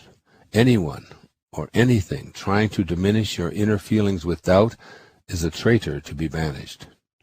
With a recent diagnosis of leukemia, I've done precisely what I'm writing about in the same way that I have for my entire life, concerning my own fate and my own well-being.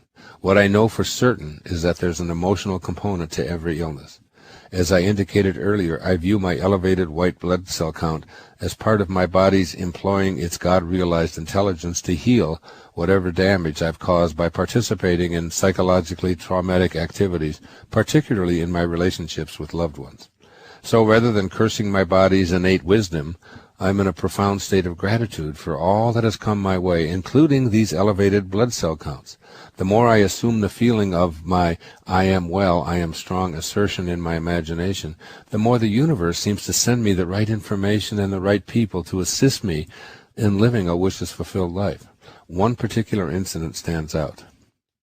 The day that I received the diagnosis of chronic lymphocytic leukemia, I, quote, coincidentally, unquote, met with Pam McDonald, who had flown to Maui to see if I would be willing to collaborate with her in her integrative medicine practice. She'd been using my previously published materials with great success, helping her patients heal from a wide variety of diseases and illnesses, such as obesity, heart disease, diabetes, Alzheimer's, and many cancers and addictions that are so widespread they threaten our collective physical well-being. Pam is a nurse practitioner in Northern California.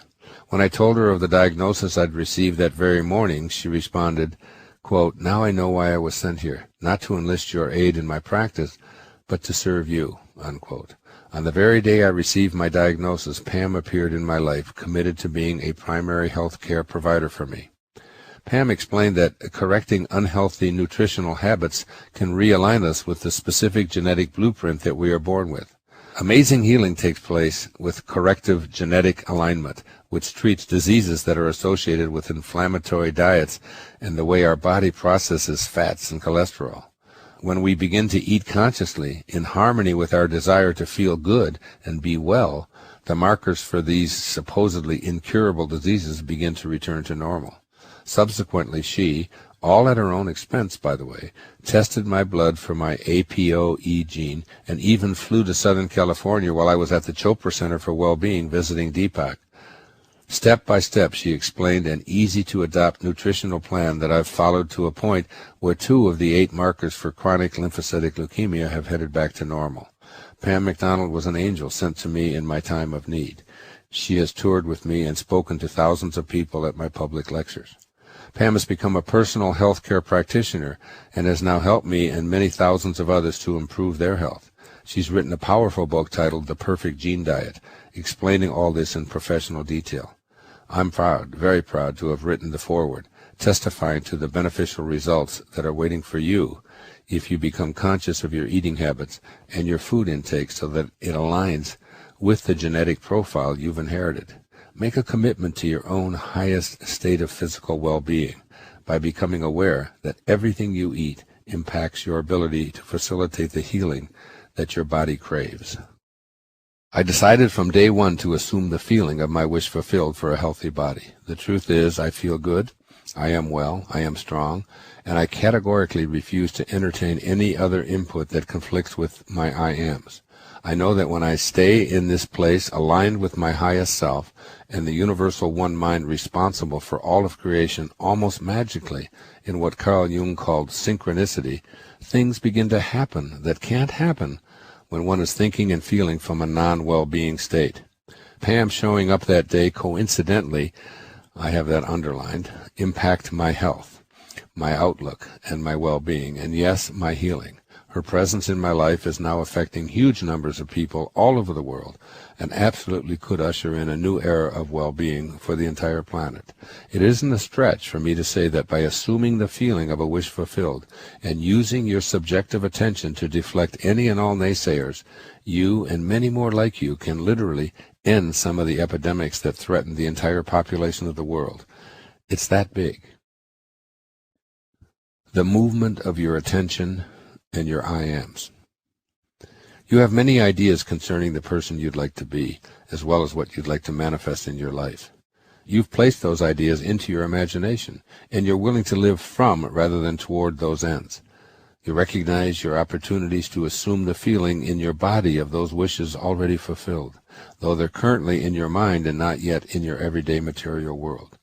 You now need to know what to do when the subject matter of your wishes comes up in any way, be it from other people, external events, or even you tossing the matter over and over in your mind. What you do or do not do will make all the difference in the manifestation of your ideals. What you do is not necessarily what action you take, but rather where you choose to place your mental attention. What you do with what is in your mind is what I mean by your attention. So do not let your attention be affected by anything or anyone, regardless of the tone or feedback being positive or negative around where you are in the process of manifesting. Your I ams planted firmly in your inner mental sanctum will provide you with the strength and the power to keep your attention subjectively focused. What follows are ways to consider the significance of making the shift from objective to subjective in the application of your personal attention. Your attention is to experience the healing of your body. When referring to her near-death experience, her NDE, Anita Moorjani, who I introduced earlier in this book, said, "I was shown how illness starts on an energetic level before they become physical. If I chose to go into life, the cancer would be gone from my energy and my physical body would catch up very quickly. I then understood that when people have medical treatments for illnesses, it rids the illnesses only from their body, but not from their energy, so the illness often returns. I realized if I went back, it would be with a very healthy energy. Then the physical body would catch up to the energetic conditions very quickly and permanently." Unquote.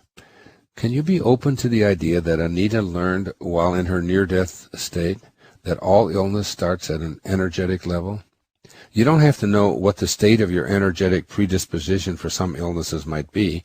All you need to do is align your subconscious mind with the conscious suggestion that you have an energy body. And if you can heal the energy that presupposes your illness, then you can quickly and permanently heal your physical body. You might say that this is grandiosity, and it just offers false hope to those who are incurably ill. I always love the words of Michelangelo regarding this subject. Quote, "The greater danger is not that our hopes are too high and we fail to reach them, it's that they are too low and we do. Hopes are thoughts in your imagination that you can change into present-day facts. You do so by assuming the feeling of the wish fulfilled and choosing to use your new I ams as facts that you feel and give subjective attention to. When you experience any kind of maladjustment in your body, you are offered a great deal of objective information to consider. A friend of mine died from what you have, you might hear. Here's some of published research describing what you have as incurable, you might hear. Trust modern medicine rather than these airy-fairy ideas, you'll likely hear.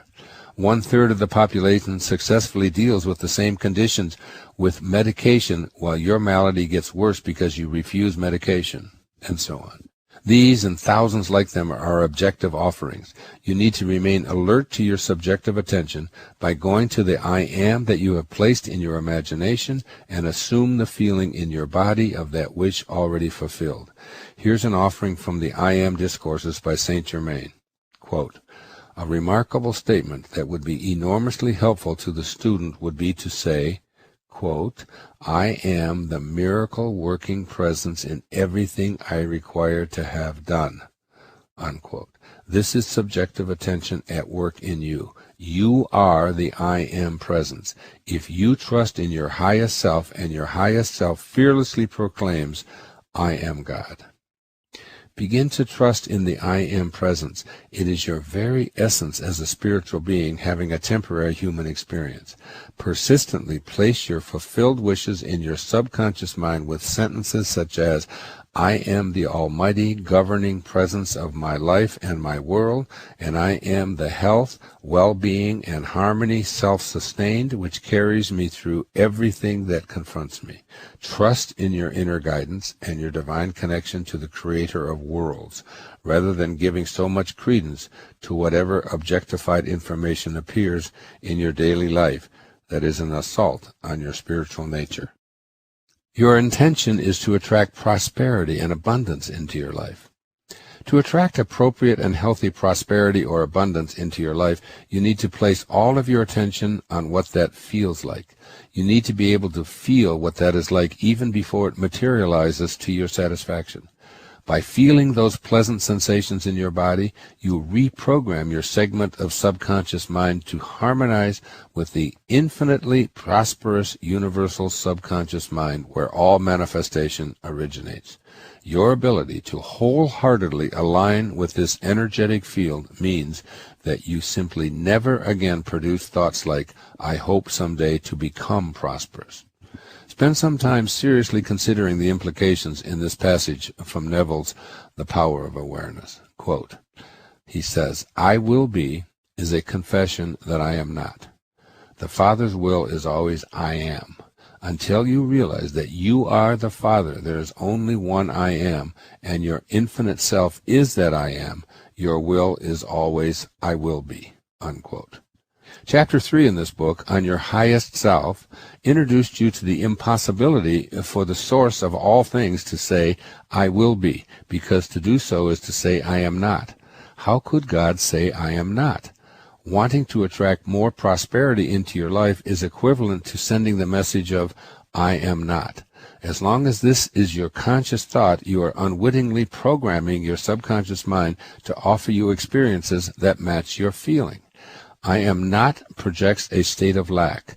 There will be an avalanche of objective thoughts and ideas thrown at you regarding the intention you have of experiencing a life of prosperity. I know this personally because I've heard it all my life. As a student of human nature, I long ago came to the conclusion that most people simply do not know how to make money or attract abundance into their life. It's a rare person indeed who is the exception to this observation, although I am certain that you listening to this, are in the process of leaving that mindset behind. Many people feel that their life isn't fulfilled because they don't trust their own highest self. Quite likely this is so because they didn't discover earlier in life that they even have a higher or a highest self. When a person knows that he or she is God and has awareness of his or her own divinity, it's impossible to say, I will be. Why? Because I will be means I am not. Your subjective attention is how you choose to think and especially feel about what you've placed in your imagination. The words that Srimati Kashi Moni, the Sacred Mother, who spoke to Paramahansa Yogananda in his book Autobiography of Yoga, have stayed with me my entire adult life. She said to him, seek divine wealth, not the paltry tinsel of earth. After acquiring inward treasure, you will find that outward supply is always forthcoming. Unquote. Your inward treasure is your feeling of living in a world of unlimited abundance. Refuse to allow any external data to deflect you from what you have placed in your imagination. Always live from your subjective feeling of, I am prosperous, I am wealthy, I am content. With your imagination, you will then program your subconscious mind to align with experiences that match what you feel in your body. As a young boy living in a foster home, I always knew that I could attract spending money into my world, even though most of the children around me seemed only to know scarcity, and that's what they always seemed to attract. As a young man, I knew inwardly that money would chase me if I acted on my feelings. As Paramahansa Yogananda's Sacred Mother's advice relates, I seemed to seek the divine wealth of inner feelings and knew that the outward supply would find me. I was told by objectified attention that being a school teacher ensured that I'd never have wealth because it's a low-paying profession, but I expunged such silliness from my inner world. The same was true for my writing, my lecturing, and all of my other professional activities. I feel prosperous, and I know that I will continue to act on my inner experiences of abundance, and that universal mind will also offer me the right people and the events and the circumstances guiding me on this spiritual path of extraordinary higher awareness. My story concerning the manifestation of abundance throughout my life is never allowing anyone, no matter how persuasive, to infiltrate my imagination, which feels prosperous and able to attract unlimited abundance. By holding this inner view as sacrosanct and never allowing anything to besmirch this inner knowing, I acted in ways that produced prosperity. But the universe always seems to send me the assistance I require to make my future dreams a present fact. Here is Saint Germain in the I Am Discourses on the power you possess as a result of your very beingness. The moment you say I am, you set in motion this power that has inherent within it all these faculties. It has all substance and must take on whatever form the attention of the mind is fixed upon. The I am is the fathomless mind of God, unquote. Use this fathomless mind of yours to place your attention always on what is aligned with your source of being, the unlimited abundance that is the highest good for all concerned. Your intention is to live a life of happiness. Happiness isn't something in the material world that can be acquired and stored and used when needed or wanted. If it were, I'd give you a lifetime supply that would guarantee a happy life. No, happiness is an attitude that comes from within you. It's accessible when you place in your imagination an I am statement that reflects your attunement with the simple truth that happiness is indeed an inside job. Happiness is an inner belief that you bring to everyone and everything you undertake, rather than expecting your happiness to come to you from others or from your accomplishments or your acquisitions. There is no way to happiness. Happiness is the way. State your intention to live a happy, contented life, place it squarely in the most prominent place within your imagination, and live from that place as if it were your reality. When circumstances and or your five senses try to influence you that you're wrong, gently and with loving confidence, let the fearful or naysaying thoughts drift by like passing clouds as you focus on your nourishing imagination, which cannot be altered without your agreement. Neville speaks without hesitation on this matter. Quote, "The promise is definite that if you are shameless in your impudence in assuming that you already have that which your senses deny, it shall be given unto you. Your desire shall be attained." Unquote. Don't be dismayed when you encounter people and circumstances that attempt to convince you the I am happy assertion that you've placed in your imagination is absurd. Don't let these objective attempts influence you to assume the feeling of a wish for unhappiness to be fulfilled. Persist in stating your inner mantras of I am happy and I am content, while assuming the feeling in your body of this already fulfilled. Or, as Neville stated, be shameless in your impudence in assuming the feeling of happy contentment.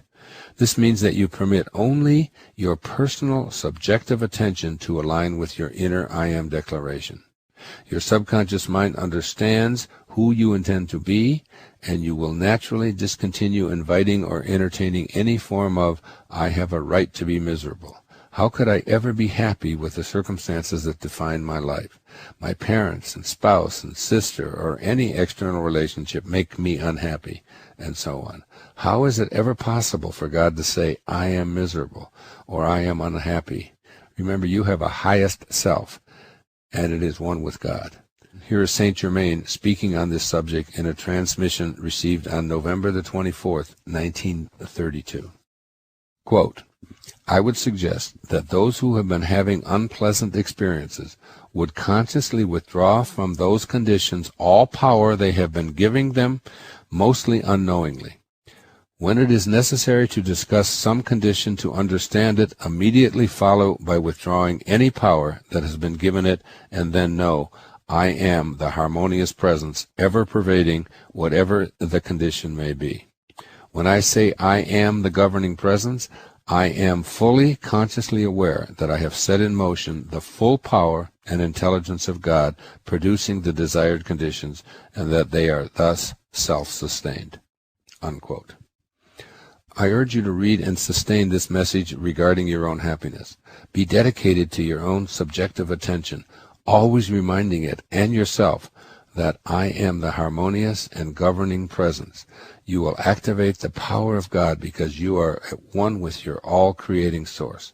Whether it's your health, wealth, happiness, or any other element of your entire life experience, it is essential to keep in mind the importance of the movement of your attention. You must be obstinate and persistent in not allowing the viewpoints or information of others to alter your inner world. You know what you wish to become and what you would like to manifest for yourself. Now keep your imagination so aligned and feel it in your body. Using your subjective attention will produce the desired conditions. And here are 3 suggestions for implementing the ideas in this chapter. First, become conscious of objective efforts designed to persuade you to abandon the ideas and ideals you have tucked away in your imagination. As your awareness intensifies, practice a subjective alternative to those objective efforts. Whenever your attention is drawn to negating what you are in the process of manifesting, close your eyes, sit quietly for a moment, and repeat your I am to yourself over and over until you feel it reverberating within your body. Be on guard, ready and willing to dismiss any objectified information that conflicts with your inner vision. The more you practice this, the less your old mind viruses will impact you. Soon there will be a new embedded trust in your ability to manifest the life you desire. And second, use what I call the superglue method for placing intentions into your imagination. Imagine you have a substance that's so strong it can't weaken or break. This is the stuff you dab on your I am as it is placed in your private inner domain. It's equivalent to saying, nothing external to myself has the power to remove what I place on my inner screen. When you say I am healthy, I am prosperous, I am happy, or any other I am, you are using the name of God, which is inviolable as far as you're concerned. This is a spiritual decision on your part to become the ideal that you know deep within you is your calling. The superglue metaphor will remind you to use only your subjective attention when your wishes-fulfilled intentions are visible to others. And third, inner intentions are a private matter between you and your source of being. Inviting others to support or consider your intentions is an invitation to their objective attention. Responses are often designed to convince you that your intention is an impossible dream. You'll be in the position of defending or at the very least explaining yourself. This is an invitation to ego, who will leap at this opportunity to shift your inner intentions and dispute the external, supposedly logical or scientific facts that are coming your way. Manifestation is a spiritual exercise. Thus, it defies logic, facts, past experience, scientific evidence, and all sorts of objective opinions. Keep it a private matter in the spirit of Neville.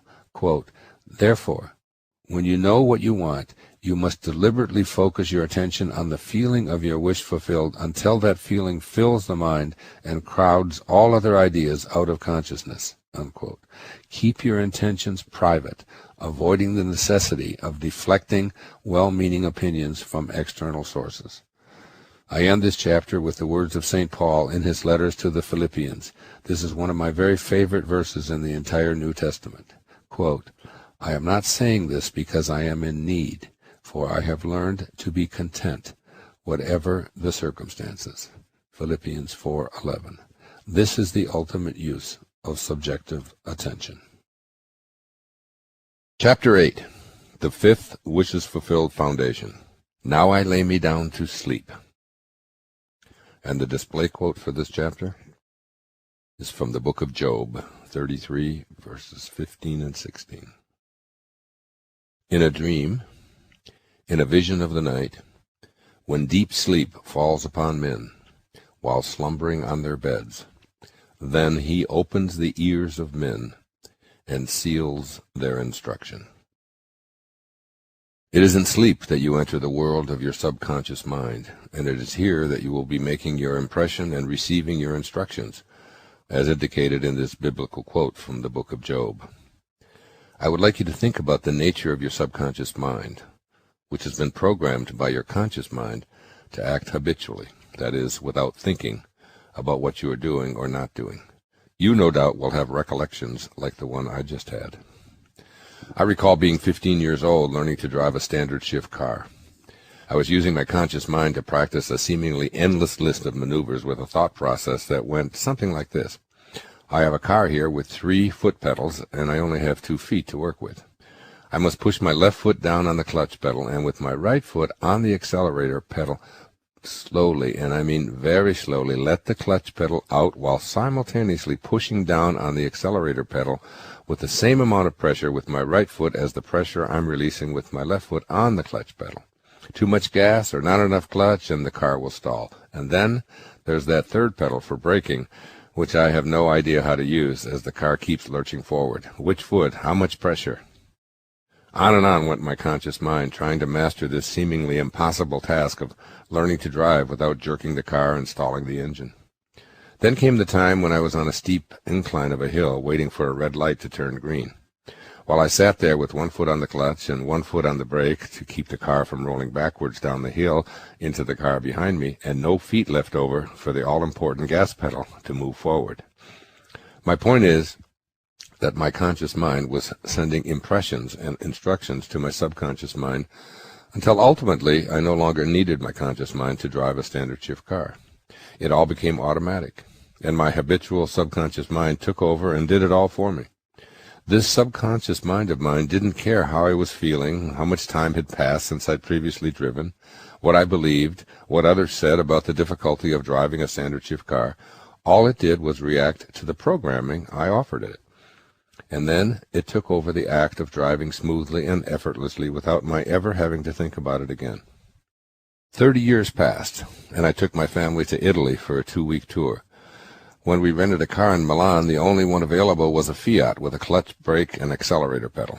I hadn't driven a standard shift car in 3 decades or so, yet my subconscious mind knew precisely what to do and took over the driving for our entire time in Italy. Much like the ice skating story I wrote about earlier, that habitual mind of mine had been sufficiently trained and needed no further reminders in order to take on the present-day task. The subconscious mind is forever imprinted once it has been sufficiently programmed and received its instructions. It simply takes over, and the conscious mind is seldom needed. Your subconscious mind handles about 96% of all that you undertake in your life. It's as if you are placed on automatic pilot for almost everything that you do each and every day of your life. The examples of learning to drive a standard shift car and ice skating bring it home clearly in the dimension of your physical body. You train it to act automatically once the conscious mind is no longer needed. This same kind of programming functions successfully in every area of your life, including your ability to manifest a wishes-fulfilled life. Preparing for sleep and your subconscious mind. Sleep is the time when your conscious mind leaves the world of your 5 senses and joins in with your subconscious mind. Your subconscious habitual mind is uninterested in changing your conscious beliefs or feelings. It simply responds to what has been programmed into it. Neville reminds us that, quote, the unconsciousness of sleep is the normal state of the subconscious, unquote. You spend 1/3 or more of your entire time here in this incarnation in this normal state of the subconscious mind. This is where you receive instructions for how the other 2/3 of your life can unfold. Here is where you receive instructions for running your life smoothly, effortlessly, and miraculously. It's similar to the model of consciously learning to drive a stick shift, master the computer, knit a sweater, swim, dance, hit a golf ball, and all of the other multitude of activities you perform in your waking moments, usually without having to think about how to do them, including what you are doing right here, right now, in this moment, that is, listening to me reading a book. The most significant thing that I want you to capture and apply from this chapter is not so much what you do while you are dreaming and sleeping, but how you prepare yourself for entering into your unconscious state of sleep. Sleep is the natural state for your subconscious mind, which rules about 96% of your waking life. The last 5 minutes of your day before you enter into your sleep state are the most important 5 minutes of your day if you're going to begin living a wishes-fulfilled life.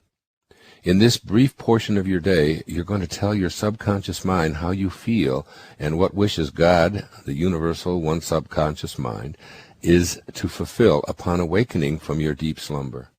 This 5-minute segment of time in your bed, about to enter into your subconscious and marinate for the next 8 hours or so, is the most crucial segment of your entire 24-hour day. You can use this time in one of two ways. Let me explain them both to you, and then you can decide which one you choose to adopt for yourself, keeping in mind that what you impress upon your subconscious mind is what the universal one subconscious mind will offer you in your waking hours. Your subconscious mind is indifferent to what you want or what is best for you. It cannot make a distinction between what you are feeling as a result of all that happens to you throughout your waking hours, or what you feel as a result of what you are imagining for yourself as having already transpired while you are in bed preparing to doze off to sleep.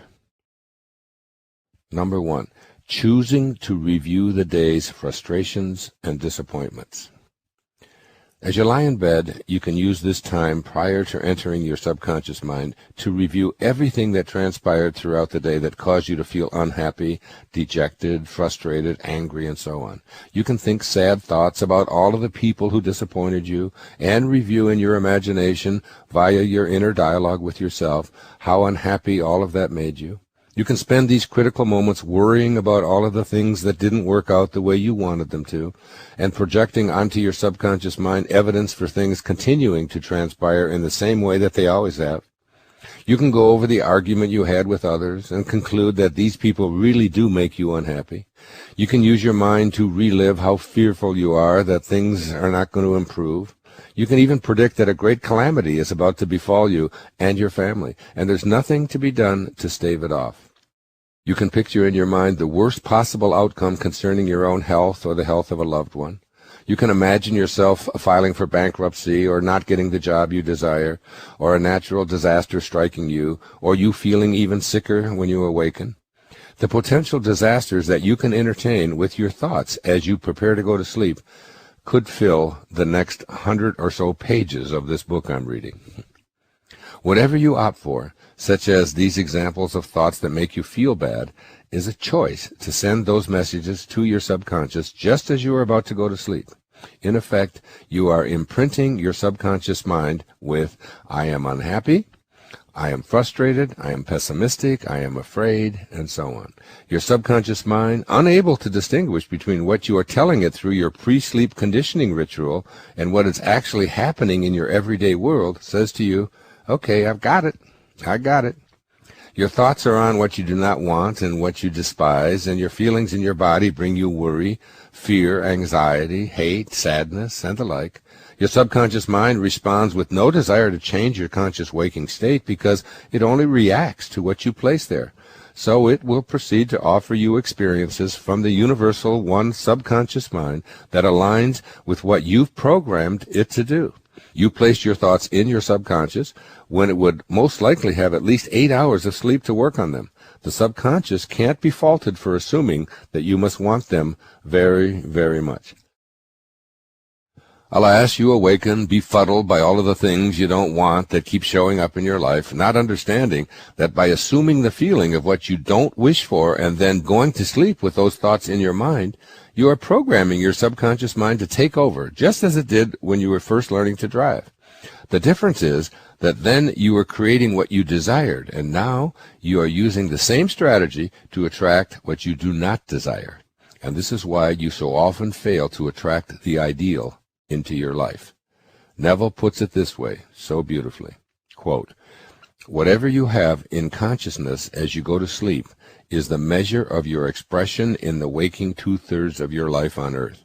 Nothing stops you from realizing your objective, save your failure to feel that you are already that which you wish to be, or that you are already in possession of the thing sought.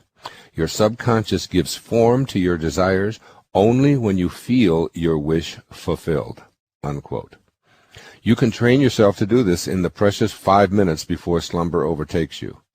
If you decide you do not want to go to sleep with the first choice in your consciousness, you can develop a new habit for your habitual mind to latch onto. You do have an alternative. Those last 5 minutes of the day are your 5 minutes, and they're yours alone. Consider the second option, using your last waking moments before sleep, programming your subconscious mind in a new way. And this is the second choice, number 2. Choosing to assume the feeling of the wish fulfilled.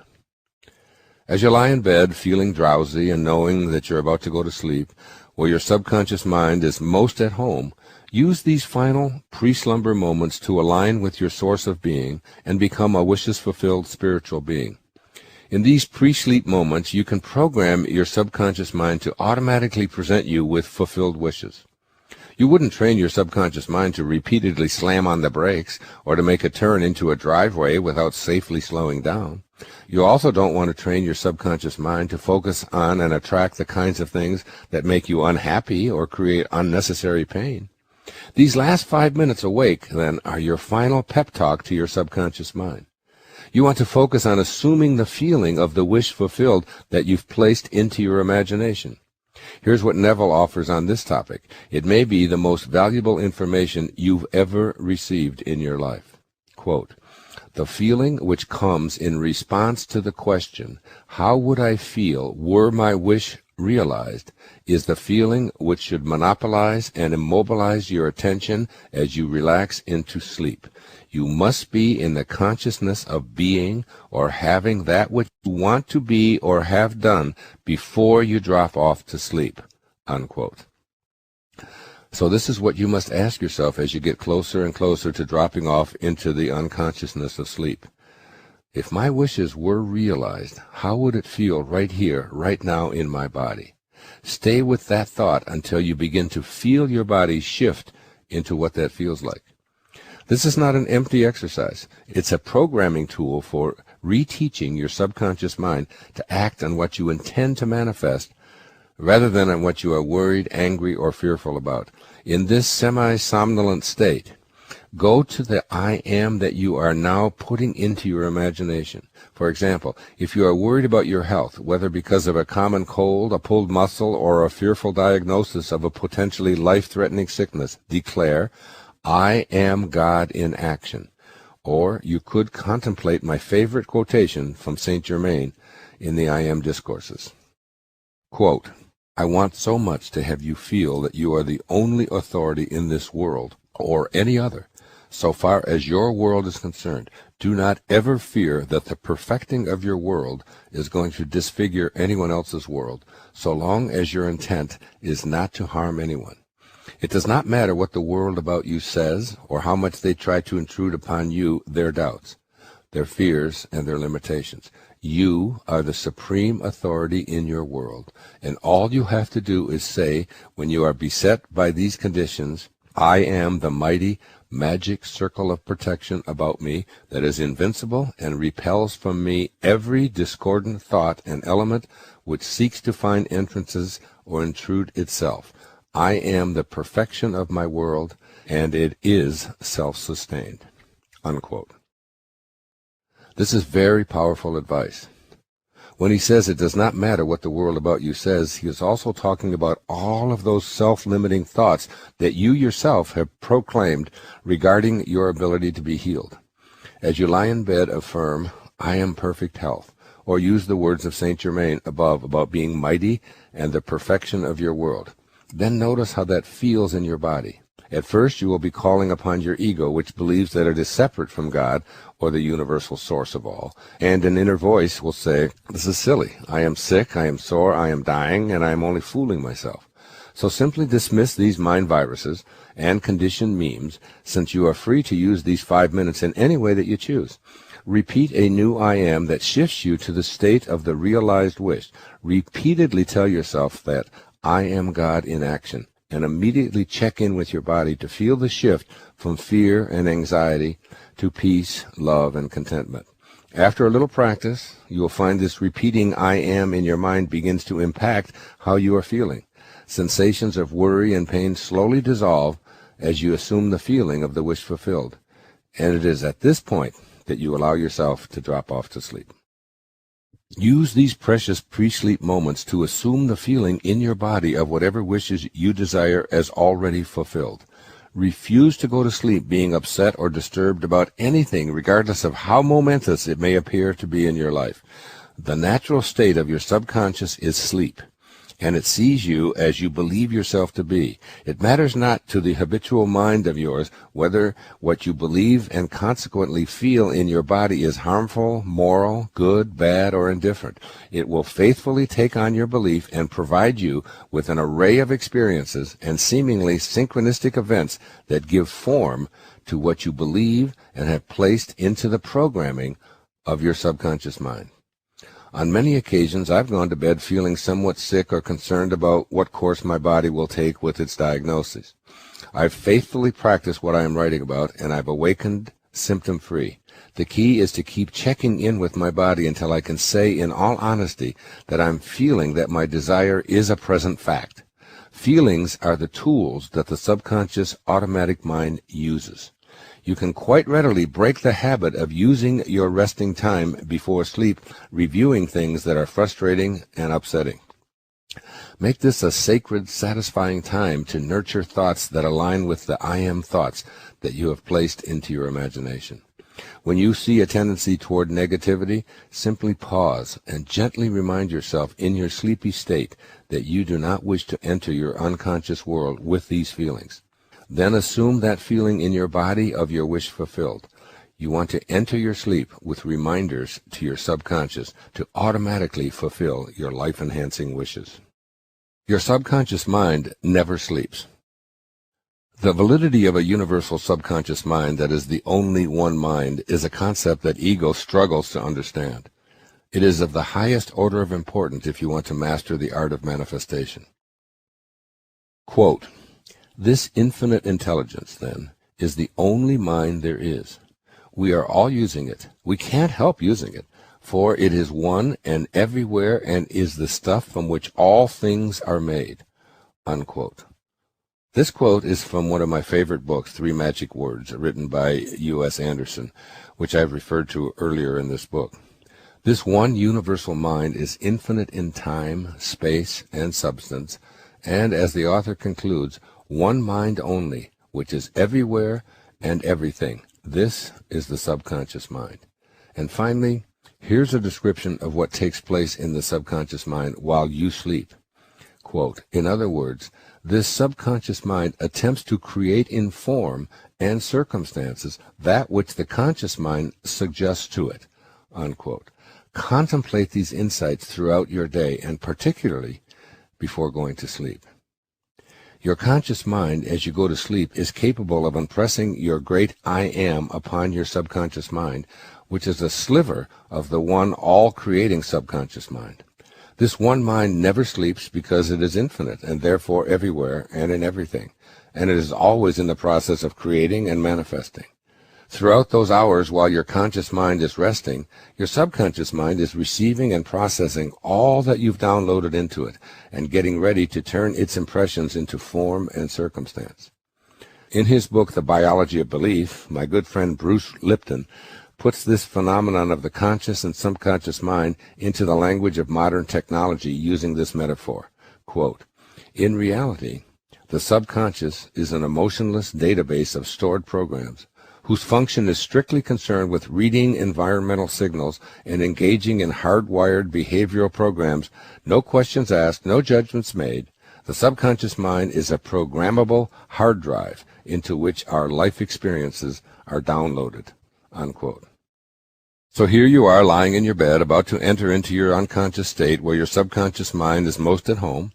In Bruce Lipton's analogy, there's a computer ready and waiting to get to work as soon as you doze off and leave your conscious mind behind. As you lie there, what you say to yourself as an I am is what you download into the computer. The computer I'm using to stand in for the one universal subconscious mind is so vast that it has no beginning and no end, and everything exists within it. If everything exists within it, and it is infinite, that means you exist within it as well, and it must respond to what you load into it. It cannot sleep. It's too busy turning conscious impressions into form and circumstance. All you have to do is understand this power is within you and be in a state of gratitude for your highest self, which is God. Remember those 3 magic words. You are God. There is only one subconscious mind, and your own subconscious mind is a part of that one mind. That invisible part of you is really the mind of God at work, as long as you don't edge God out. That's ego, which is what your conscious mind has probably been trained to do. If your subconscious mind receives your conviction that you have money, you will have money. If it receives the conviction that I am happy, I am healthy, I am content, I am love, I am wise, or any other statement downloaded with conviction, the subconscious mind will bring it into your physical reality.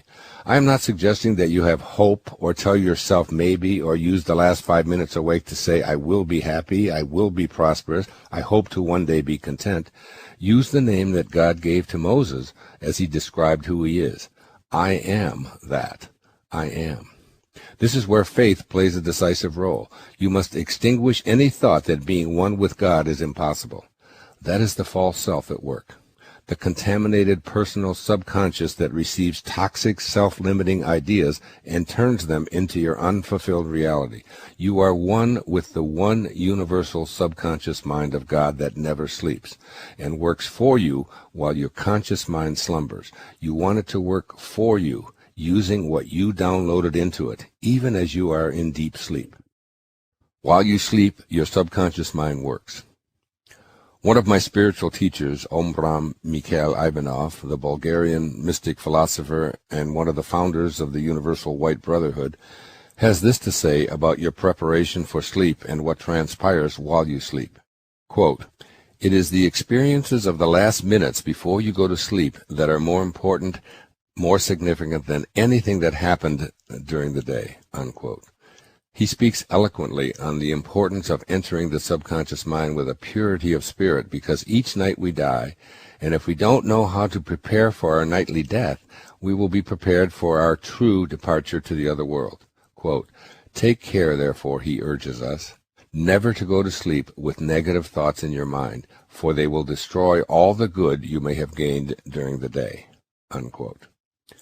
Your time while asleep, when you leave this house and yet are still attached to it, is to be thought of as a sacred journey that you take daily to connect to the one universal subconscious mind and experience the bewildering wonder of what transpires there.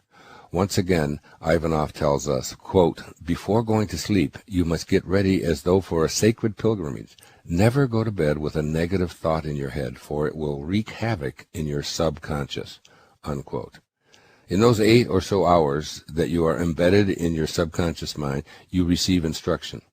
The feelings you brought to your sleep time will be expressed tomorrow and in all of your tomorrows.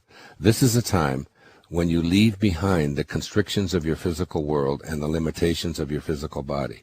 You allow the one subconscious mind to create your wishes without active participation from your solid material self.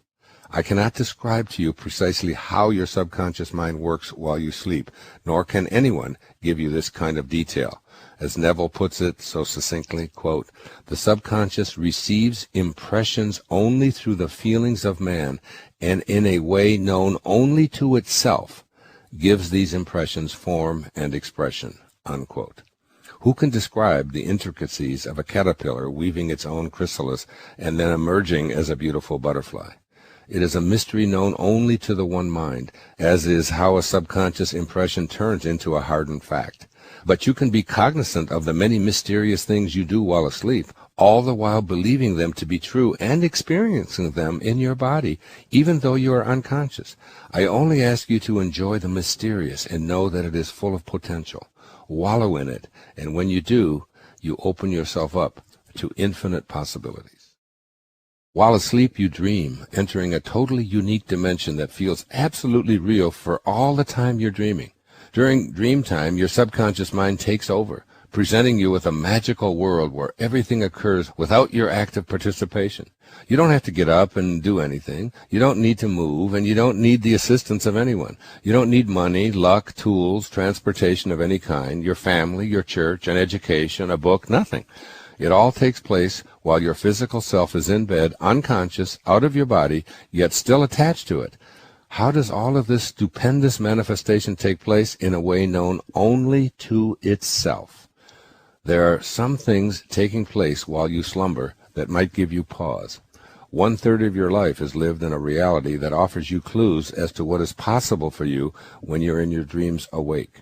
You can get a glimmer of how the one universal subconscious mind works if you can look back from a waking state and examine what is taking place during the sleeping third of your life. In your dream state, you're able to create anything that you desire simply by using your powers of thought to make it happen. You don't have to get out of bed, get dressed, set a goal, and then an intention, go to a car dealership to test drive the car you love, write a check, and drive away with your new purchase. All you need to do is place the idea into your sleepy imagination, feel it in your body, your heart rate goes up, your breathing increases, you are feeling the joy in your smile, and voila, there it is. You are driving in your new car. It's all very real, and all you had to do was have the thought, live from the end, and feel it. Your subconscious mind, now fully connected to the one subconscious mind, has allowed you to participate in the true art of manifestation. And as long as you stay in your dream state, unconscious in your slumber, quote, then he opens the ears of men and seals their instruction, as it is revealed in the book of Job. In Anita Moorjani's near-death experience report, quoted earlier, she speaks about the absence of time and the sensation that everything seemed to be happening at once. No time experience, only now. And so it is in your dream state as well. You can be 5 years old and 50 years old, all at the same time in your dream. You can be with the same person simultaneously, alive and dead, in your dream. Albert Einstein's study of quantum physics was devoted to the simple message that we live in a completed universe, and that time is an invention of man and essentially an illusion.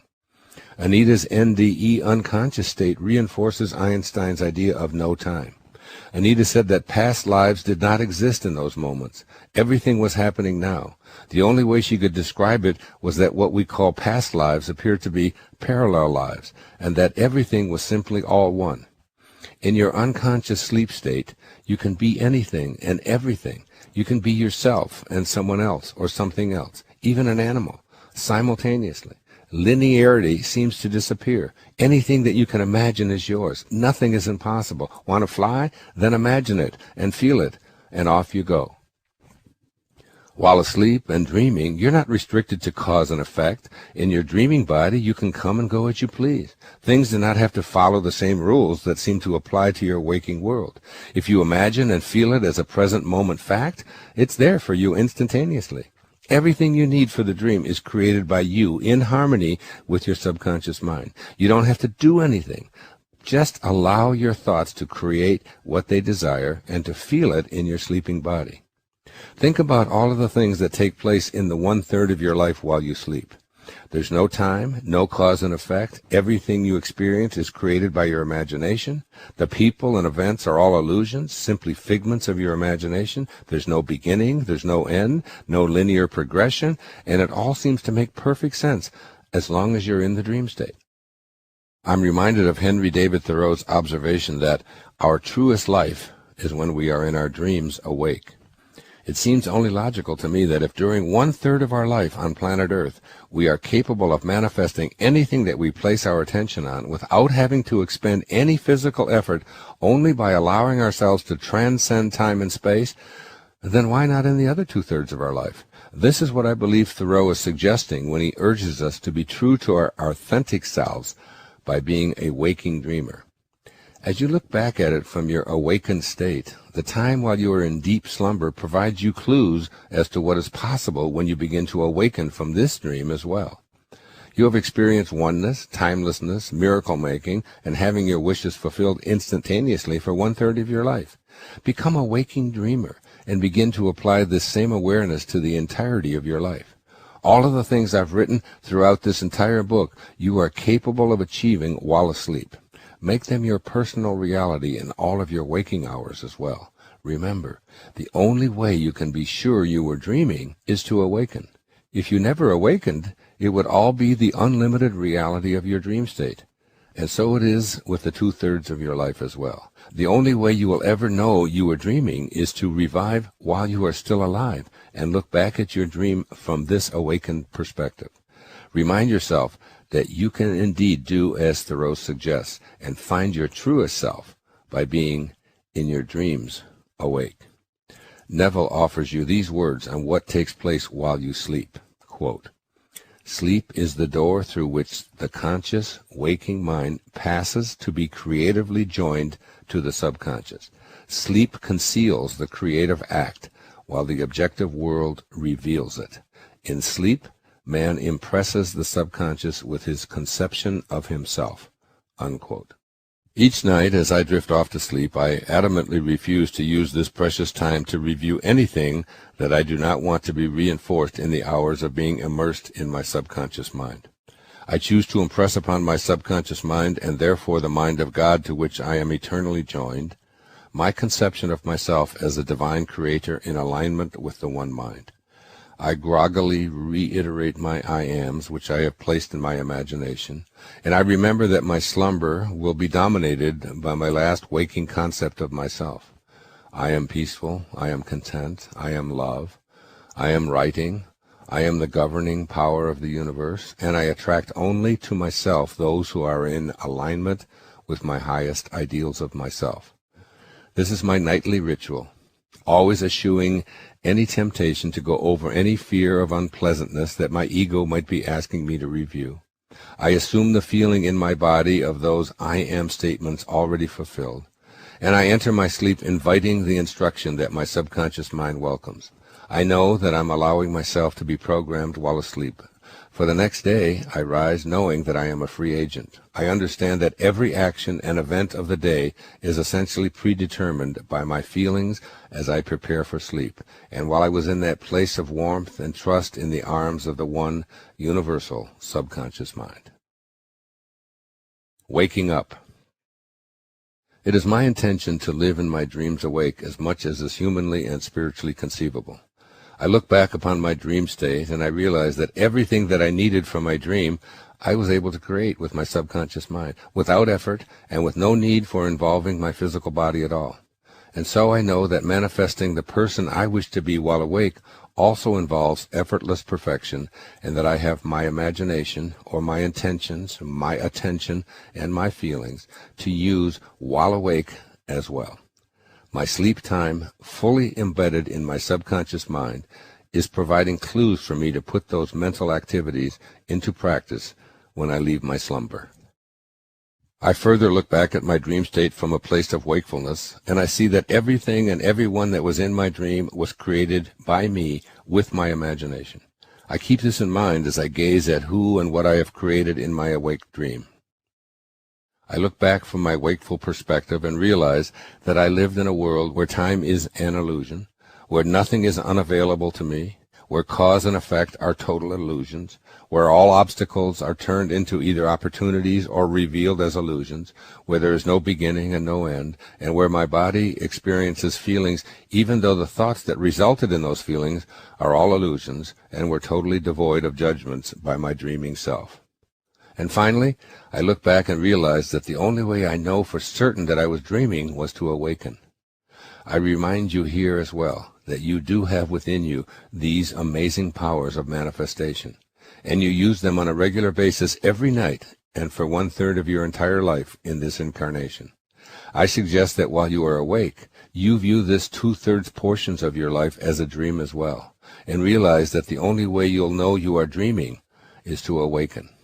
That is, awaken to a new consciousness in which distance and time constraints can be overcome just by a change of state, an awakened state that knows and trusts in the power of your thoughts and feelings to live a wishes-fulfilled life. In all of your waking hours, I encourage you to stay closely aligned to your originating source of being. Practice thinking like God, your highest self, thinks. As I pointed out in a previous book, Excuses Be Gone, when your contemplations are a vibrational match to originating spirit, you are synchronized with divine mind, attracting and fulfilling your desires. You have the same power as originating spirit, as long as you don't replace your divine nature with ego's thoughts, which are essentially the mental meanderings of your false self. While awake, use your mind to repeatedly remind yourself of your true I am that I am nature. Remember that universal one subconscious mind creates in a way known only to itself. It is the great mystery. Learn to live in that mystery, making every effort to use all of your mental and feeling powers to manifest the life you desire, all the while staying in an uncompromised state of love. Here's what Erich Fromm wrote on this subject of living the mystery. Quote, "Rather than being confronted with an overwhelming proof of the limitations of our understanding, we accuse the dreams of not making sense." Unquote. You needn't be concerned with how it will all work out. All you need know is that you are always connected to your source of being, and that you and God are truly one. Just as no scientist can tell you how a caterpillar knows how to turn itself into a butterfly and then migrate thousands of miles without the benefit of a brain, you must simply accept the great mystery of life and death and stay as closely aligned with this miraculous thing that we call creative source of all being as you possibly can. You don't have to understand it all. All you need to do is remain in a state of love while reprogramming your subconscious mind to develop the habits of a God-realized being rather than an ego-dominated person.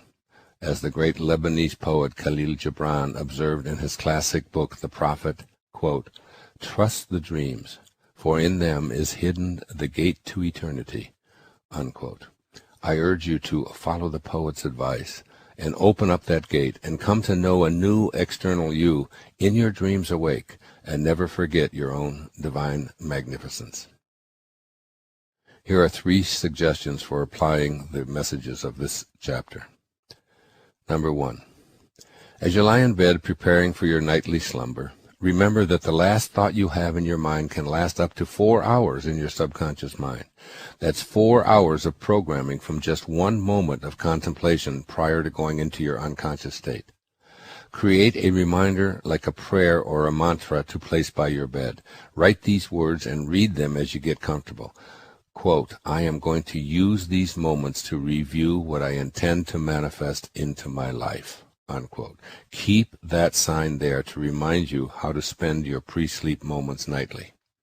And secondly, reproduce this quotation from Saint Germain in the I Am Discourses, and repeat it at least 3 times as you prepare to go to sleep as a daily and nightly reminder that you are sending forth the greatest decree possible. I am the governing presence, governing in perfect divine order, commanding harmony, happiness, and the presence of God's opulence in my mind, my home, and my world. Unquote. Make a serious effort to feel the sustaining power of this in your body. And thirdly, if before dropping off to sleep you are assailed by worry, distress, or fear, do not stay in bed. Get up, turn on the light, take a few deep breaths, read from a spiritual text, meditate for a few moments in front of a white candle, say a prayer, do anything other than staying there lying down. You cannot defend yourself against these onslaughts while remaining snug in your bed. If distressing feelings come back when you return to bed, get up, turn on the lights, and try something else. When you finally do feel peaceful back in bed, repeat the previous 2 suggestions and drift off to sleep, ready to have your ears opened and your instructions sealed. Chapter 9, Making It All Come Together. And here's the display quote from my teacher, Omram Mikhail Ivanov of Bulgaria. Quote, "Turn back to the higher planes and plunge into the cosmic ocean once again. People think that it is in the details that they will find the light, the precision they are looking for. But this is an illusion. You will find far more light in what is vague and indistinct. The human soul needs immensity. Only in immensity can it be happy and feel free to breathe." Unquote. This final chapter will assist you in achieving that immensity that your soul is seeking. It is comprised of 7 questions for you to contemplate and explore as you begin your wishes-fulfilled life. The questions are based on the 5 wishes-fulfilled foundations and the 3 opening chapters. These questions, along with my ideas and suggestions, are in no particular order of importance. They are offered in the hope that as you finish listening to this book, you have a strong aura of all things are possible swirling around in your consciousness. Once you decide to live from this divine awareness, your life takes on an air of appreciation for the mysterious and a belief in the miraculous. All of your God-realized wishes will indeed be fulfilled. So, question number 1. Does it feel natural? There will be times when you doubt your ability to attract into life the successful fulfillment of your wishes, including the ideal person you would like to be. I realize these words may appear to contradict what I've said earlier in this book. However, I'm addressing this question from the position of the overly conditioned ego that's been trained to believe it's preposterous to think you can become what you would like to be by simply assuming the feeling in your body of your wishes being fulfilled. Neville alerts you to this disruptive influence with these words, quote, "The time it takes your assumption to become fact, your desire to be fulfilled, is directly proportionate to the naturalness of your feeling of already being what you want to be, of already having what you desire. The fact that it does not feel natural to you to be what you imagine yourself to be is the secret of your failure. Regardless of your desire, regardless of how faithfully and intelligently you follow the law, if you do not feel natural about what you want to be, you will not be it." Unquote. Think about what you plan to manifest. Then use your imagination to feel what that feels like in your body. Does it feel natural to you? I mean, does it really feel like this is the you that you are deciding to be? If you've been sickly for most of your life and you are assuming the feeling of a healthy body, does it feel natural to see yourself as a picture of perfect health? Do you feel that with your imagination and God all things are possible? If you've been overweight or addicted or poor or victimized or unlucky or weak or anything at all that is incongruous with your perfect well-being, can you feel natural when you assume the feeling of your new ideal? Do you feel entitled to prosperity, health, happiness? If that feels unnatural, you must take on this task that Neville defines in this way, quote, "The essential feeling of naturalness can be achieved by persistently filling your consciousness with imagination, imagining yourself being what you want to be or having what you desire," unquote. I readily admit that there are some things that you might desire or wish for that will never feel natural to you. This came up in an interview I recently did on a telecast for a national television network. The interviewer asked, "Do you mean to tell me, Dr. Dyer, that if I do all that you recommend and follow the law of assumption to the letter, that I can become a linebacker for the New York Giants?" Now, this was a man about 5'7" tall, weighed maybe 150 pounds, a small man imagining himself in a very large man's physical position on a professional football team.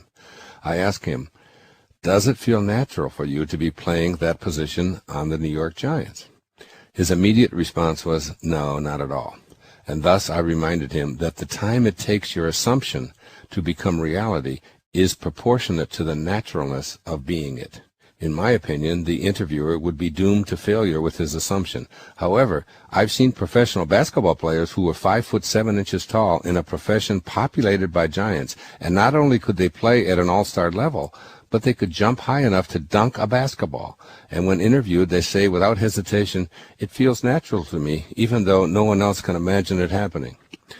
This is relevant to you because it's actually rare to desire what simply feels unnatural. If being healthy, prosperous, happy, successful, strong, intelligent, and so on feel unnatural, then naturalness may be achieved by persistently using your imagination and your subjective attention to make this feeling stick. Throughout my life, it's felt natural to achieve prosperity, to heal my body, to teach self-reliance, and simply be happy. When I was a school teacher, most people said, and I still hear it to this day, "You can't make any money as a school teacher. After all, it's a low-paying profession." Yet being prosperous and making money has always seemed just natural to me. When I was a school teacher, I taught extra courses at night school. I worked every summer, started a driver education business, gave public lectures for a fee on Monday nights, became a consultant on how to attract government grants, started a tutoring business, wrote books, took additional college credits to maximize my salary, and so on. Eventually, because it all felt so natural to me, I made teaching a very lucrative profession. At one time, I was restricted to a classroom as a teacher. Today, I'm still a teacher, only my classroom has now become the entire globe. Whatever it is that you want to manifest for yourself, do not be afraid to place into your imagination, assume the feeling of that wish fulfilled, and by all means make it feel as natural as apple pie. Today we have a man who elevated his life to become the President of the United States.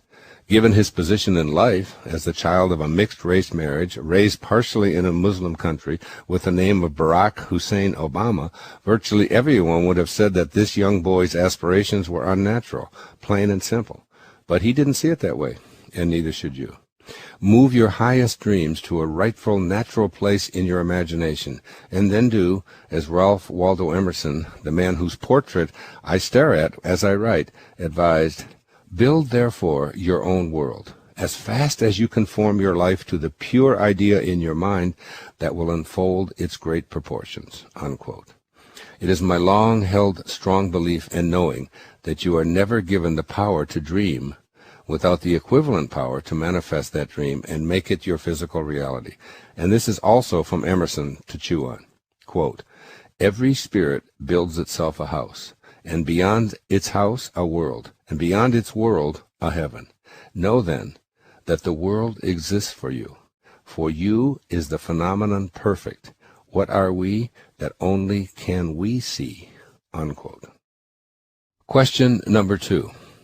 Am I willing to command my I am presence? It is totally unnecessary for you to be subtle or obsequious with your highest self. You are God, not the ego-oriented model of a deity superior to everyone and everything, but the God who is spoken of in the New Testament. He who does not love does not know God, for God is love. 1 John 4:8. And we are of God. 1 John 4:6. Therefore, as long as you stay in a state of love, you must be God. Quote, "And everyone who loves is born of God and knows God." 1 John 4:7. This is not the concept of God that you were probably raised with, even though this couldn't be more clearly delineated in the scriptures of virtually all faiths. View your I am presence as an invisible energy residing within you and around you at all times, which is yours to use as you see fit. It's not an external power residing out there somewhere that you can't see or touch, or that you must beg to serve you. It is your very highest self. I encourage you to make use of this God power by insisting upon it serving you in the manifestation of your highest aspirations for yourself and all of humanity. In the I Am Discourses, Saint Germain says it this way, quote, "Therefore, when you say, 'I am the conquering presence,' I command this I am presence to govern perfectly my mind, my home, affairs, and world. You have sent forth the greatest decree possible to be given." Unquote. Notice the word command. This is in sharp distinction to the teachings that counsel us to treat God gingerly in our prayers and discussions, to be careful not to insult God, and to be fearful of Him. I'm not suggesting you adopt an attitude of arrogance in your relationship with the source of all being. That would contradict the quote from the book of John that God is love. The second question is about you having absolute faith in your own I am presence and a willingness to be insistent on the cooperation of the God force to which you are eternally connected because you are of God. When you place an intention in your imagination, do not allow a question mark at the end of your pronouncement. See your statement ending in a grammatical exclamation point. I bring this into my reality! Exclamation point. It's easy to say if you're already living from that declaration in your imagination and have assumed the feeling in your body of that wish being fulfilled. As Saint Germain advises, quote, "Put all your power back with God, and then when you command, no matter what it is you want, you have all power instantly on hand to bring forth the fulfillment of your decree." Unquote. And another favorite observation from the I Am Discourses is this, quote, "Say to your divine self, 'See here, God, come forth and take care of this.' God wants you to set him to work. This releases a flood of the God energy, intelligence, and substance which flows forth to do the command." Unquote. Here's one final offering from the I Am Discourses regarding your insistence on having your physical body live from a place of divine perfection and well-being. Quote, You must take the unconditional stand with your body that the I Am presence governs this physical body completely and compels it into obedience. The more attention you give your body, the more it is the master, and the more it will demand and keep demanding from you, unquote.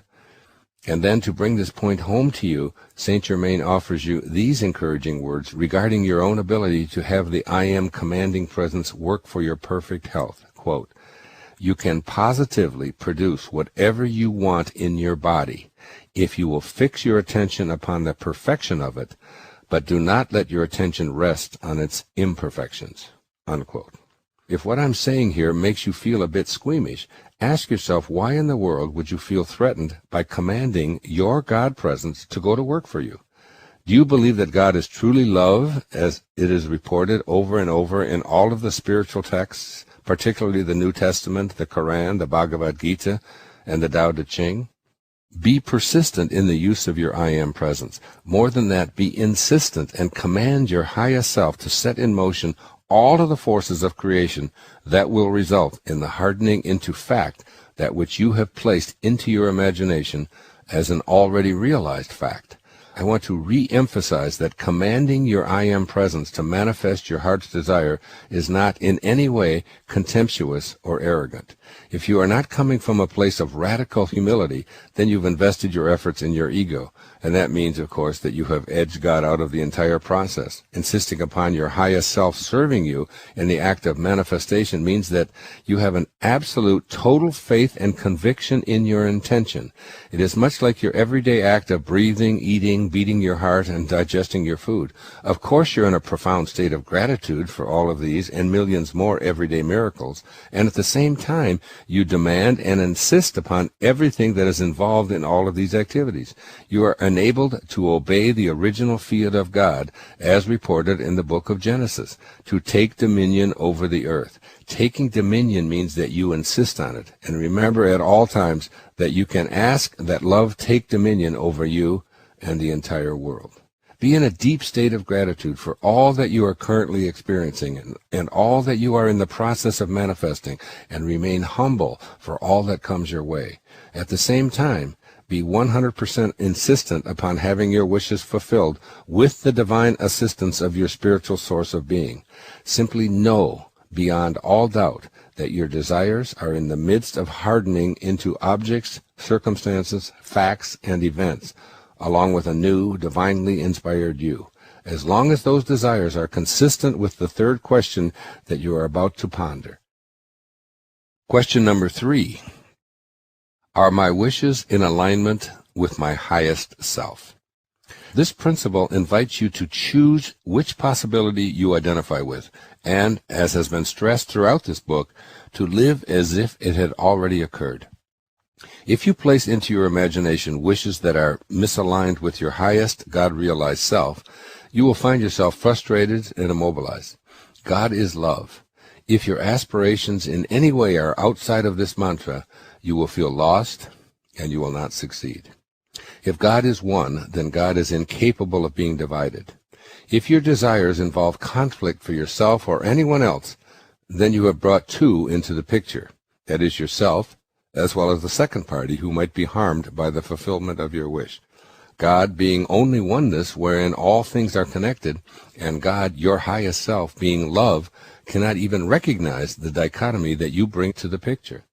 If God acknowledged a desire that would bring harm to anyone, God wouldn't and couldn't be God. How could that which is all one recognize two, which is needed in order to have conflict, and still be God? This is what happens when you attempt to manifest from a place of selfishness or potential harm to anyone else. You invoke the ego, which is always about winning, overpowering, being better than others, accumulating for the sake of feeling superior, achieving for adulation or recognition, improving your status, and so on. And again, ego is edging God out. I love the way Neville speaks to this point. Quote, "You never draw out of the deep of yourself that which you want. You always draw that which you are, and you are that which you feel yourself to be, as well as that which you feel is true of others." Unquote. So in this manifestation activity, the secret is to feel yourself as already being and having what you desire, and to keep the entirety of it all wrapped up in a spirit of love. By all means, place into your imagination the idea of living a prosperous life. But this in no way implies from a God-realized position that you desire a fancy watch, a luxury automobile, a large infusion of cash, a palatial home, or anything else that is for the purpose of elevating your position among your peers. This immediately involves conflict, two-ness, you and those who you are attempting to impress with your being in some way superior. Staying aligned with your source of being means no one is in any way better than anyone else, regardless of the monetary value of their stuff. This third question is asking if you love as you are loved by the creative source of all. Can you ask out of love, live and feel as if what you desire is already a present fact, and then allow the universal source of all to provide with no concern about appeasing the demands of your ego? If demanding and insisting is your style, do it from a place of pure love. Be willing to give it all away in the name of that love. Stay in that place of pure humility. If you desire to purify your body and live from a disease-free place of perfect health, simply assume the feeling of love throughout your body and live as if it were your reality.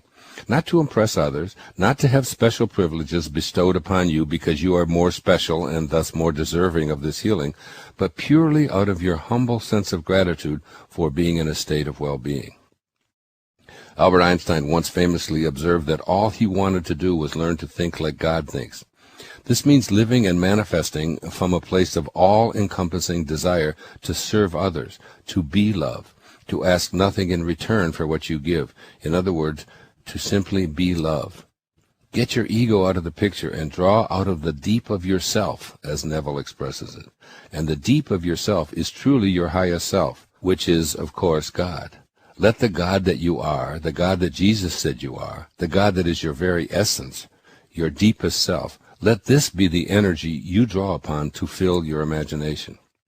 And then, know that you are fully aligned with the only source that is responsible for all of creation. As you begin to see your divinely aligned manifestations show up in your physical world, think like God thinks, and share any munificence with others with no expectation of anything back, including even a thank you if it's not forthcoming. As you place your intentions into your imagination and assume the feeling of those intentions being fulfilled, ask not for anything that is outside the great umbrella of love that is God. The words of Jesus in the book of Luke sum up all that I'm saying here. Quote, "But if you love those who love you, what credit is that to you? For even sinners love those who love them. If you do good to those who do good for you, what credit is that to you? For even sinners do the same. But love your enemies, do good and lend, hoping for nothing in return, and your reward will be great, and you will be sons of the Most High. For he is kind to the unthankful and evil. Therefore be merciful, just as your Father also is merciful." Luke 6, verses 32 and 36. Similarly, Lao Tzu, some 6 centuries or so earlier, reminds you that the great sage is kind to the kind and kind to the unkind, because kindness is his nature. If you can make your desires harmonize with the messages of the above passage while practicing humility and keeping your ego at bay, you will come to see the truth in Neville's observation that, quote, "You never draw out of the deep of yourself that which you want. You always draw that which you are," unquote. The key here is the deep of yourself. That is your highest self. And you will also see the significance of the fourth question, which follows. Question number 4. Am I free of judgment, condemnation, and criticism? Several months ago, my desire to manifest something into my life did not appear to be registering with the God force that brings all things into being. It is not that I was being impatient, for I have come to know in my heart of hearts that all things arrive in divine time, and that it is not the job of my ego to say when what I desire should show up. I've come to fully accept that infinite patience produces immediate effects, as A Course in Miracles tells us. The immediate results are the sense of inner peace that I feel when I trust in the divine, and infinite patience is just another way of saying pure faith. The point I'm making here is that I wasn't experiencing anything remotely close to inner contentment. In fact, the more I focused on what it was that I wished to see fulfilled, even though I was practicing everything that I've written here in the first 8 chapters of this book, the more I felt anxious, sad, worried, frustrated, and even mildly angry at times. It just didn't seem to be working. Then one day I was rereading for the umpteenth time the 3rd volume of the I Am Discourses, the little book that was left at the yoga studio all wrapped up in gold, that influenced the creation of this book that you're listening to. And I came upon something that made me realize why my feelings in my body were so discordant when it came to the fulfillment of one of my greatest wishes. Quote, "The student should constantly look within his human self and see what habits or creations are there that need to be plucked out and disposed of. For only by refusing to any longer allow habits of judging, condemning, and criticizing to exist can he be free. The true activity of the student is only to perfect his own world, and he cannot do it as long as he sees imperfection in the world of another of God's children." Unquote. Reading this paragraph was like having a bucket of cold water thrown in my face to shock me from the coma that had defined my life in relation to the lack of fulfillment of my wishes regarding this particular thing, which I have chosen to keep private. All the while I was using my imagination to have a clear picture of what I wanted, I practiced living from that mental position. I assumed the feeling of the wish fulfilled. I used my subjective attention to keep that vision alive in my inner world, and I always used the last moments of my awake time to go over and over what I wished to manifest before entering my unconscious state of sleep, where my subconscious mind was most at home. During all that time, I was also seeing imperfection in another of God's children. I lovingly criticized, not so lovingly condemned, and my judgments frequently overshadowed my spiritual visualizations and intentions. I had to learn that every single one of God's children is doing what they know how to do, and I need to be able to love them, all of them, as our source of being loves them, without judgment, without condemnation, and without criticism. If I'm to be a being of love living from my highest self, that means that love is all I have inside of me and all that I have to give away. If someone I love chooses to be something other than what my ego would prefer, I must send them the ingredients of my highest self, which is God, and God is love, as I have reiterated over and over throughout the pages of this book. My criticism and condemnation of the thoughts, feelings, and behavior of others, regardless of how right and moral my human self convinces me it is a step away from God realization. And it is God consciousness that allows for my wishes to be fulfilled as long as they are aligned with my source of being. I can come up with a long list of reasons why I should be judgmental and condemnatory toward another of God's children, and why. Damn it, I'm right. Yet, if I want to perfect my own world, and I so want to do so, then I must substitute love for these judgments, or take the consequences of not having my wishes fulfilled. I spent years studying the teachings of Patanjali, and he reminded us several thousand years ago that when we are steadfast, which means that we never slip, in our abstention of thoughts of harm directed toward others, then all living creatures cease to feel enmity in our presence. Now, I know that we are all human, you, me, all of us. We do occasionally slip and retreat from our highest self into judgment, criticism, and condemnation. But this is not a rationale for choosing to practice that kind of interaction. I can only tell you that when I finally got it, and I sent only love to another of God's children whom I had been judging and criticizing, I got the immediate result of inner contentment, and my wishes have definitely, assuredly been fulfilled. I urge you to send love in place of those judgments and criticisms to others when you feel they impede your joy and happiness, and hold them in that place of love. Notice that if you stay steadfast, when you change the way you look at things, the things you look at change. Question number 5. Do I pray as if my prayers are already realized? The traditional means of prayer that I was exposed to throughout my life involved asking for something and hoping that an external God would provide me with the answers for my wishes.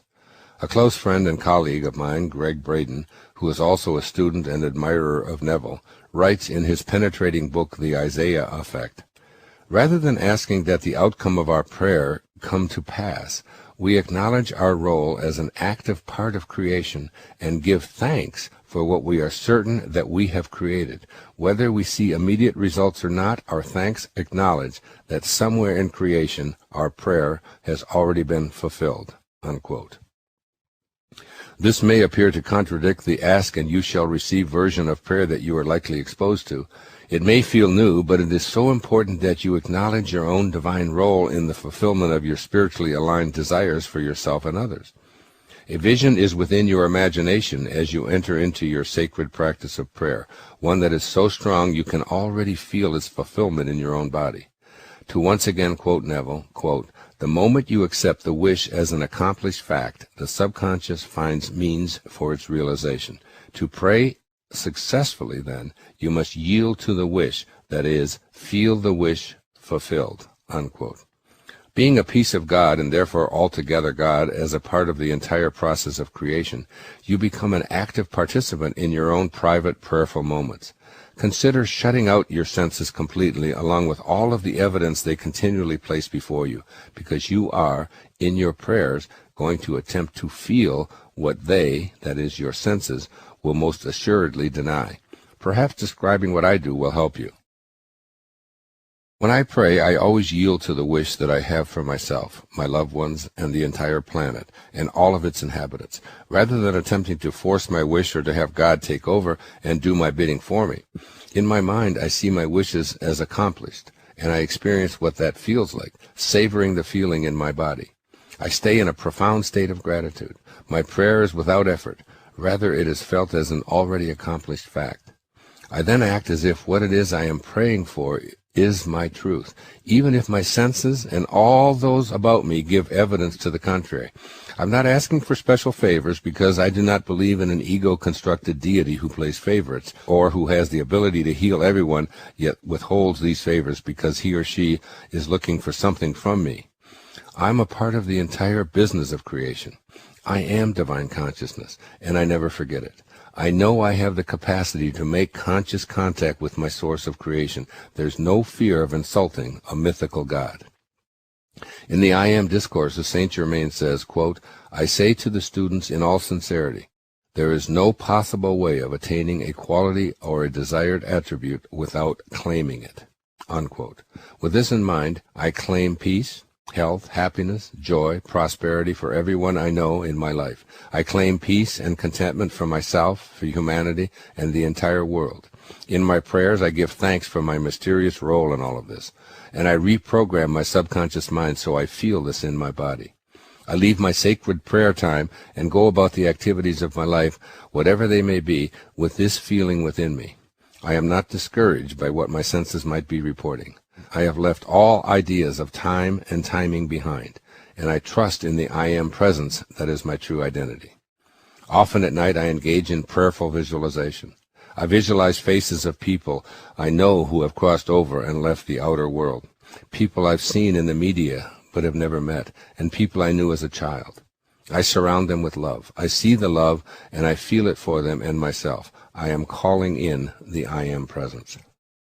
As the I Am Discourses teach, quote, "The undesirable moves out, and the I Am presence moves in, and you find that you have truly entered into a new world, filled with the happiness and perfection you have always known existed somewhere within your own heart." Unquote.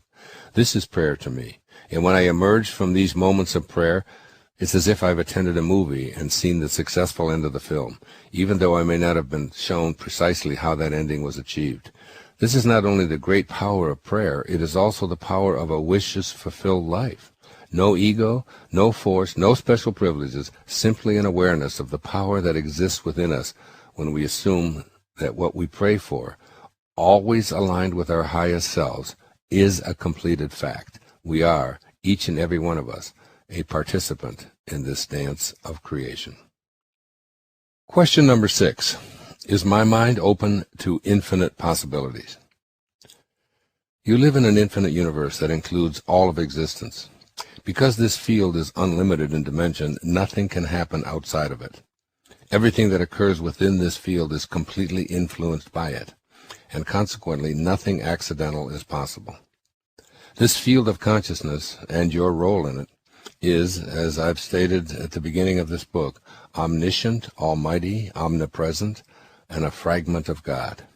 With God, all things are possible, which is infinitely exciting when you are convinced that means there's nothing left out. Living from this perspective, if your wishes align with this one universal God force, miraculous occurrences become the norm. The universe seems to conspire in ways that are hidden from your intellectually inquiring mind, which seeks specific scientific answers as to why this or that seems to be taking place. While your cognitive apparatus remains totally befuddled, mysteriously benevolent forces begin to come to your aid.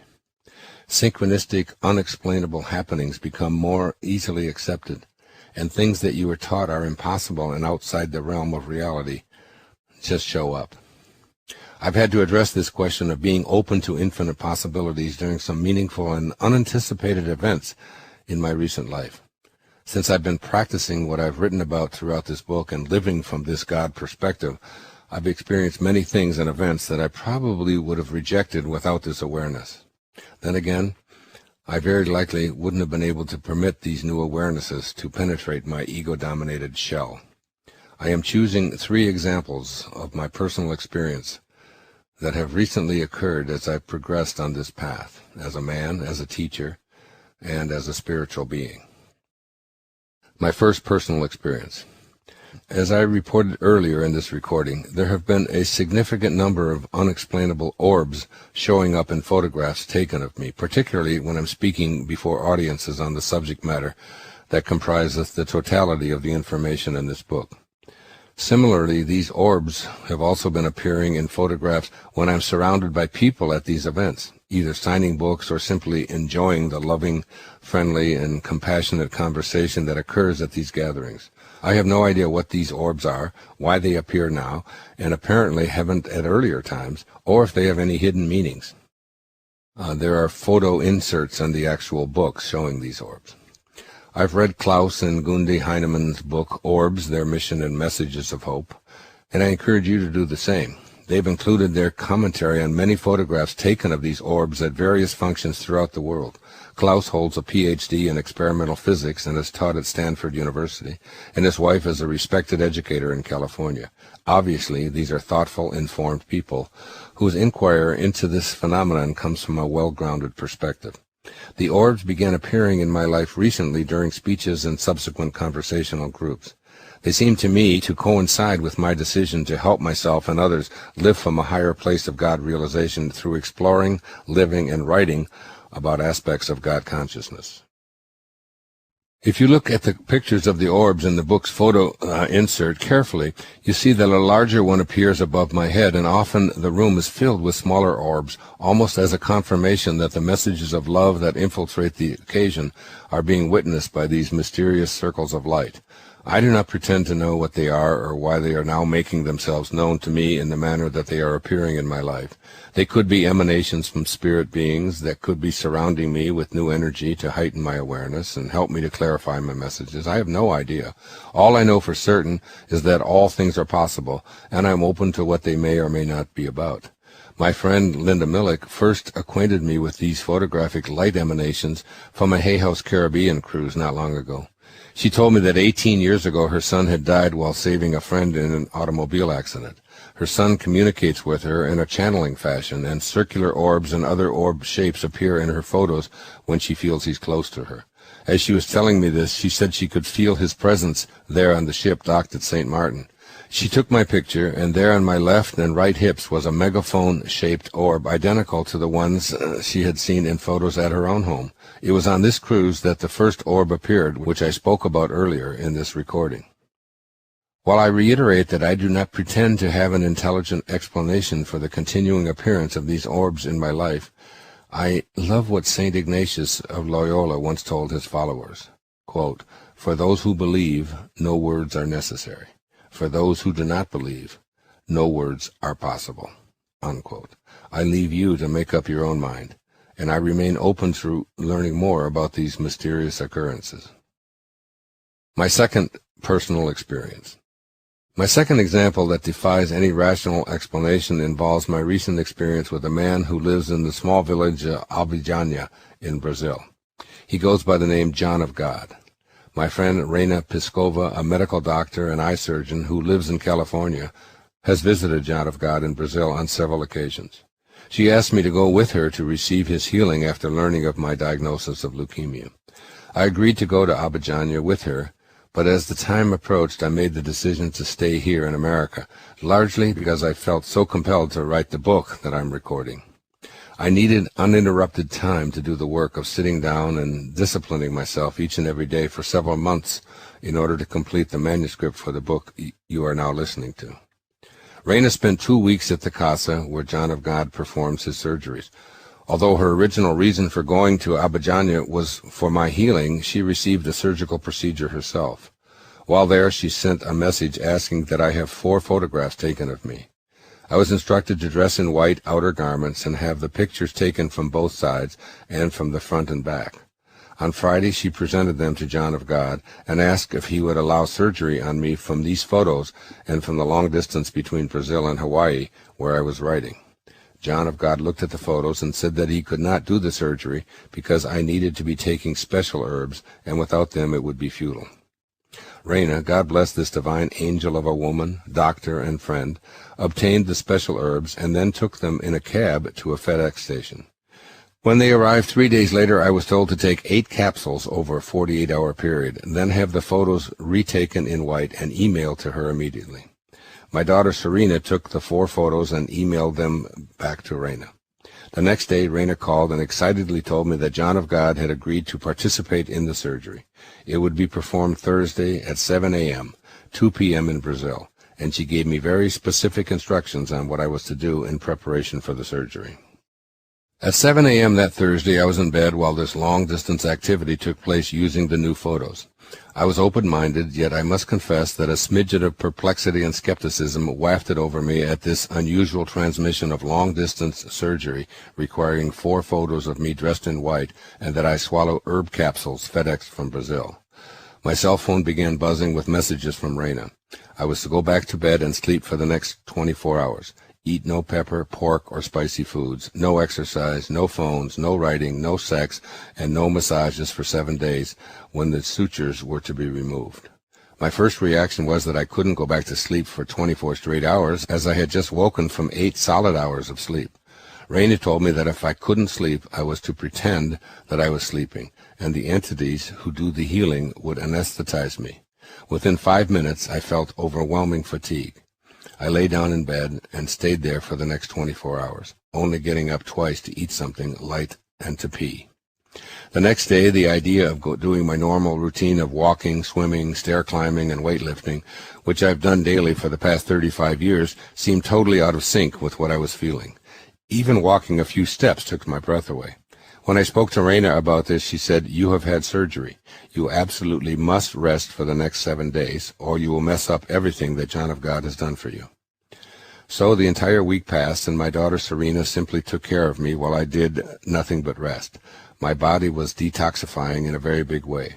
I went from feeling just fine to coughing up phlegm and having flu-like symptoms, difficulty breathing, exhaustion, watery eyes, and many other symptoms. Exercising in any way was totally out of the question. I spent 1 week in a total state of rest. Reina then told me that the following Wednesday night I would be having my, quote, sutures, unquote, removed, and gave me very specific instructions of precisely what I was to do in preparation for my 8 hours of sleep while the entities removed their sutures. Of course, I did exactly as I was instructed, but the modicum of doubt still swirled around in my mind about spirits removing invisible sutures. My friend told me that anything could happen, and that when it took place for her the first time, the room actually shook like a minor earthquake, so I might want to remove anything valuable from high places in my bedroom in the event that I had the same experience. Reina sent me by FedEx, again from Brazil, water that had been blessed by John of God, which I was to place by my bedside. I was to wear white to bed and pray and be pure love. As I dozed off, I had a picture of everyone I could imagine in my mind, and I bathed them all in a cascade of pure love. The next morning I looked at my watch, a watch that has a 10-day power supply source, a watch that has always kept perfect time to the second. It was 7:05 a.m. The phone next to my bed rang, and my dear friend Carrie asked me how the night went. I told her I was just waking up, and she said, "But it's 8:25 a.m. I'm at the airport." I assured her that her time was incorrect, and she was adamant that it was 8:25. It turns out that my precision-guaranteed watch had stopped for 80 minutes during the night. When I walked out to the kitchen, my children jokingly asked if I'd been doing drugs. My pupils were tiny, my left eye appeared to be scratched, my eyes were watering, and I looked to them as if something very strange had happened to me. I felt like I was pure love. Everything I looked at I saw with new eyes. The tree was love. My plants were love, the ocean was love, and every person I saw that day, I just wanted to tell them how much I loved them. I was a walking being of love, and it has not dissolved since then. 2 days later, that same precision watch once again inexplicably lost exactly 80 minutes. Then the next day, Raina called and told me that the clock on her automobile was 80 minutes slower than it was supposed to be, and she sent me a photo verifying it. I have no idea what transpired in those 80 minutes.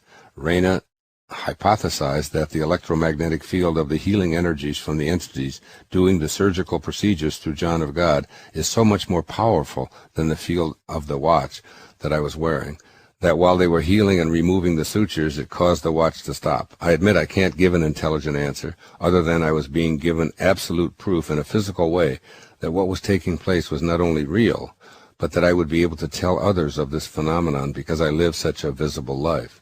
At any rate, my body has still been detoxifying. I am feeling so much love for everyone, including a person who engaged in litigation against me, attempting to achieve financial gain, something that once made me angry, and now all I can do is bathe him in love as well. And the litigation ended shortly thereafter as well. At this point, I would like to go back to my discussion of the orb phenomenon that has recently infiltrated my life. The Heinemann's book contains 65 color photos with orbs in them, taken at various functions all over the world. After my experience with John of God, I learned that some of those photos were sent to the authors, showing orbs making themselves visible in photos taken in Abidjania. They are reproduced in the photo insert of the book. If you look at them, you can note the huge orb above John of God, while he does a visible healing intervention, and a photo where the orbs cloud the image of the entire healing encounter. The presence of these orbs with John of God, as well as those that seem to be showing up at my speaking events, is a synchronicity that defies my reasoning powers. Yet it is there, and I am open to learning what it all means or living with contentment in the mystery. What I can report with certainty is that profound changes have taken place in my body in both physical sense and even more emphatically in a feeling sense. When I received the diagnosis of leukemia, I had been told by several physicians that I wouldn't be able to continue practicing Bikram yoga 4 days a week. The heat, I was informed, would be way too strenuous, and it would be ill-advised for me to continue this activity. Sure enough, I found myself feeling so weak in yoga that I ultimately abandoned the practice. Yet one early morning, while meditating, just 20 days following my suture removal, I heard an inner voice saying, "Do not go for a walk today. You can now do yoga." I listened, and I went to my first Bikram yoga class in 11 months. Although I was rusty, I completed the class much to my renewed joy. I had always loved yoga, and I had missed it terribly. I am back to an early morning class 4 to 5 times a week, and my ability to hold the postures in the heat have surpassed what I was accomplishing prior to my leukemia diagnosis. I feel stronger, and those aches and pains that had returned when I abandoned yoga are completely gone. A few days later, I celebrated my 71st birthday in a totally unique way. The overwhelming sense of love I felt after my experience with the healing entities was dominating my every waking moment. That day, I went out on the streets of San Francisco, and I talked with an array of homeless people. I felt compelled to simply love and give. To that end, I had a wad of cash with me, and I passed out $50 bills to at least 30 different, somewhat lost souls. When I returned to my hotel room, I sat on the bed and simply sobbed in gratitude. I have never had such a memorable birthday, a day in which I felt driven to reach out and give love without any expectations in return. I now feel absolutely imbued by love, and while my body seems to be detoxing, I've shifted my eating habits and my body feels cleaner and healthier. I have not partaken of new blood tests and medical evaluations because I trust in what I experienced to such a degree that I need no external validation to assure me that these mysterious, mystical events took place. I was there for the surgery, and I was there for the suture removal. I need say nothing more. I believe in miracles, and I also know that I am not this outer body. I have no fear of death because I am birthless, deathless, and changeless. This is my I am presence of being one with God. In addition to this feeling, it has become clear to me, since my John of God experience, that I am more and more in contact with what I can only label angelic guidance. In my morning meditations, I receive what feels like instructions on how to conduct my day. Without exception, when I follow this guidance, I find myself encountering amazing opportunities to reach out and serve, and my inner voice says, follow through and be of service. One recent morning provides an example of what I'm experiencing daily. At 6:30 a.m., I conversed with a man who was struggling in his marriage. I advised him to focus for the next 24 hours on unconditional love. It was an unexpected, unplanned encounter, and I gifted him 2 books and a copy of my movie, The Shift. He was elated and expressed that he felt a huge burden had been lifted from his body as a result of our conversation. On my way back home, I encountered a homeless young man asleep on the beach, and I gifted him $100 and talked to him passionately about seeking help for his drug addiction. He smiled from ear to ear and said that I was the first person he met on Maui who wasn't full of judgment toward him. When I got home, I discovered I'd taken the wrong key and was unable to enter my apartment. On the way to the desk to retrieve a correct key, I encountered a woman who had lost her son in an automobile accident some 2 years earlier. As we talked, she told me how just the day before she had seen for the first time a video of his second-grade graduation, which was sent to her by a friend. Tears came to her eyes as she described having to testify in a few days at the sentencing of the impaired driver who caused her son's death. We walked together to get the new key, and I invited her into my home. I then gave her a copy of Anita Moorjani's description of her near-death experience, in which she defines death as an awareness of coming into the light of pure love. I said to this woman that after reading Anita's account, she might have some of her anguish removed. I feel these 3 experiences of synchronicity were the outcome of my hearing and responding to angelic guidance during meditation, directing me to walk in a certain direction at a certain time. 3 people's lives were touched because I was not only told where and when to walk, but also because I felt compelled by inner persuasive forces to reach out and be of service. These kinds of synchronicities as a result of inner callings happen every day since my experience of healing with the entities working through John of God. I observe, I listen, and I act. And I feel as if I'm a being of love more than just a loving being.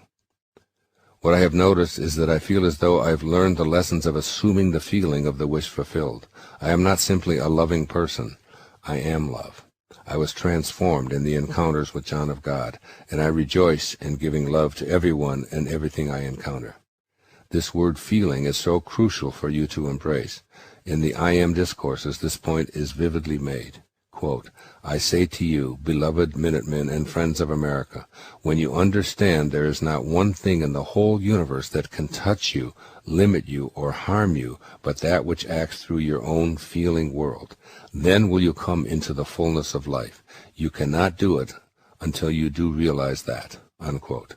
My healing experience with John of God, I believe, made me realize that. My 3rd personal experience. My 3rd event involves the enigmatic subject of past lives, or parallel lives, since time doesn't really exist in an infinite universe. My good friend and colleague Brian Weiss has written, researched, and lectured extensively on this topic, and I've been pleased to share the stage with him in venues all over the world. His groundbreaking book, Many Lives, Many Masters, was my first real introduction to past life regression, and while I have seldom had any first-hand experience in this area, I've always found reincarnation and past lives a fascinating area of inquiry. Several months ago, I received an invitation to participate in a past life hypnotic regression from a woman who had worked with Dr. Weiss.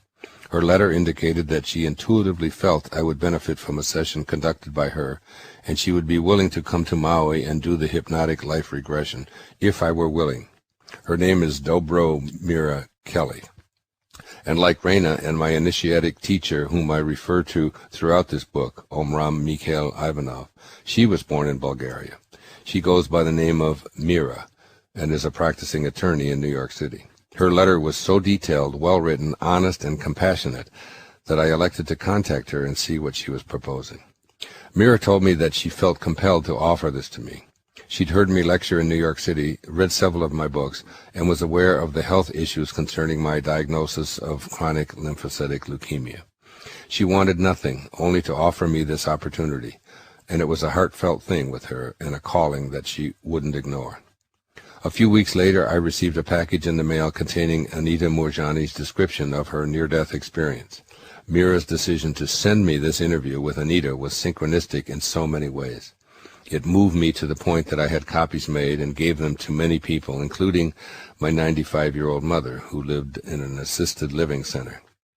My mother simply loved what Anita shared about her experience of being in a coma and being on, quote, the other side, unquote, and her miraculous healing from a diagnosis of certain death on the horizon within the next 36 hours.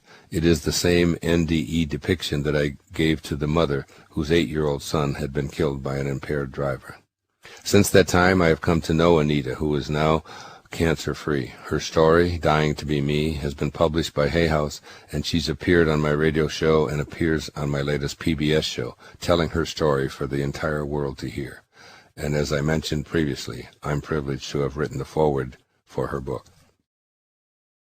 Anita told me that she feels the reason she had her NDE and returned from the very edge of death to have a miraculous recovery was so that she could tell the world what she learned while she was in that state of God-realized awareness. We both feel that our meeting and arranging to have her story published and appear with me on television, it's all part of God's plan for her and for myself as well. Mira Kelly's decision to send Anita's NDE report to me was a vital link in this stupendous chain of events. I told Mira by telephone that I would be here for several consecutive weeks the following month, but I couldn't commit to a firm appointment. She said fine, and I pretty much left it alone. Then one day she called and told me that she was on Maui and would be available any time in the next week. We set a time for Thursday at 10 a.m., exactly 1 week prior to my surgery from John of God, which hadn't even been scheduled yet. At that time, Raina was in Brazil and didn't have a commitment from John of God to perform the long-distance surgery. At precisely 10 a.m. on Thursday, Mira knocked on my door, and within 1 hour I was entering into one of the most riveting 3 hours of hypnotic time-traveling imaginable. Mira recorded the entire session, and she also transcribed every word of it in a script format. I'm going to reproduce a portion of that experience and read it to you right now so that you can engage in opening up your mind to all kinds of infinite possibilities. So this is Wayne and Mira speaking from this past life hypnotic regression. Me. Desert. I see mountains of sand, people dressed in desert garb, Arab garb of some kind. Mira. Very good. Are you outside or are you looking from inside out? I say outside. There are a lot of people walking around, lots of heavy clothes on. Mira. Are you in a place in a town where people live? No, it's I guess like a village of some kind, just a bunch of tents, people walking around, men with beards, women with their faces covered. Mira. Yeah, well, look down at your feet and tell me what your feet are dressed in or if they have on anything at all. My feet are bare feet. Mira. Bare feet? How about your legs? Do you have clothes on your legs? Wayne. I just have on like a shirt, a T-shirt of some kind. I actually don't have very much on at all. Mira. How does the clothing feel against your skin? Does it feel like refined cloth or does it feel rougher?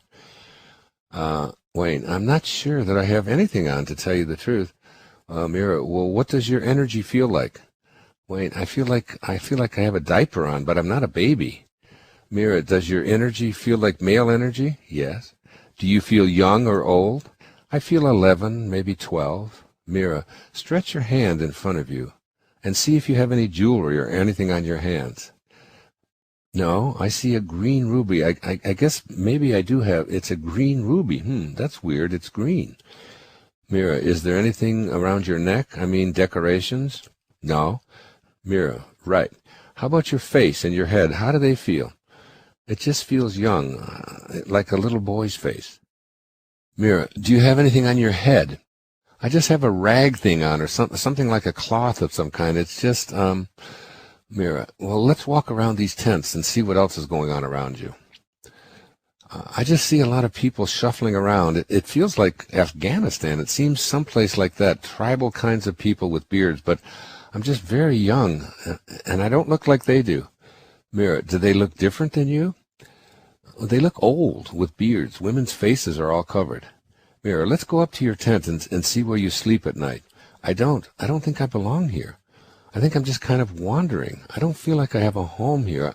I feel like they don't even notice me, though, even like I'm invisible to them. Mira, let's go a little back in time before this scene and see where you come from. How did you get there? I think I just wandered. I think I was just wandering and living in the woods or something, and nobody seemed to notice me. Mira, let's go a little forward then and see what happens next. Wayne, I'm looking for food. I'm very thin, and I have you can see my ribs. How do you find food? Mira asks. Wayne, just eating things like apples and fruits, whatever's growing in the woods. Mira, do you have family, or are you by yourself? Wayne, I'm by myself. It seems like my family has been ambushed or something. Mira, can you see that? Just go back and let the knowledge emerge. Wayne, I don't think I've had family for a long time. I think my family was killed by invaders of some kind. I ran away and I escaped. Mira, let's go a little forward to another moment in the lifetime and see what happens. Wayne, I can't get anyone to notice me. I'm looking for clothes, for something to keep me warm, so I steal them and no one even notices. Mira, do you have the ruby on your finger? Wayne, it's green. Mira, how did you get it? Wayne, I found it. Mira, you found it? That's a good treasure to find. What do you do with it? It's meaningless. It just doesn't mean anything to me. I feel like I'm lost, and I just can't get anyone to realize what has happened. I ran away for a long time. I have sores on me and cuts. Mira, tell me about those sores and these cuts. How did they come to be? Wayne, I think from scratches from the trees or thorns and bushes, wandering through that kind of brush. I haven't eaten in a long while. Mira, what do you do next? Wayne, I'm going up to people and I'm asking. I'm just invisible to them. They don't know I'm here. I could take anything I wanted. I'm like a ghost. I'm pale, just wearing a little loincloth. I'm not afraid at all. I just can't figure out why nobody's paying attention. Mira, let's go a little forward and see what happens next. Wayne, I just gather up fruits and figs and dried fruit. I have no pockets to stuff them in, so I just take this tray of treasures and I go back. That doesn't make any sense. I just go back into the brush. Mira, and that's where you eat them? Wayne, yeah, but I think I had a sister, and I think she's still alive. I want to take this stuff back to her and find her. Mira, is she there when you go back, or are you looking for her now? Wayne, yeah, I'm wandering, looking back. There's a fireplace, and the fire is out. There are bodies around. People have been killed. My father's been killed. He's old. There's women weeping. Mira, has your mom been killed as well? Wayne, I don't have a mom. Mira, how about any other family, your sister?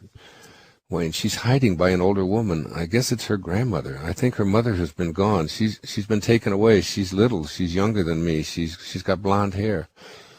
Mira, how do you feel seeing all of this? Wayne, sick, angry, sad. And I bring her food, the apricots, the dried apricot oranges, and she's only 3 or 4.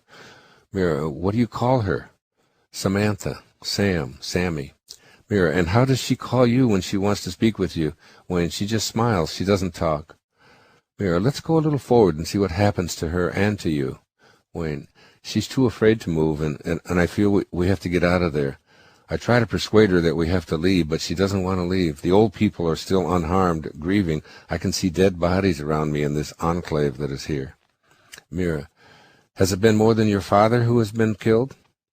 Wayne, that's my father. He's lying there helpless. He's dead. Blood coming out of his mouth. He makes no sound. It's so weird. His grandmother's dressed like an Arab woman. My father had a pair of brown pants on, a belt, no shoes, and the pants only came to his calves. They're tight. He had no shirt on, and he's been ambushed, and the grandmother is just dressed in all black clothes. Mira, what are the old people saying to each other? What do they think has happened?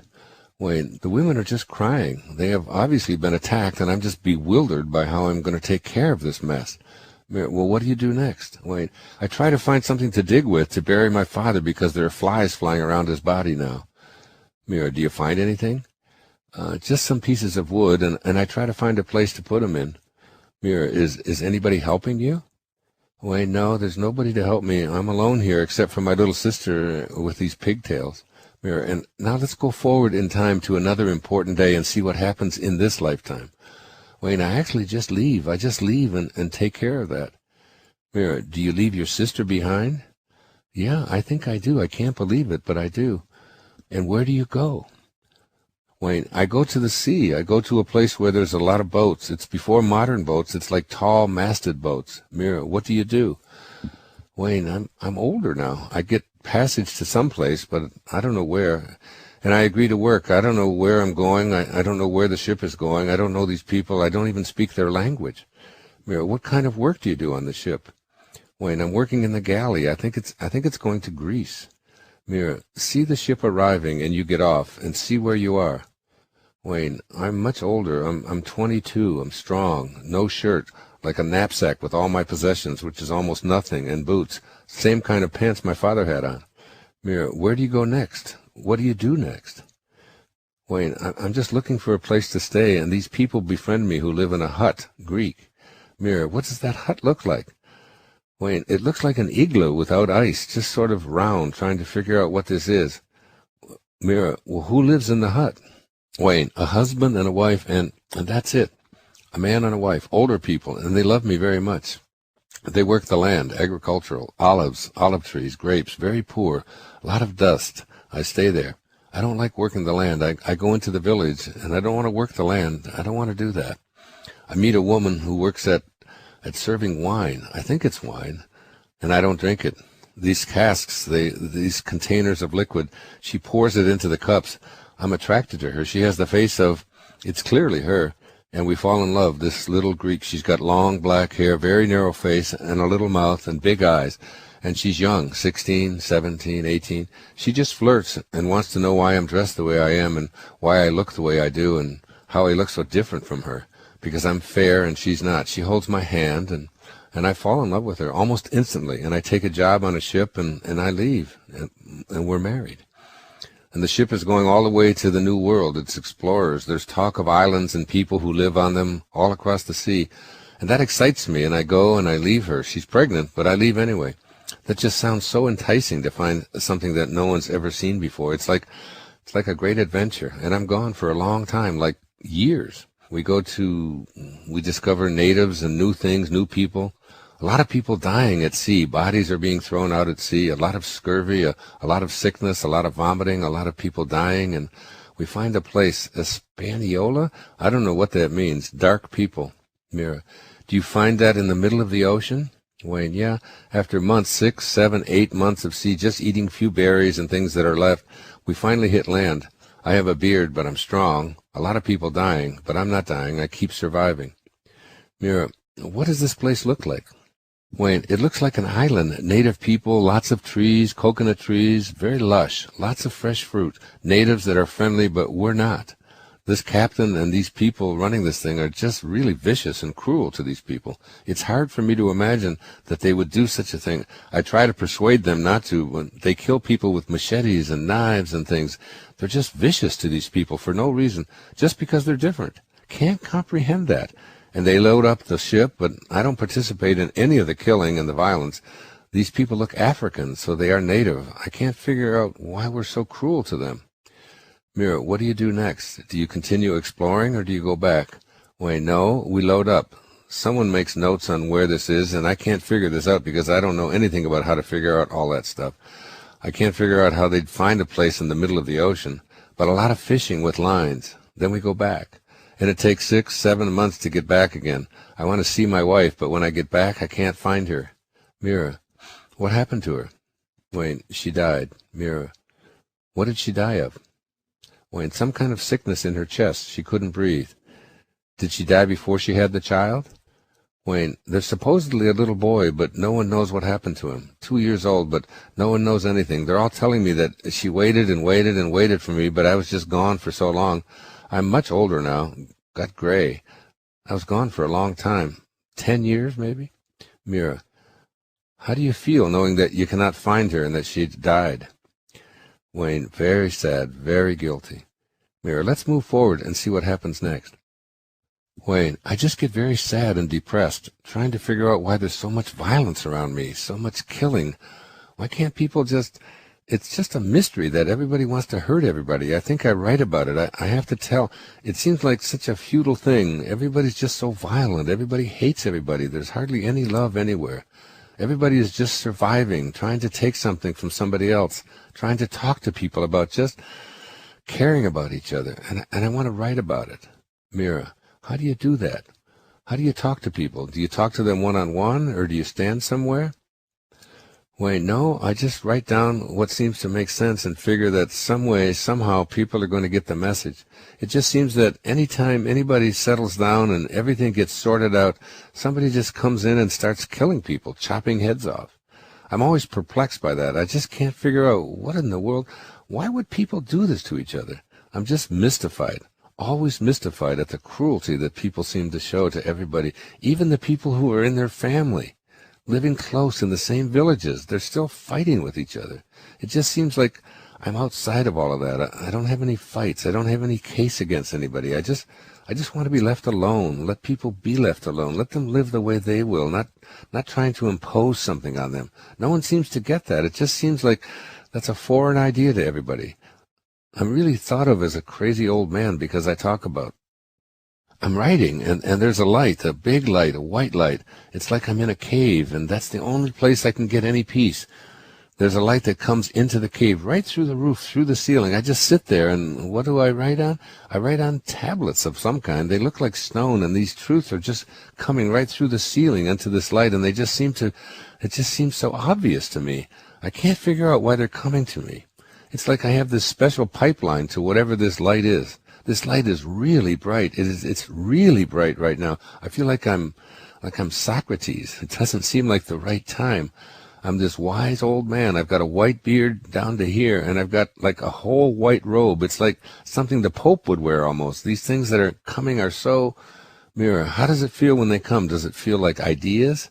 Wayne, no, they come in pictures. Love is the thing. It's just love, and the word love and the feeling of love. Then the hypocrisy of it all. Nobody, like, these are the things that I'm the only one who knows. Nobody else knows this. How do you share it with people? Do you travel around? Wait, no, I'm just sitting in a cave, and this information is coming to me, and it just makes me light. It's like a knowing. I know I'm going to die soon, and I feel compelled to leave this information in some way, and I'm perplexed by how to do that, how to get these truths just coming through the cave. I'm telling you, I'm in a cave. There's a roof above me, but the light just comes right through this cave. It's all dark in there, but there's a light that looks like this, like a spotlight. It looks like this, starts narrow and goes wider and wider and wider. Out of this light comes these truths. All these truths are just about love. They're just about love. That's the only word I can see, L-O-V-E. Get this message out there. Get this message out there. You just have to love each other. If you could just get that, all this pain and this killing, all this violence, this hatred, it's so simple. It just seems so simple to me. I just have this awakening. It's like, wow. All I have to do is just convince people to do this. But then I look inside myself and know that no one is going to believe me. It's all just going to be bullshit to everybody. No one is going to accept this, but yet you know it's this profound truth. You just have to love each other. Just love each other, and you can have your wife back. You can have your sister back. And now she's back. She's back. I can see her whole life unfolding right before me, and my wife is back. And I can see her smiling and how much she loved me. She wished I wouldn't have left. My sister wished I wouldn't have left. My father. And I'm just so heartbroken because I know that nobody is going to get this. Nobody gets this. And I can't persuade people. They're just so hell-bent on survival and fearing that somebody else is going to come up and take what's theirs because that's what everybody does. They create armies and build up all this hatred over all of this stuff, over little meager pieces of fruit, little nothings, over the few things that they have, the few crops that they have. I just can't get it. Why don't you just share those things with each other instead of hoarding? You'll multiply them. That's one of the truths that comes right through the light. If you share, Mira, if you share, there'll be more. Wait, nobody gets it. If you share it, you multiply it. If you hoard it, you lose it. It just seems like such a simple thing, yet it's just so nobody can, it goes against everything. Everybody laughs. What an absurd idea that is. If you share it, you lose it. No, if you share it, you'll have more. Nobody seems to get it. Everyone just wants to take theirs and get it before somebody else does. And we bury people, and we kill people, and there's a head over here and a leg over there. It's like, I've seen so much of that. It's just so clear. This truth is just so clear. This truth is just so clear, so clear. You just have to love each other. Love yourself. Love each other. You're going to be crucified for that, though. You're going to be laughed at. You're going to be an outcast. I look back, and even as a little boy, I knew it. I don't want to hurt anybody. I just wanted to feed people. I just wanted to talk sensibly to these crazy people who have swords, and they want to do so much damage. I'm just a little boy saying, they wanted to kill me, and they just stopped and let me run away. They killed my father instead. They took my mother someplace. God knows what happened to her. Mira, when you're in the cave and you receive these truths, see yourself being there and see how you write them. See your hands and what's in front of you. Wayne, the truth of it is, I see them and want to record it, but I feel like it's a waste of time to write it down. Mira, right, because people won't believe you? Wayne, nobody does. They only know taking care of themselves. They only know themselves. There's so little sharing, and so it's, my son has come here. I'm not going to write this down. I don't write it down. I just tell him. Mira, how do you find him?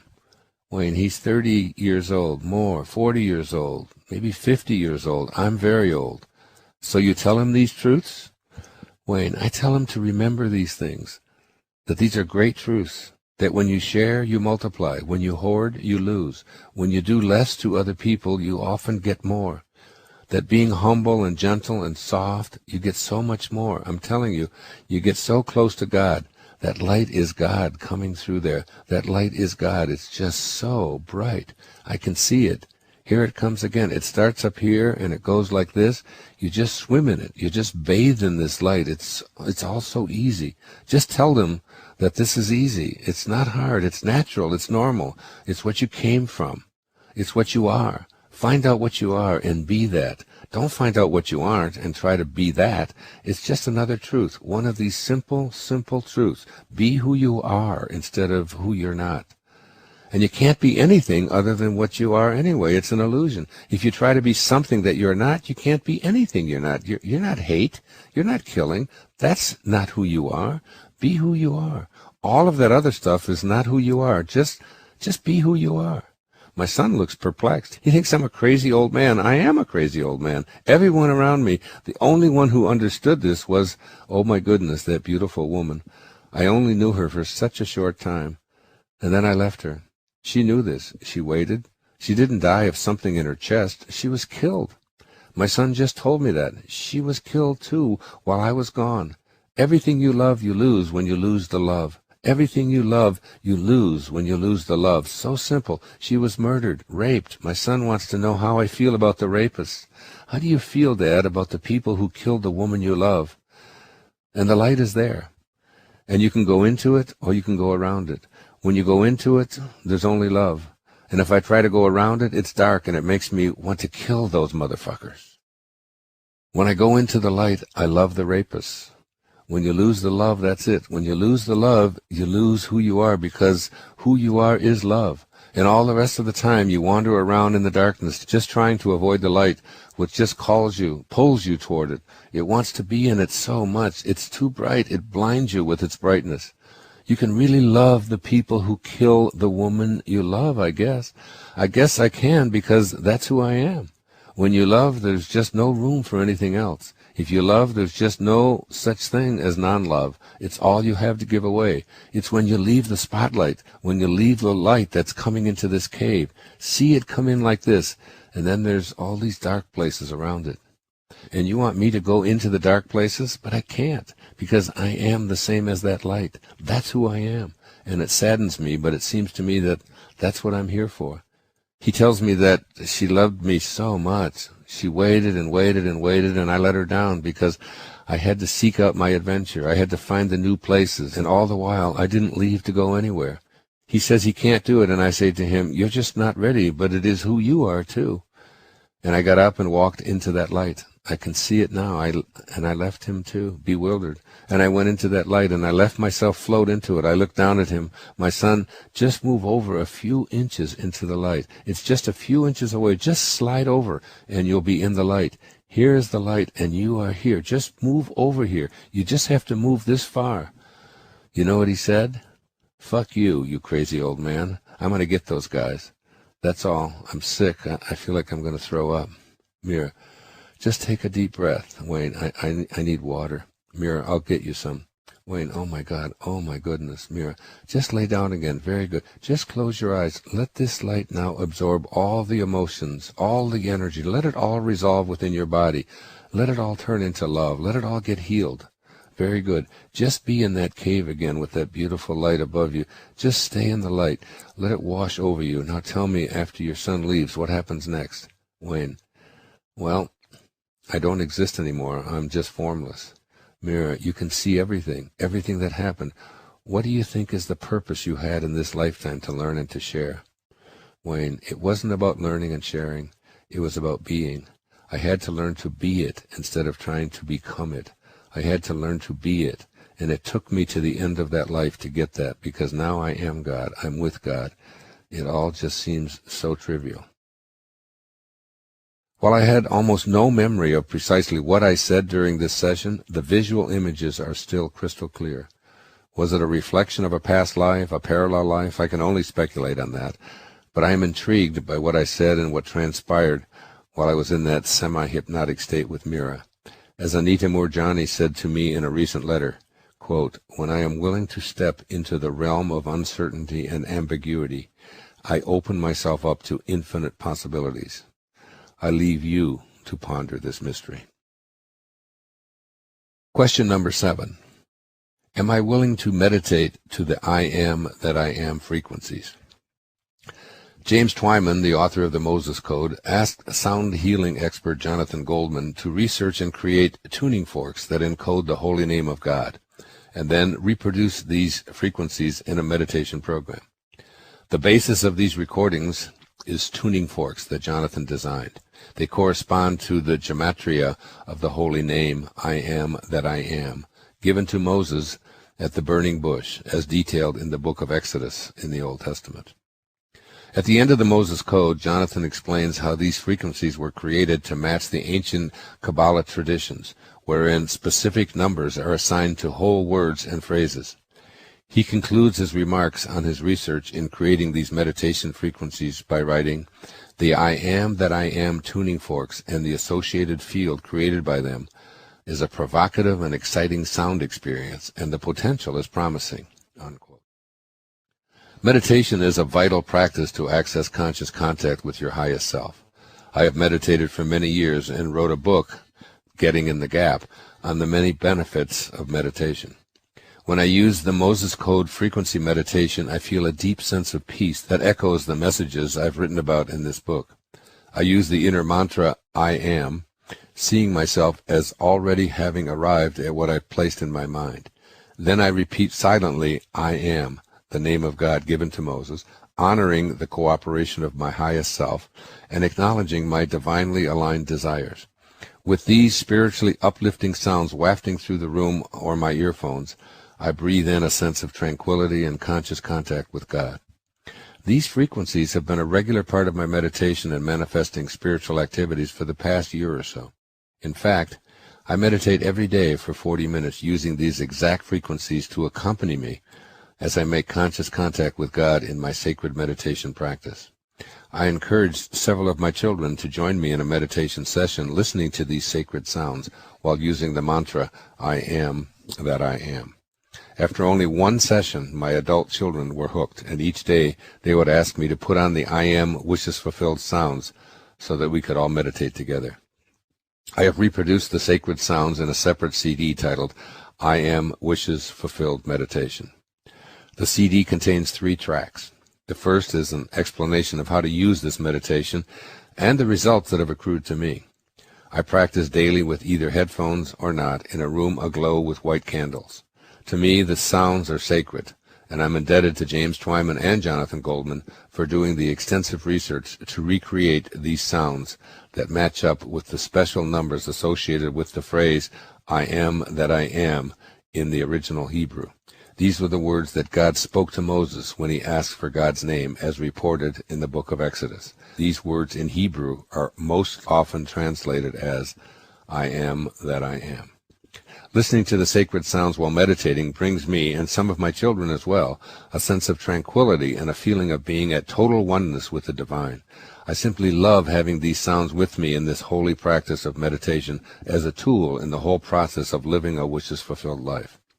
The second track is a 20-minute reproduction of the Moses Code frequency meditation for a deep meditation, and the third track is a 20-minute meditation version with guitar accompaniment for a more active experience. I do tracks 2 and 3 consecutively every day using the I am that I am mantra as explained in track 1. It is indeed a very powerful tool for manifesting into your life all of your God-realized desires. So here is a summary of the entire book. The essence of putting these profound teachings to work in your life. Number 1, be willing to change your concept of yourself, which means changing what you have believed to be true. 2, recognize yourself as always connected to your source of being. 3, become willing to say, I am God, from an egoless perspective. 4, treasure your greatest gift, your imagination. 5, live as if what you desire is already here. 6, assume the feeling of your wish fulfilled. 7, never let your attention be directed by anything or anyone other than your own highest self. 8, use the last moments of your day before sleeping to reinforce in your mind your desires as fulfilled. 9, have a mind that is open to all possibilities. And 10, remember always, from the words of Rumi, quote, you were born with potential. You were born with goodness and trust. You were born with ideals and dreams. You were born with greatness. You were born with wings. You are not meant for crawling, so don't. You have wings. Learn to use them and fly, unquote. This concludes my labor of love in bringing all of this material into print and for you to listen to. I have been profoundly touched by the many. Audible hopes you have enjoyed this program.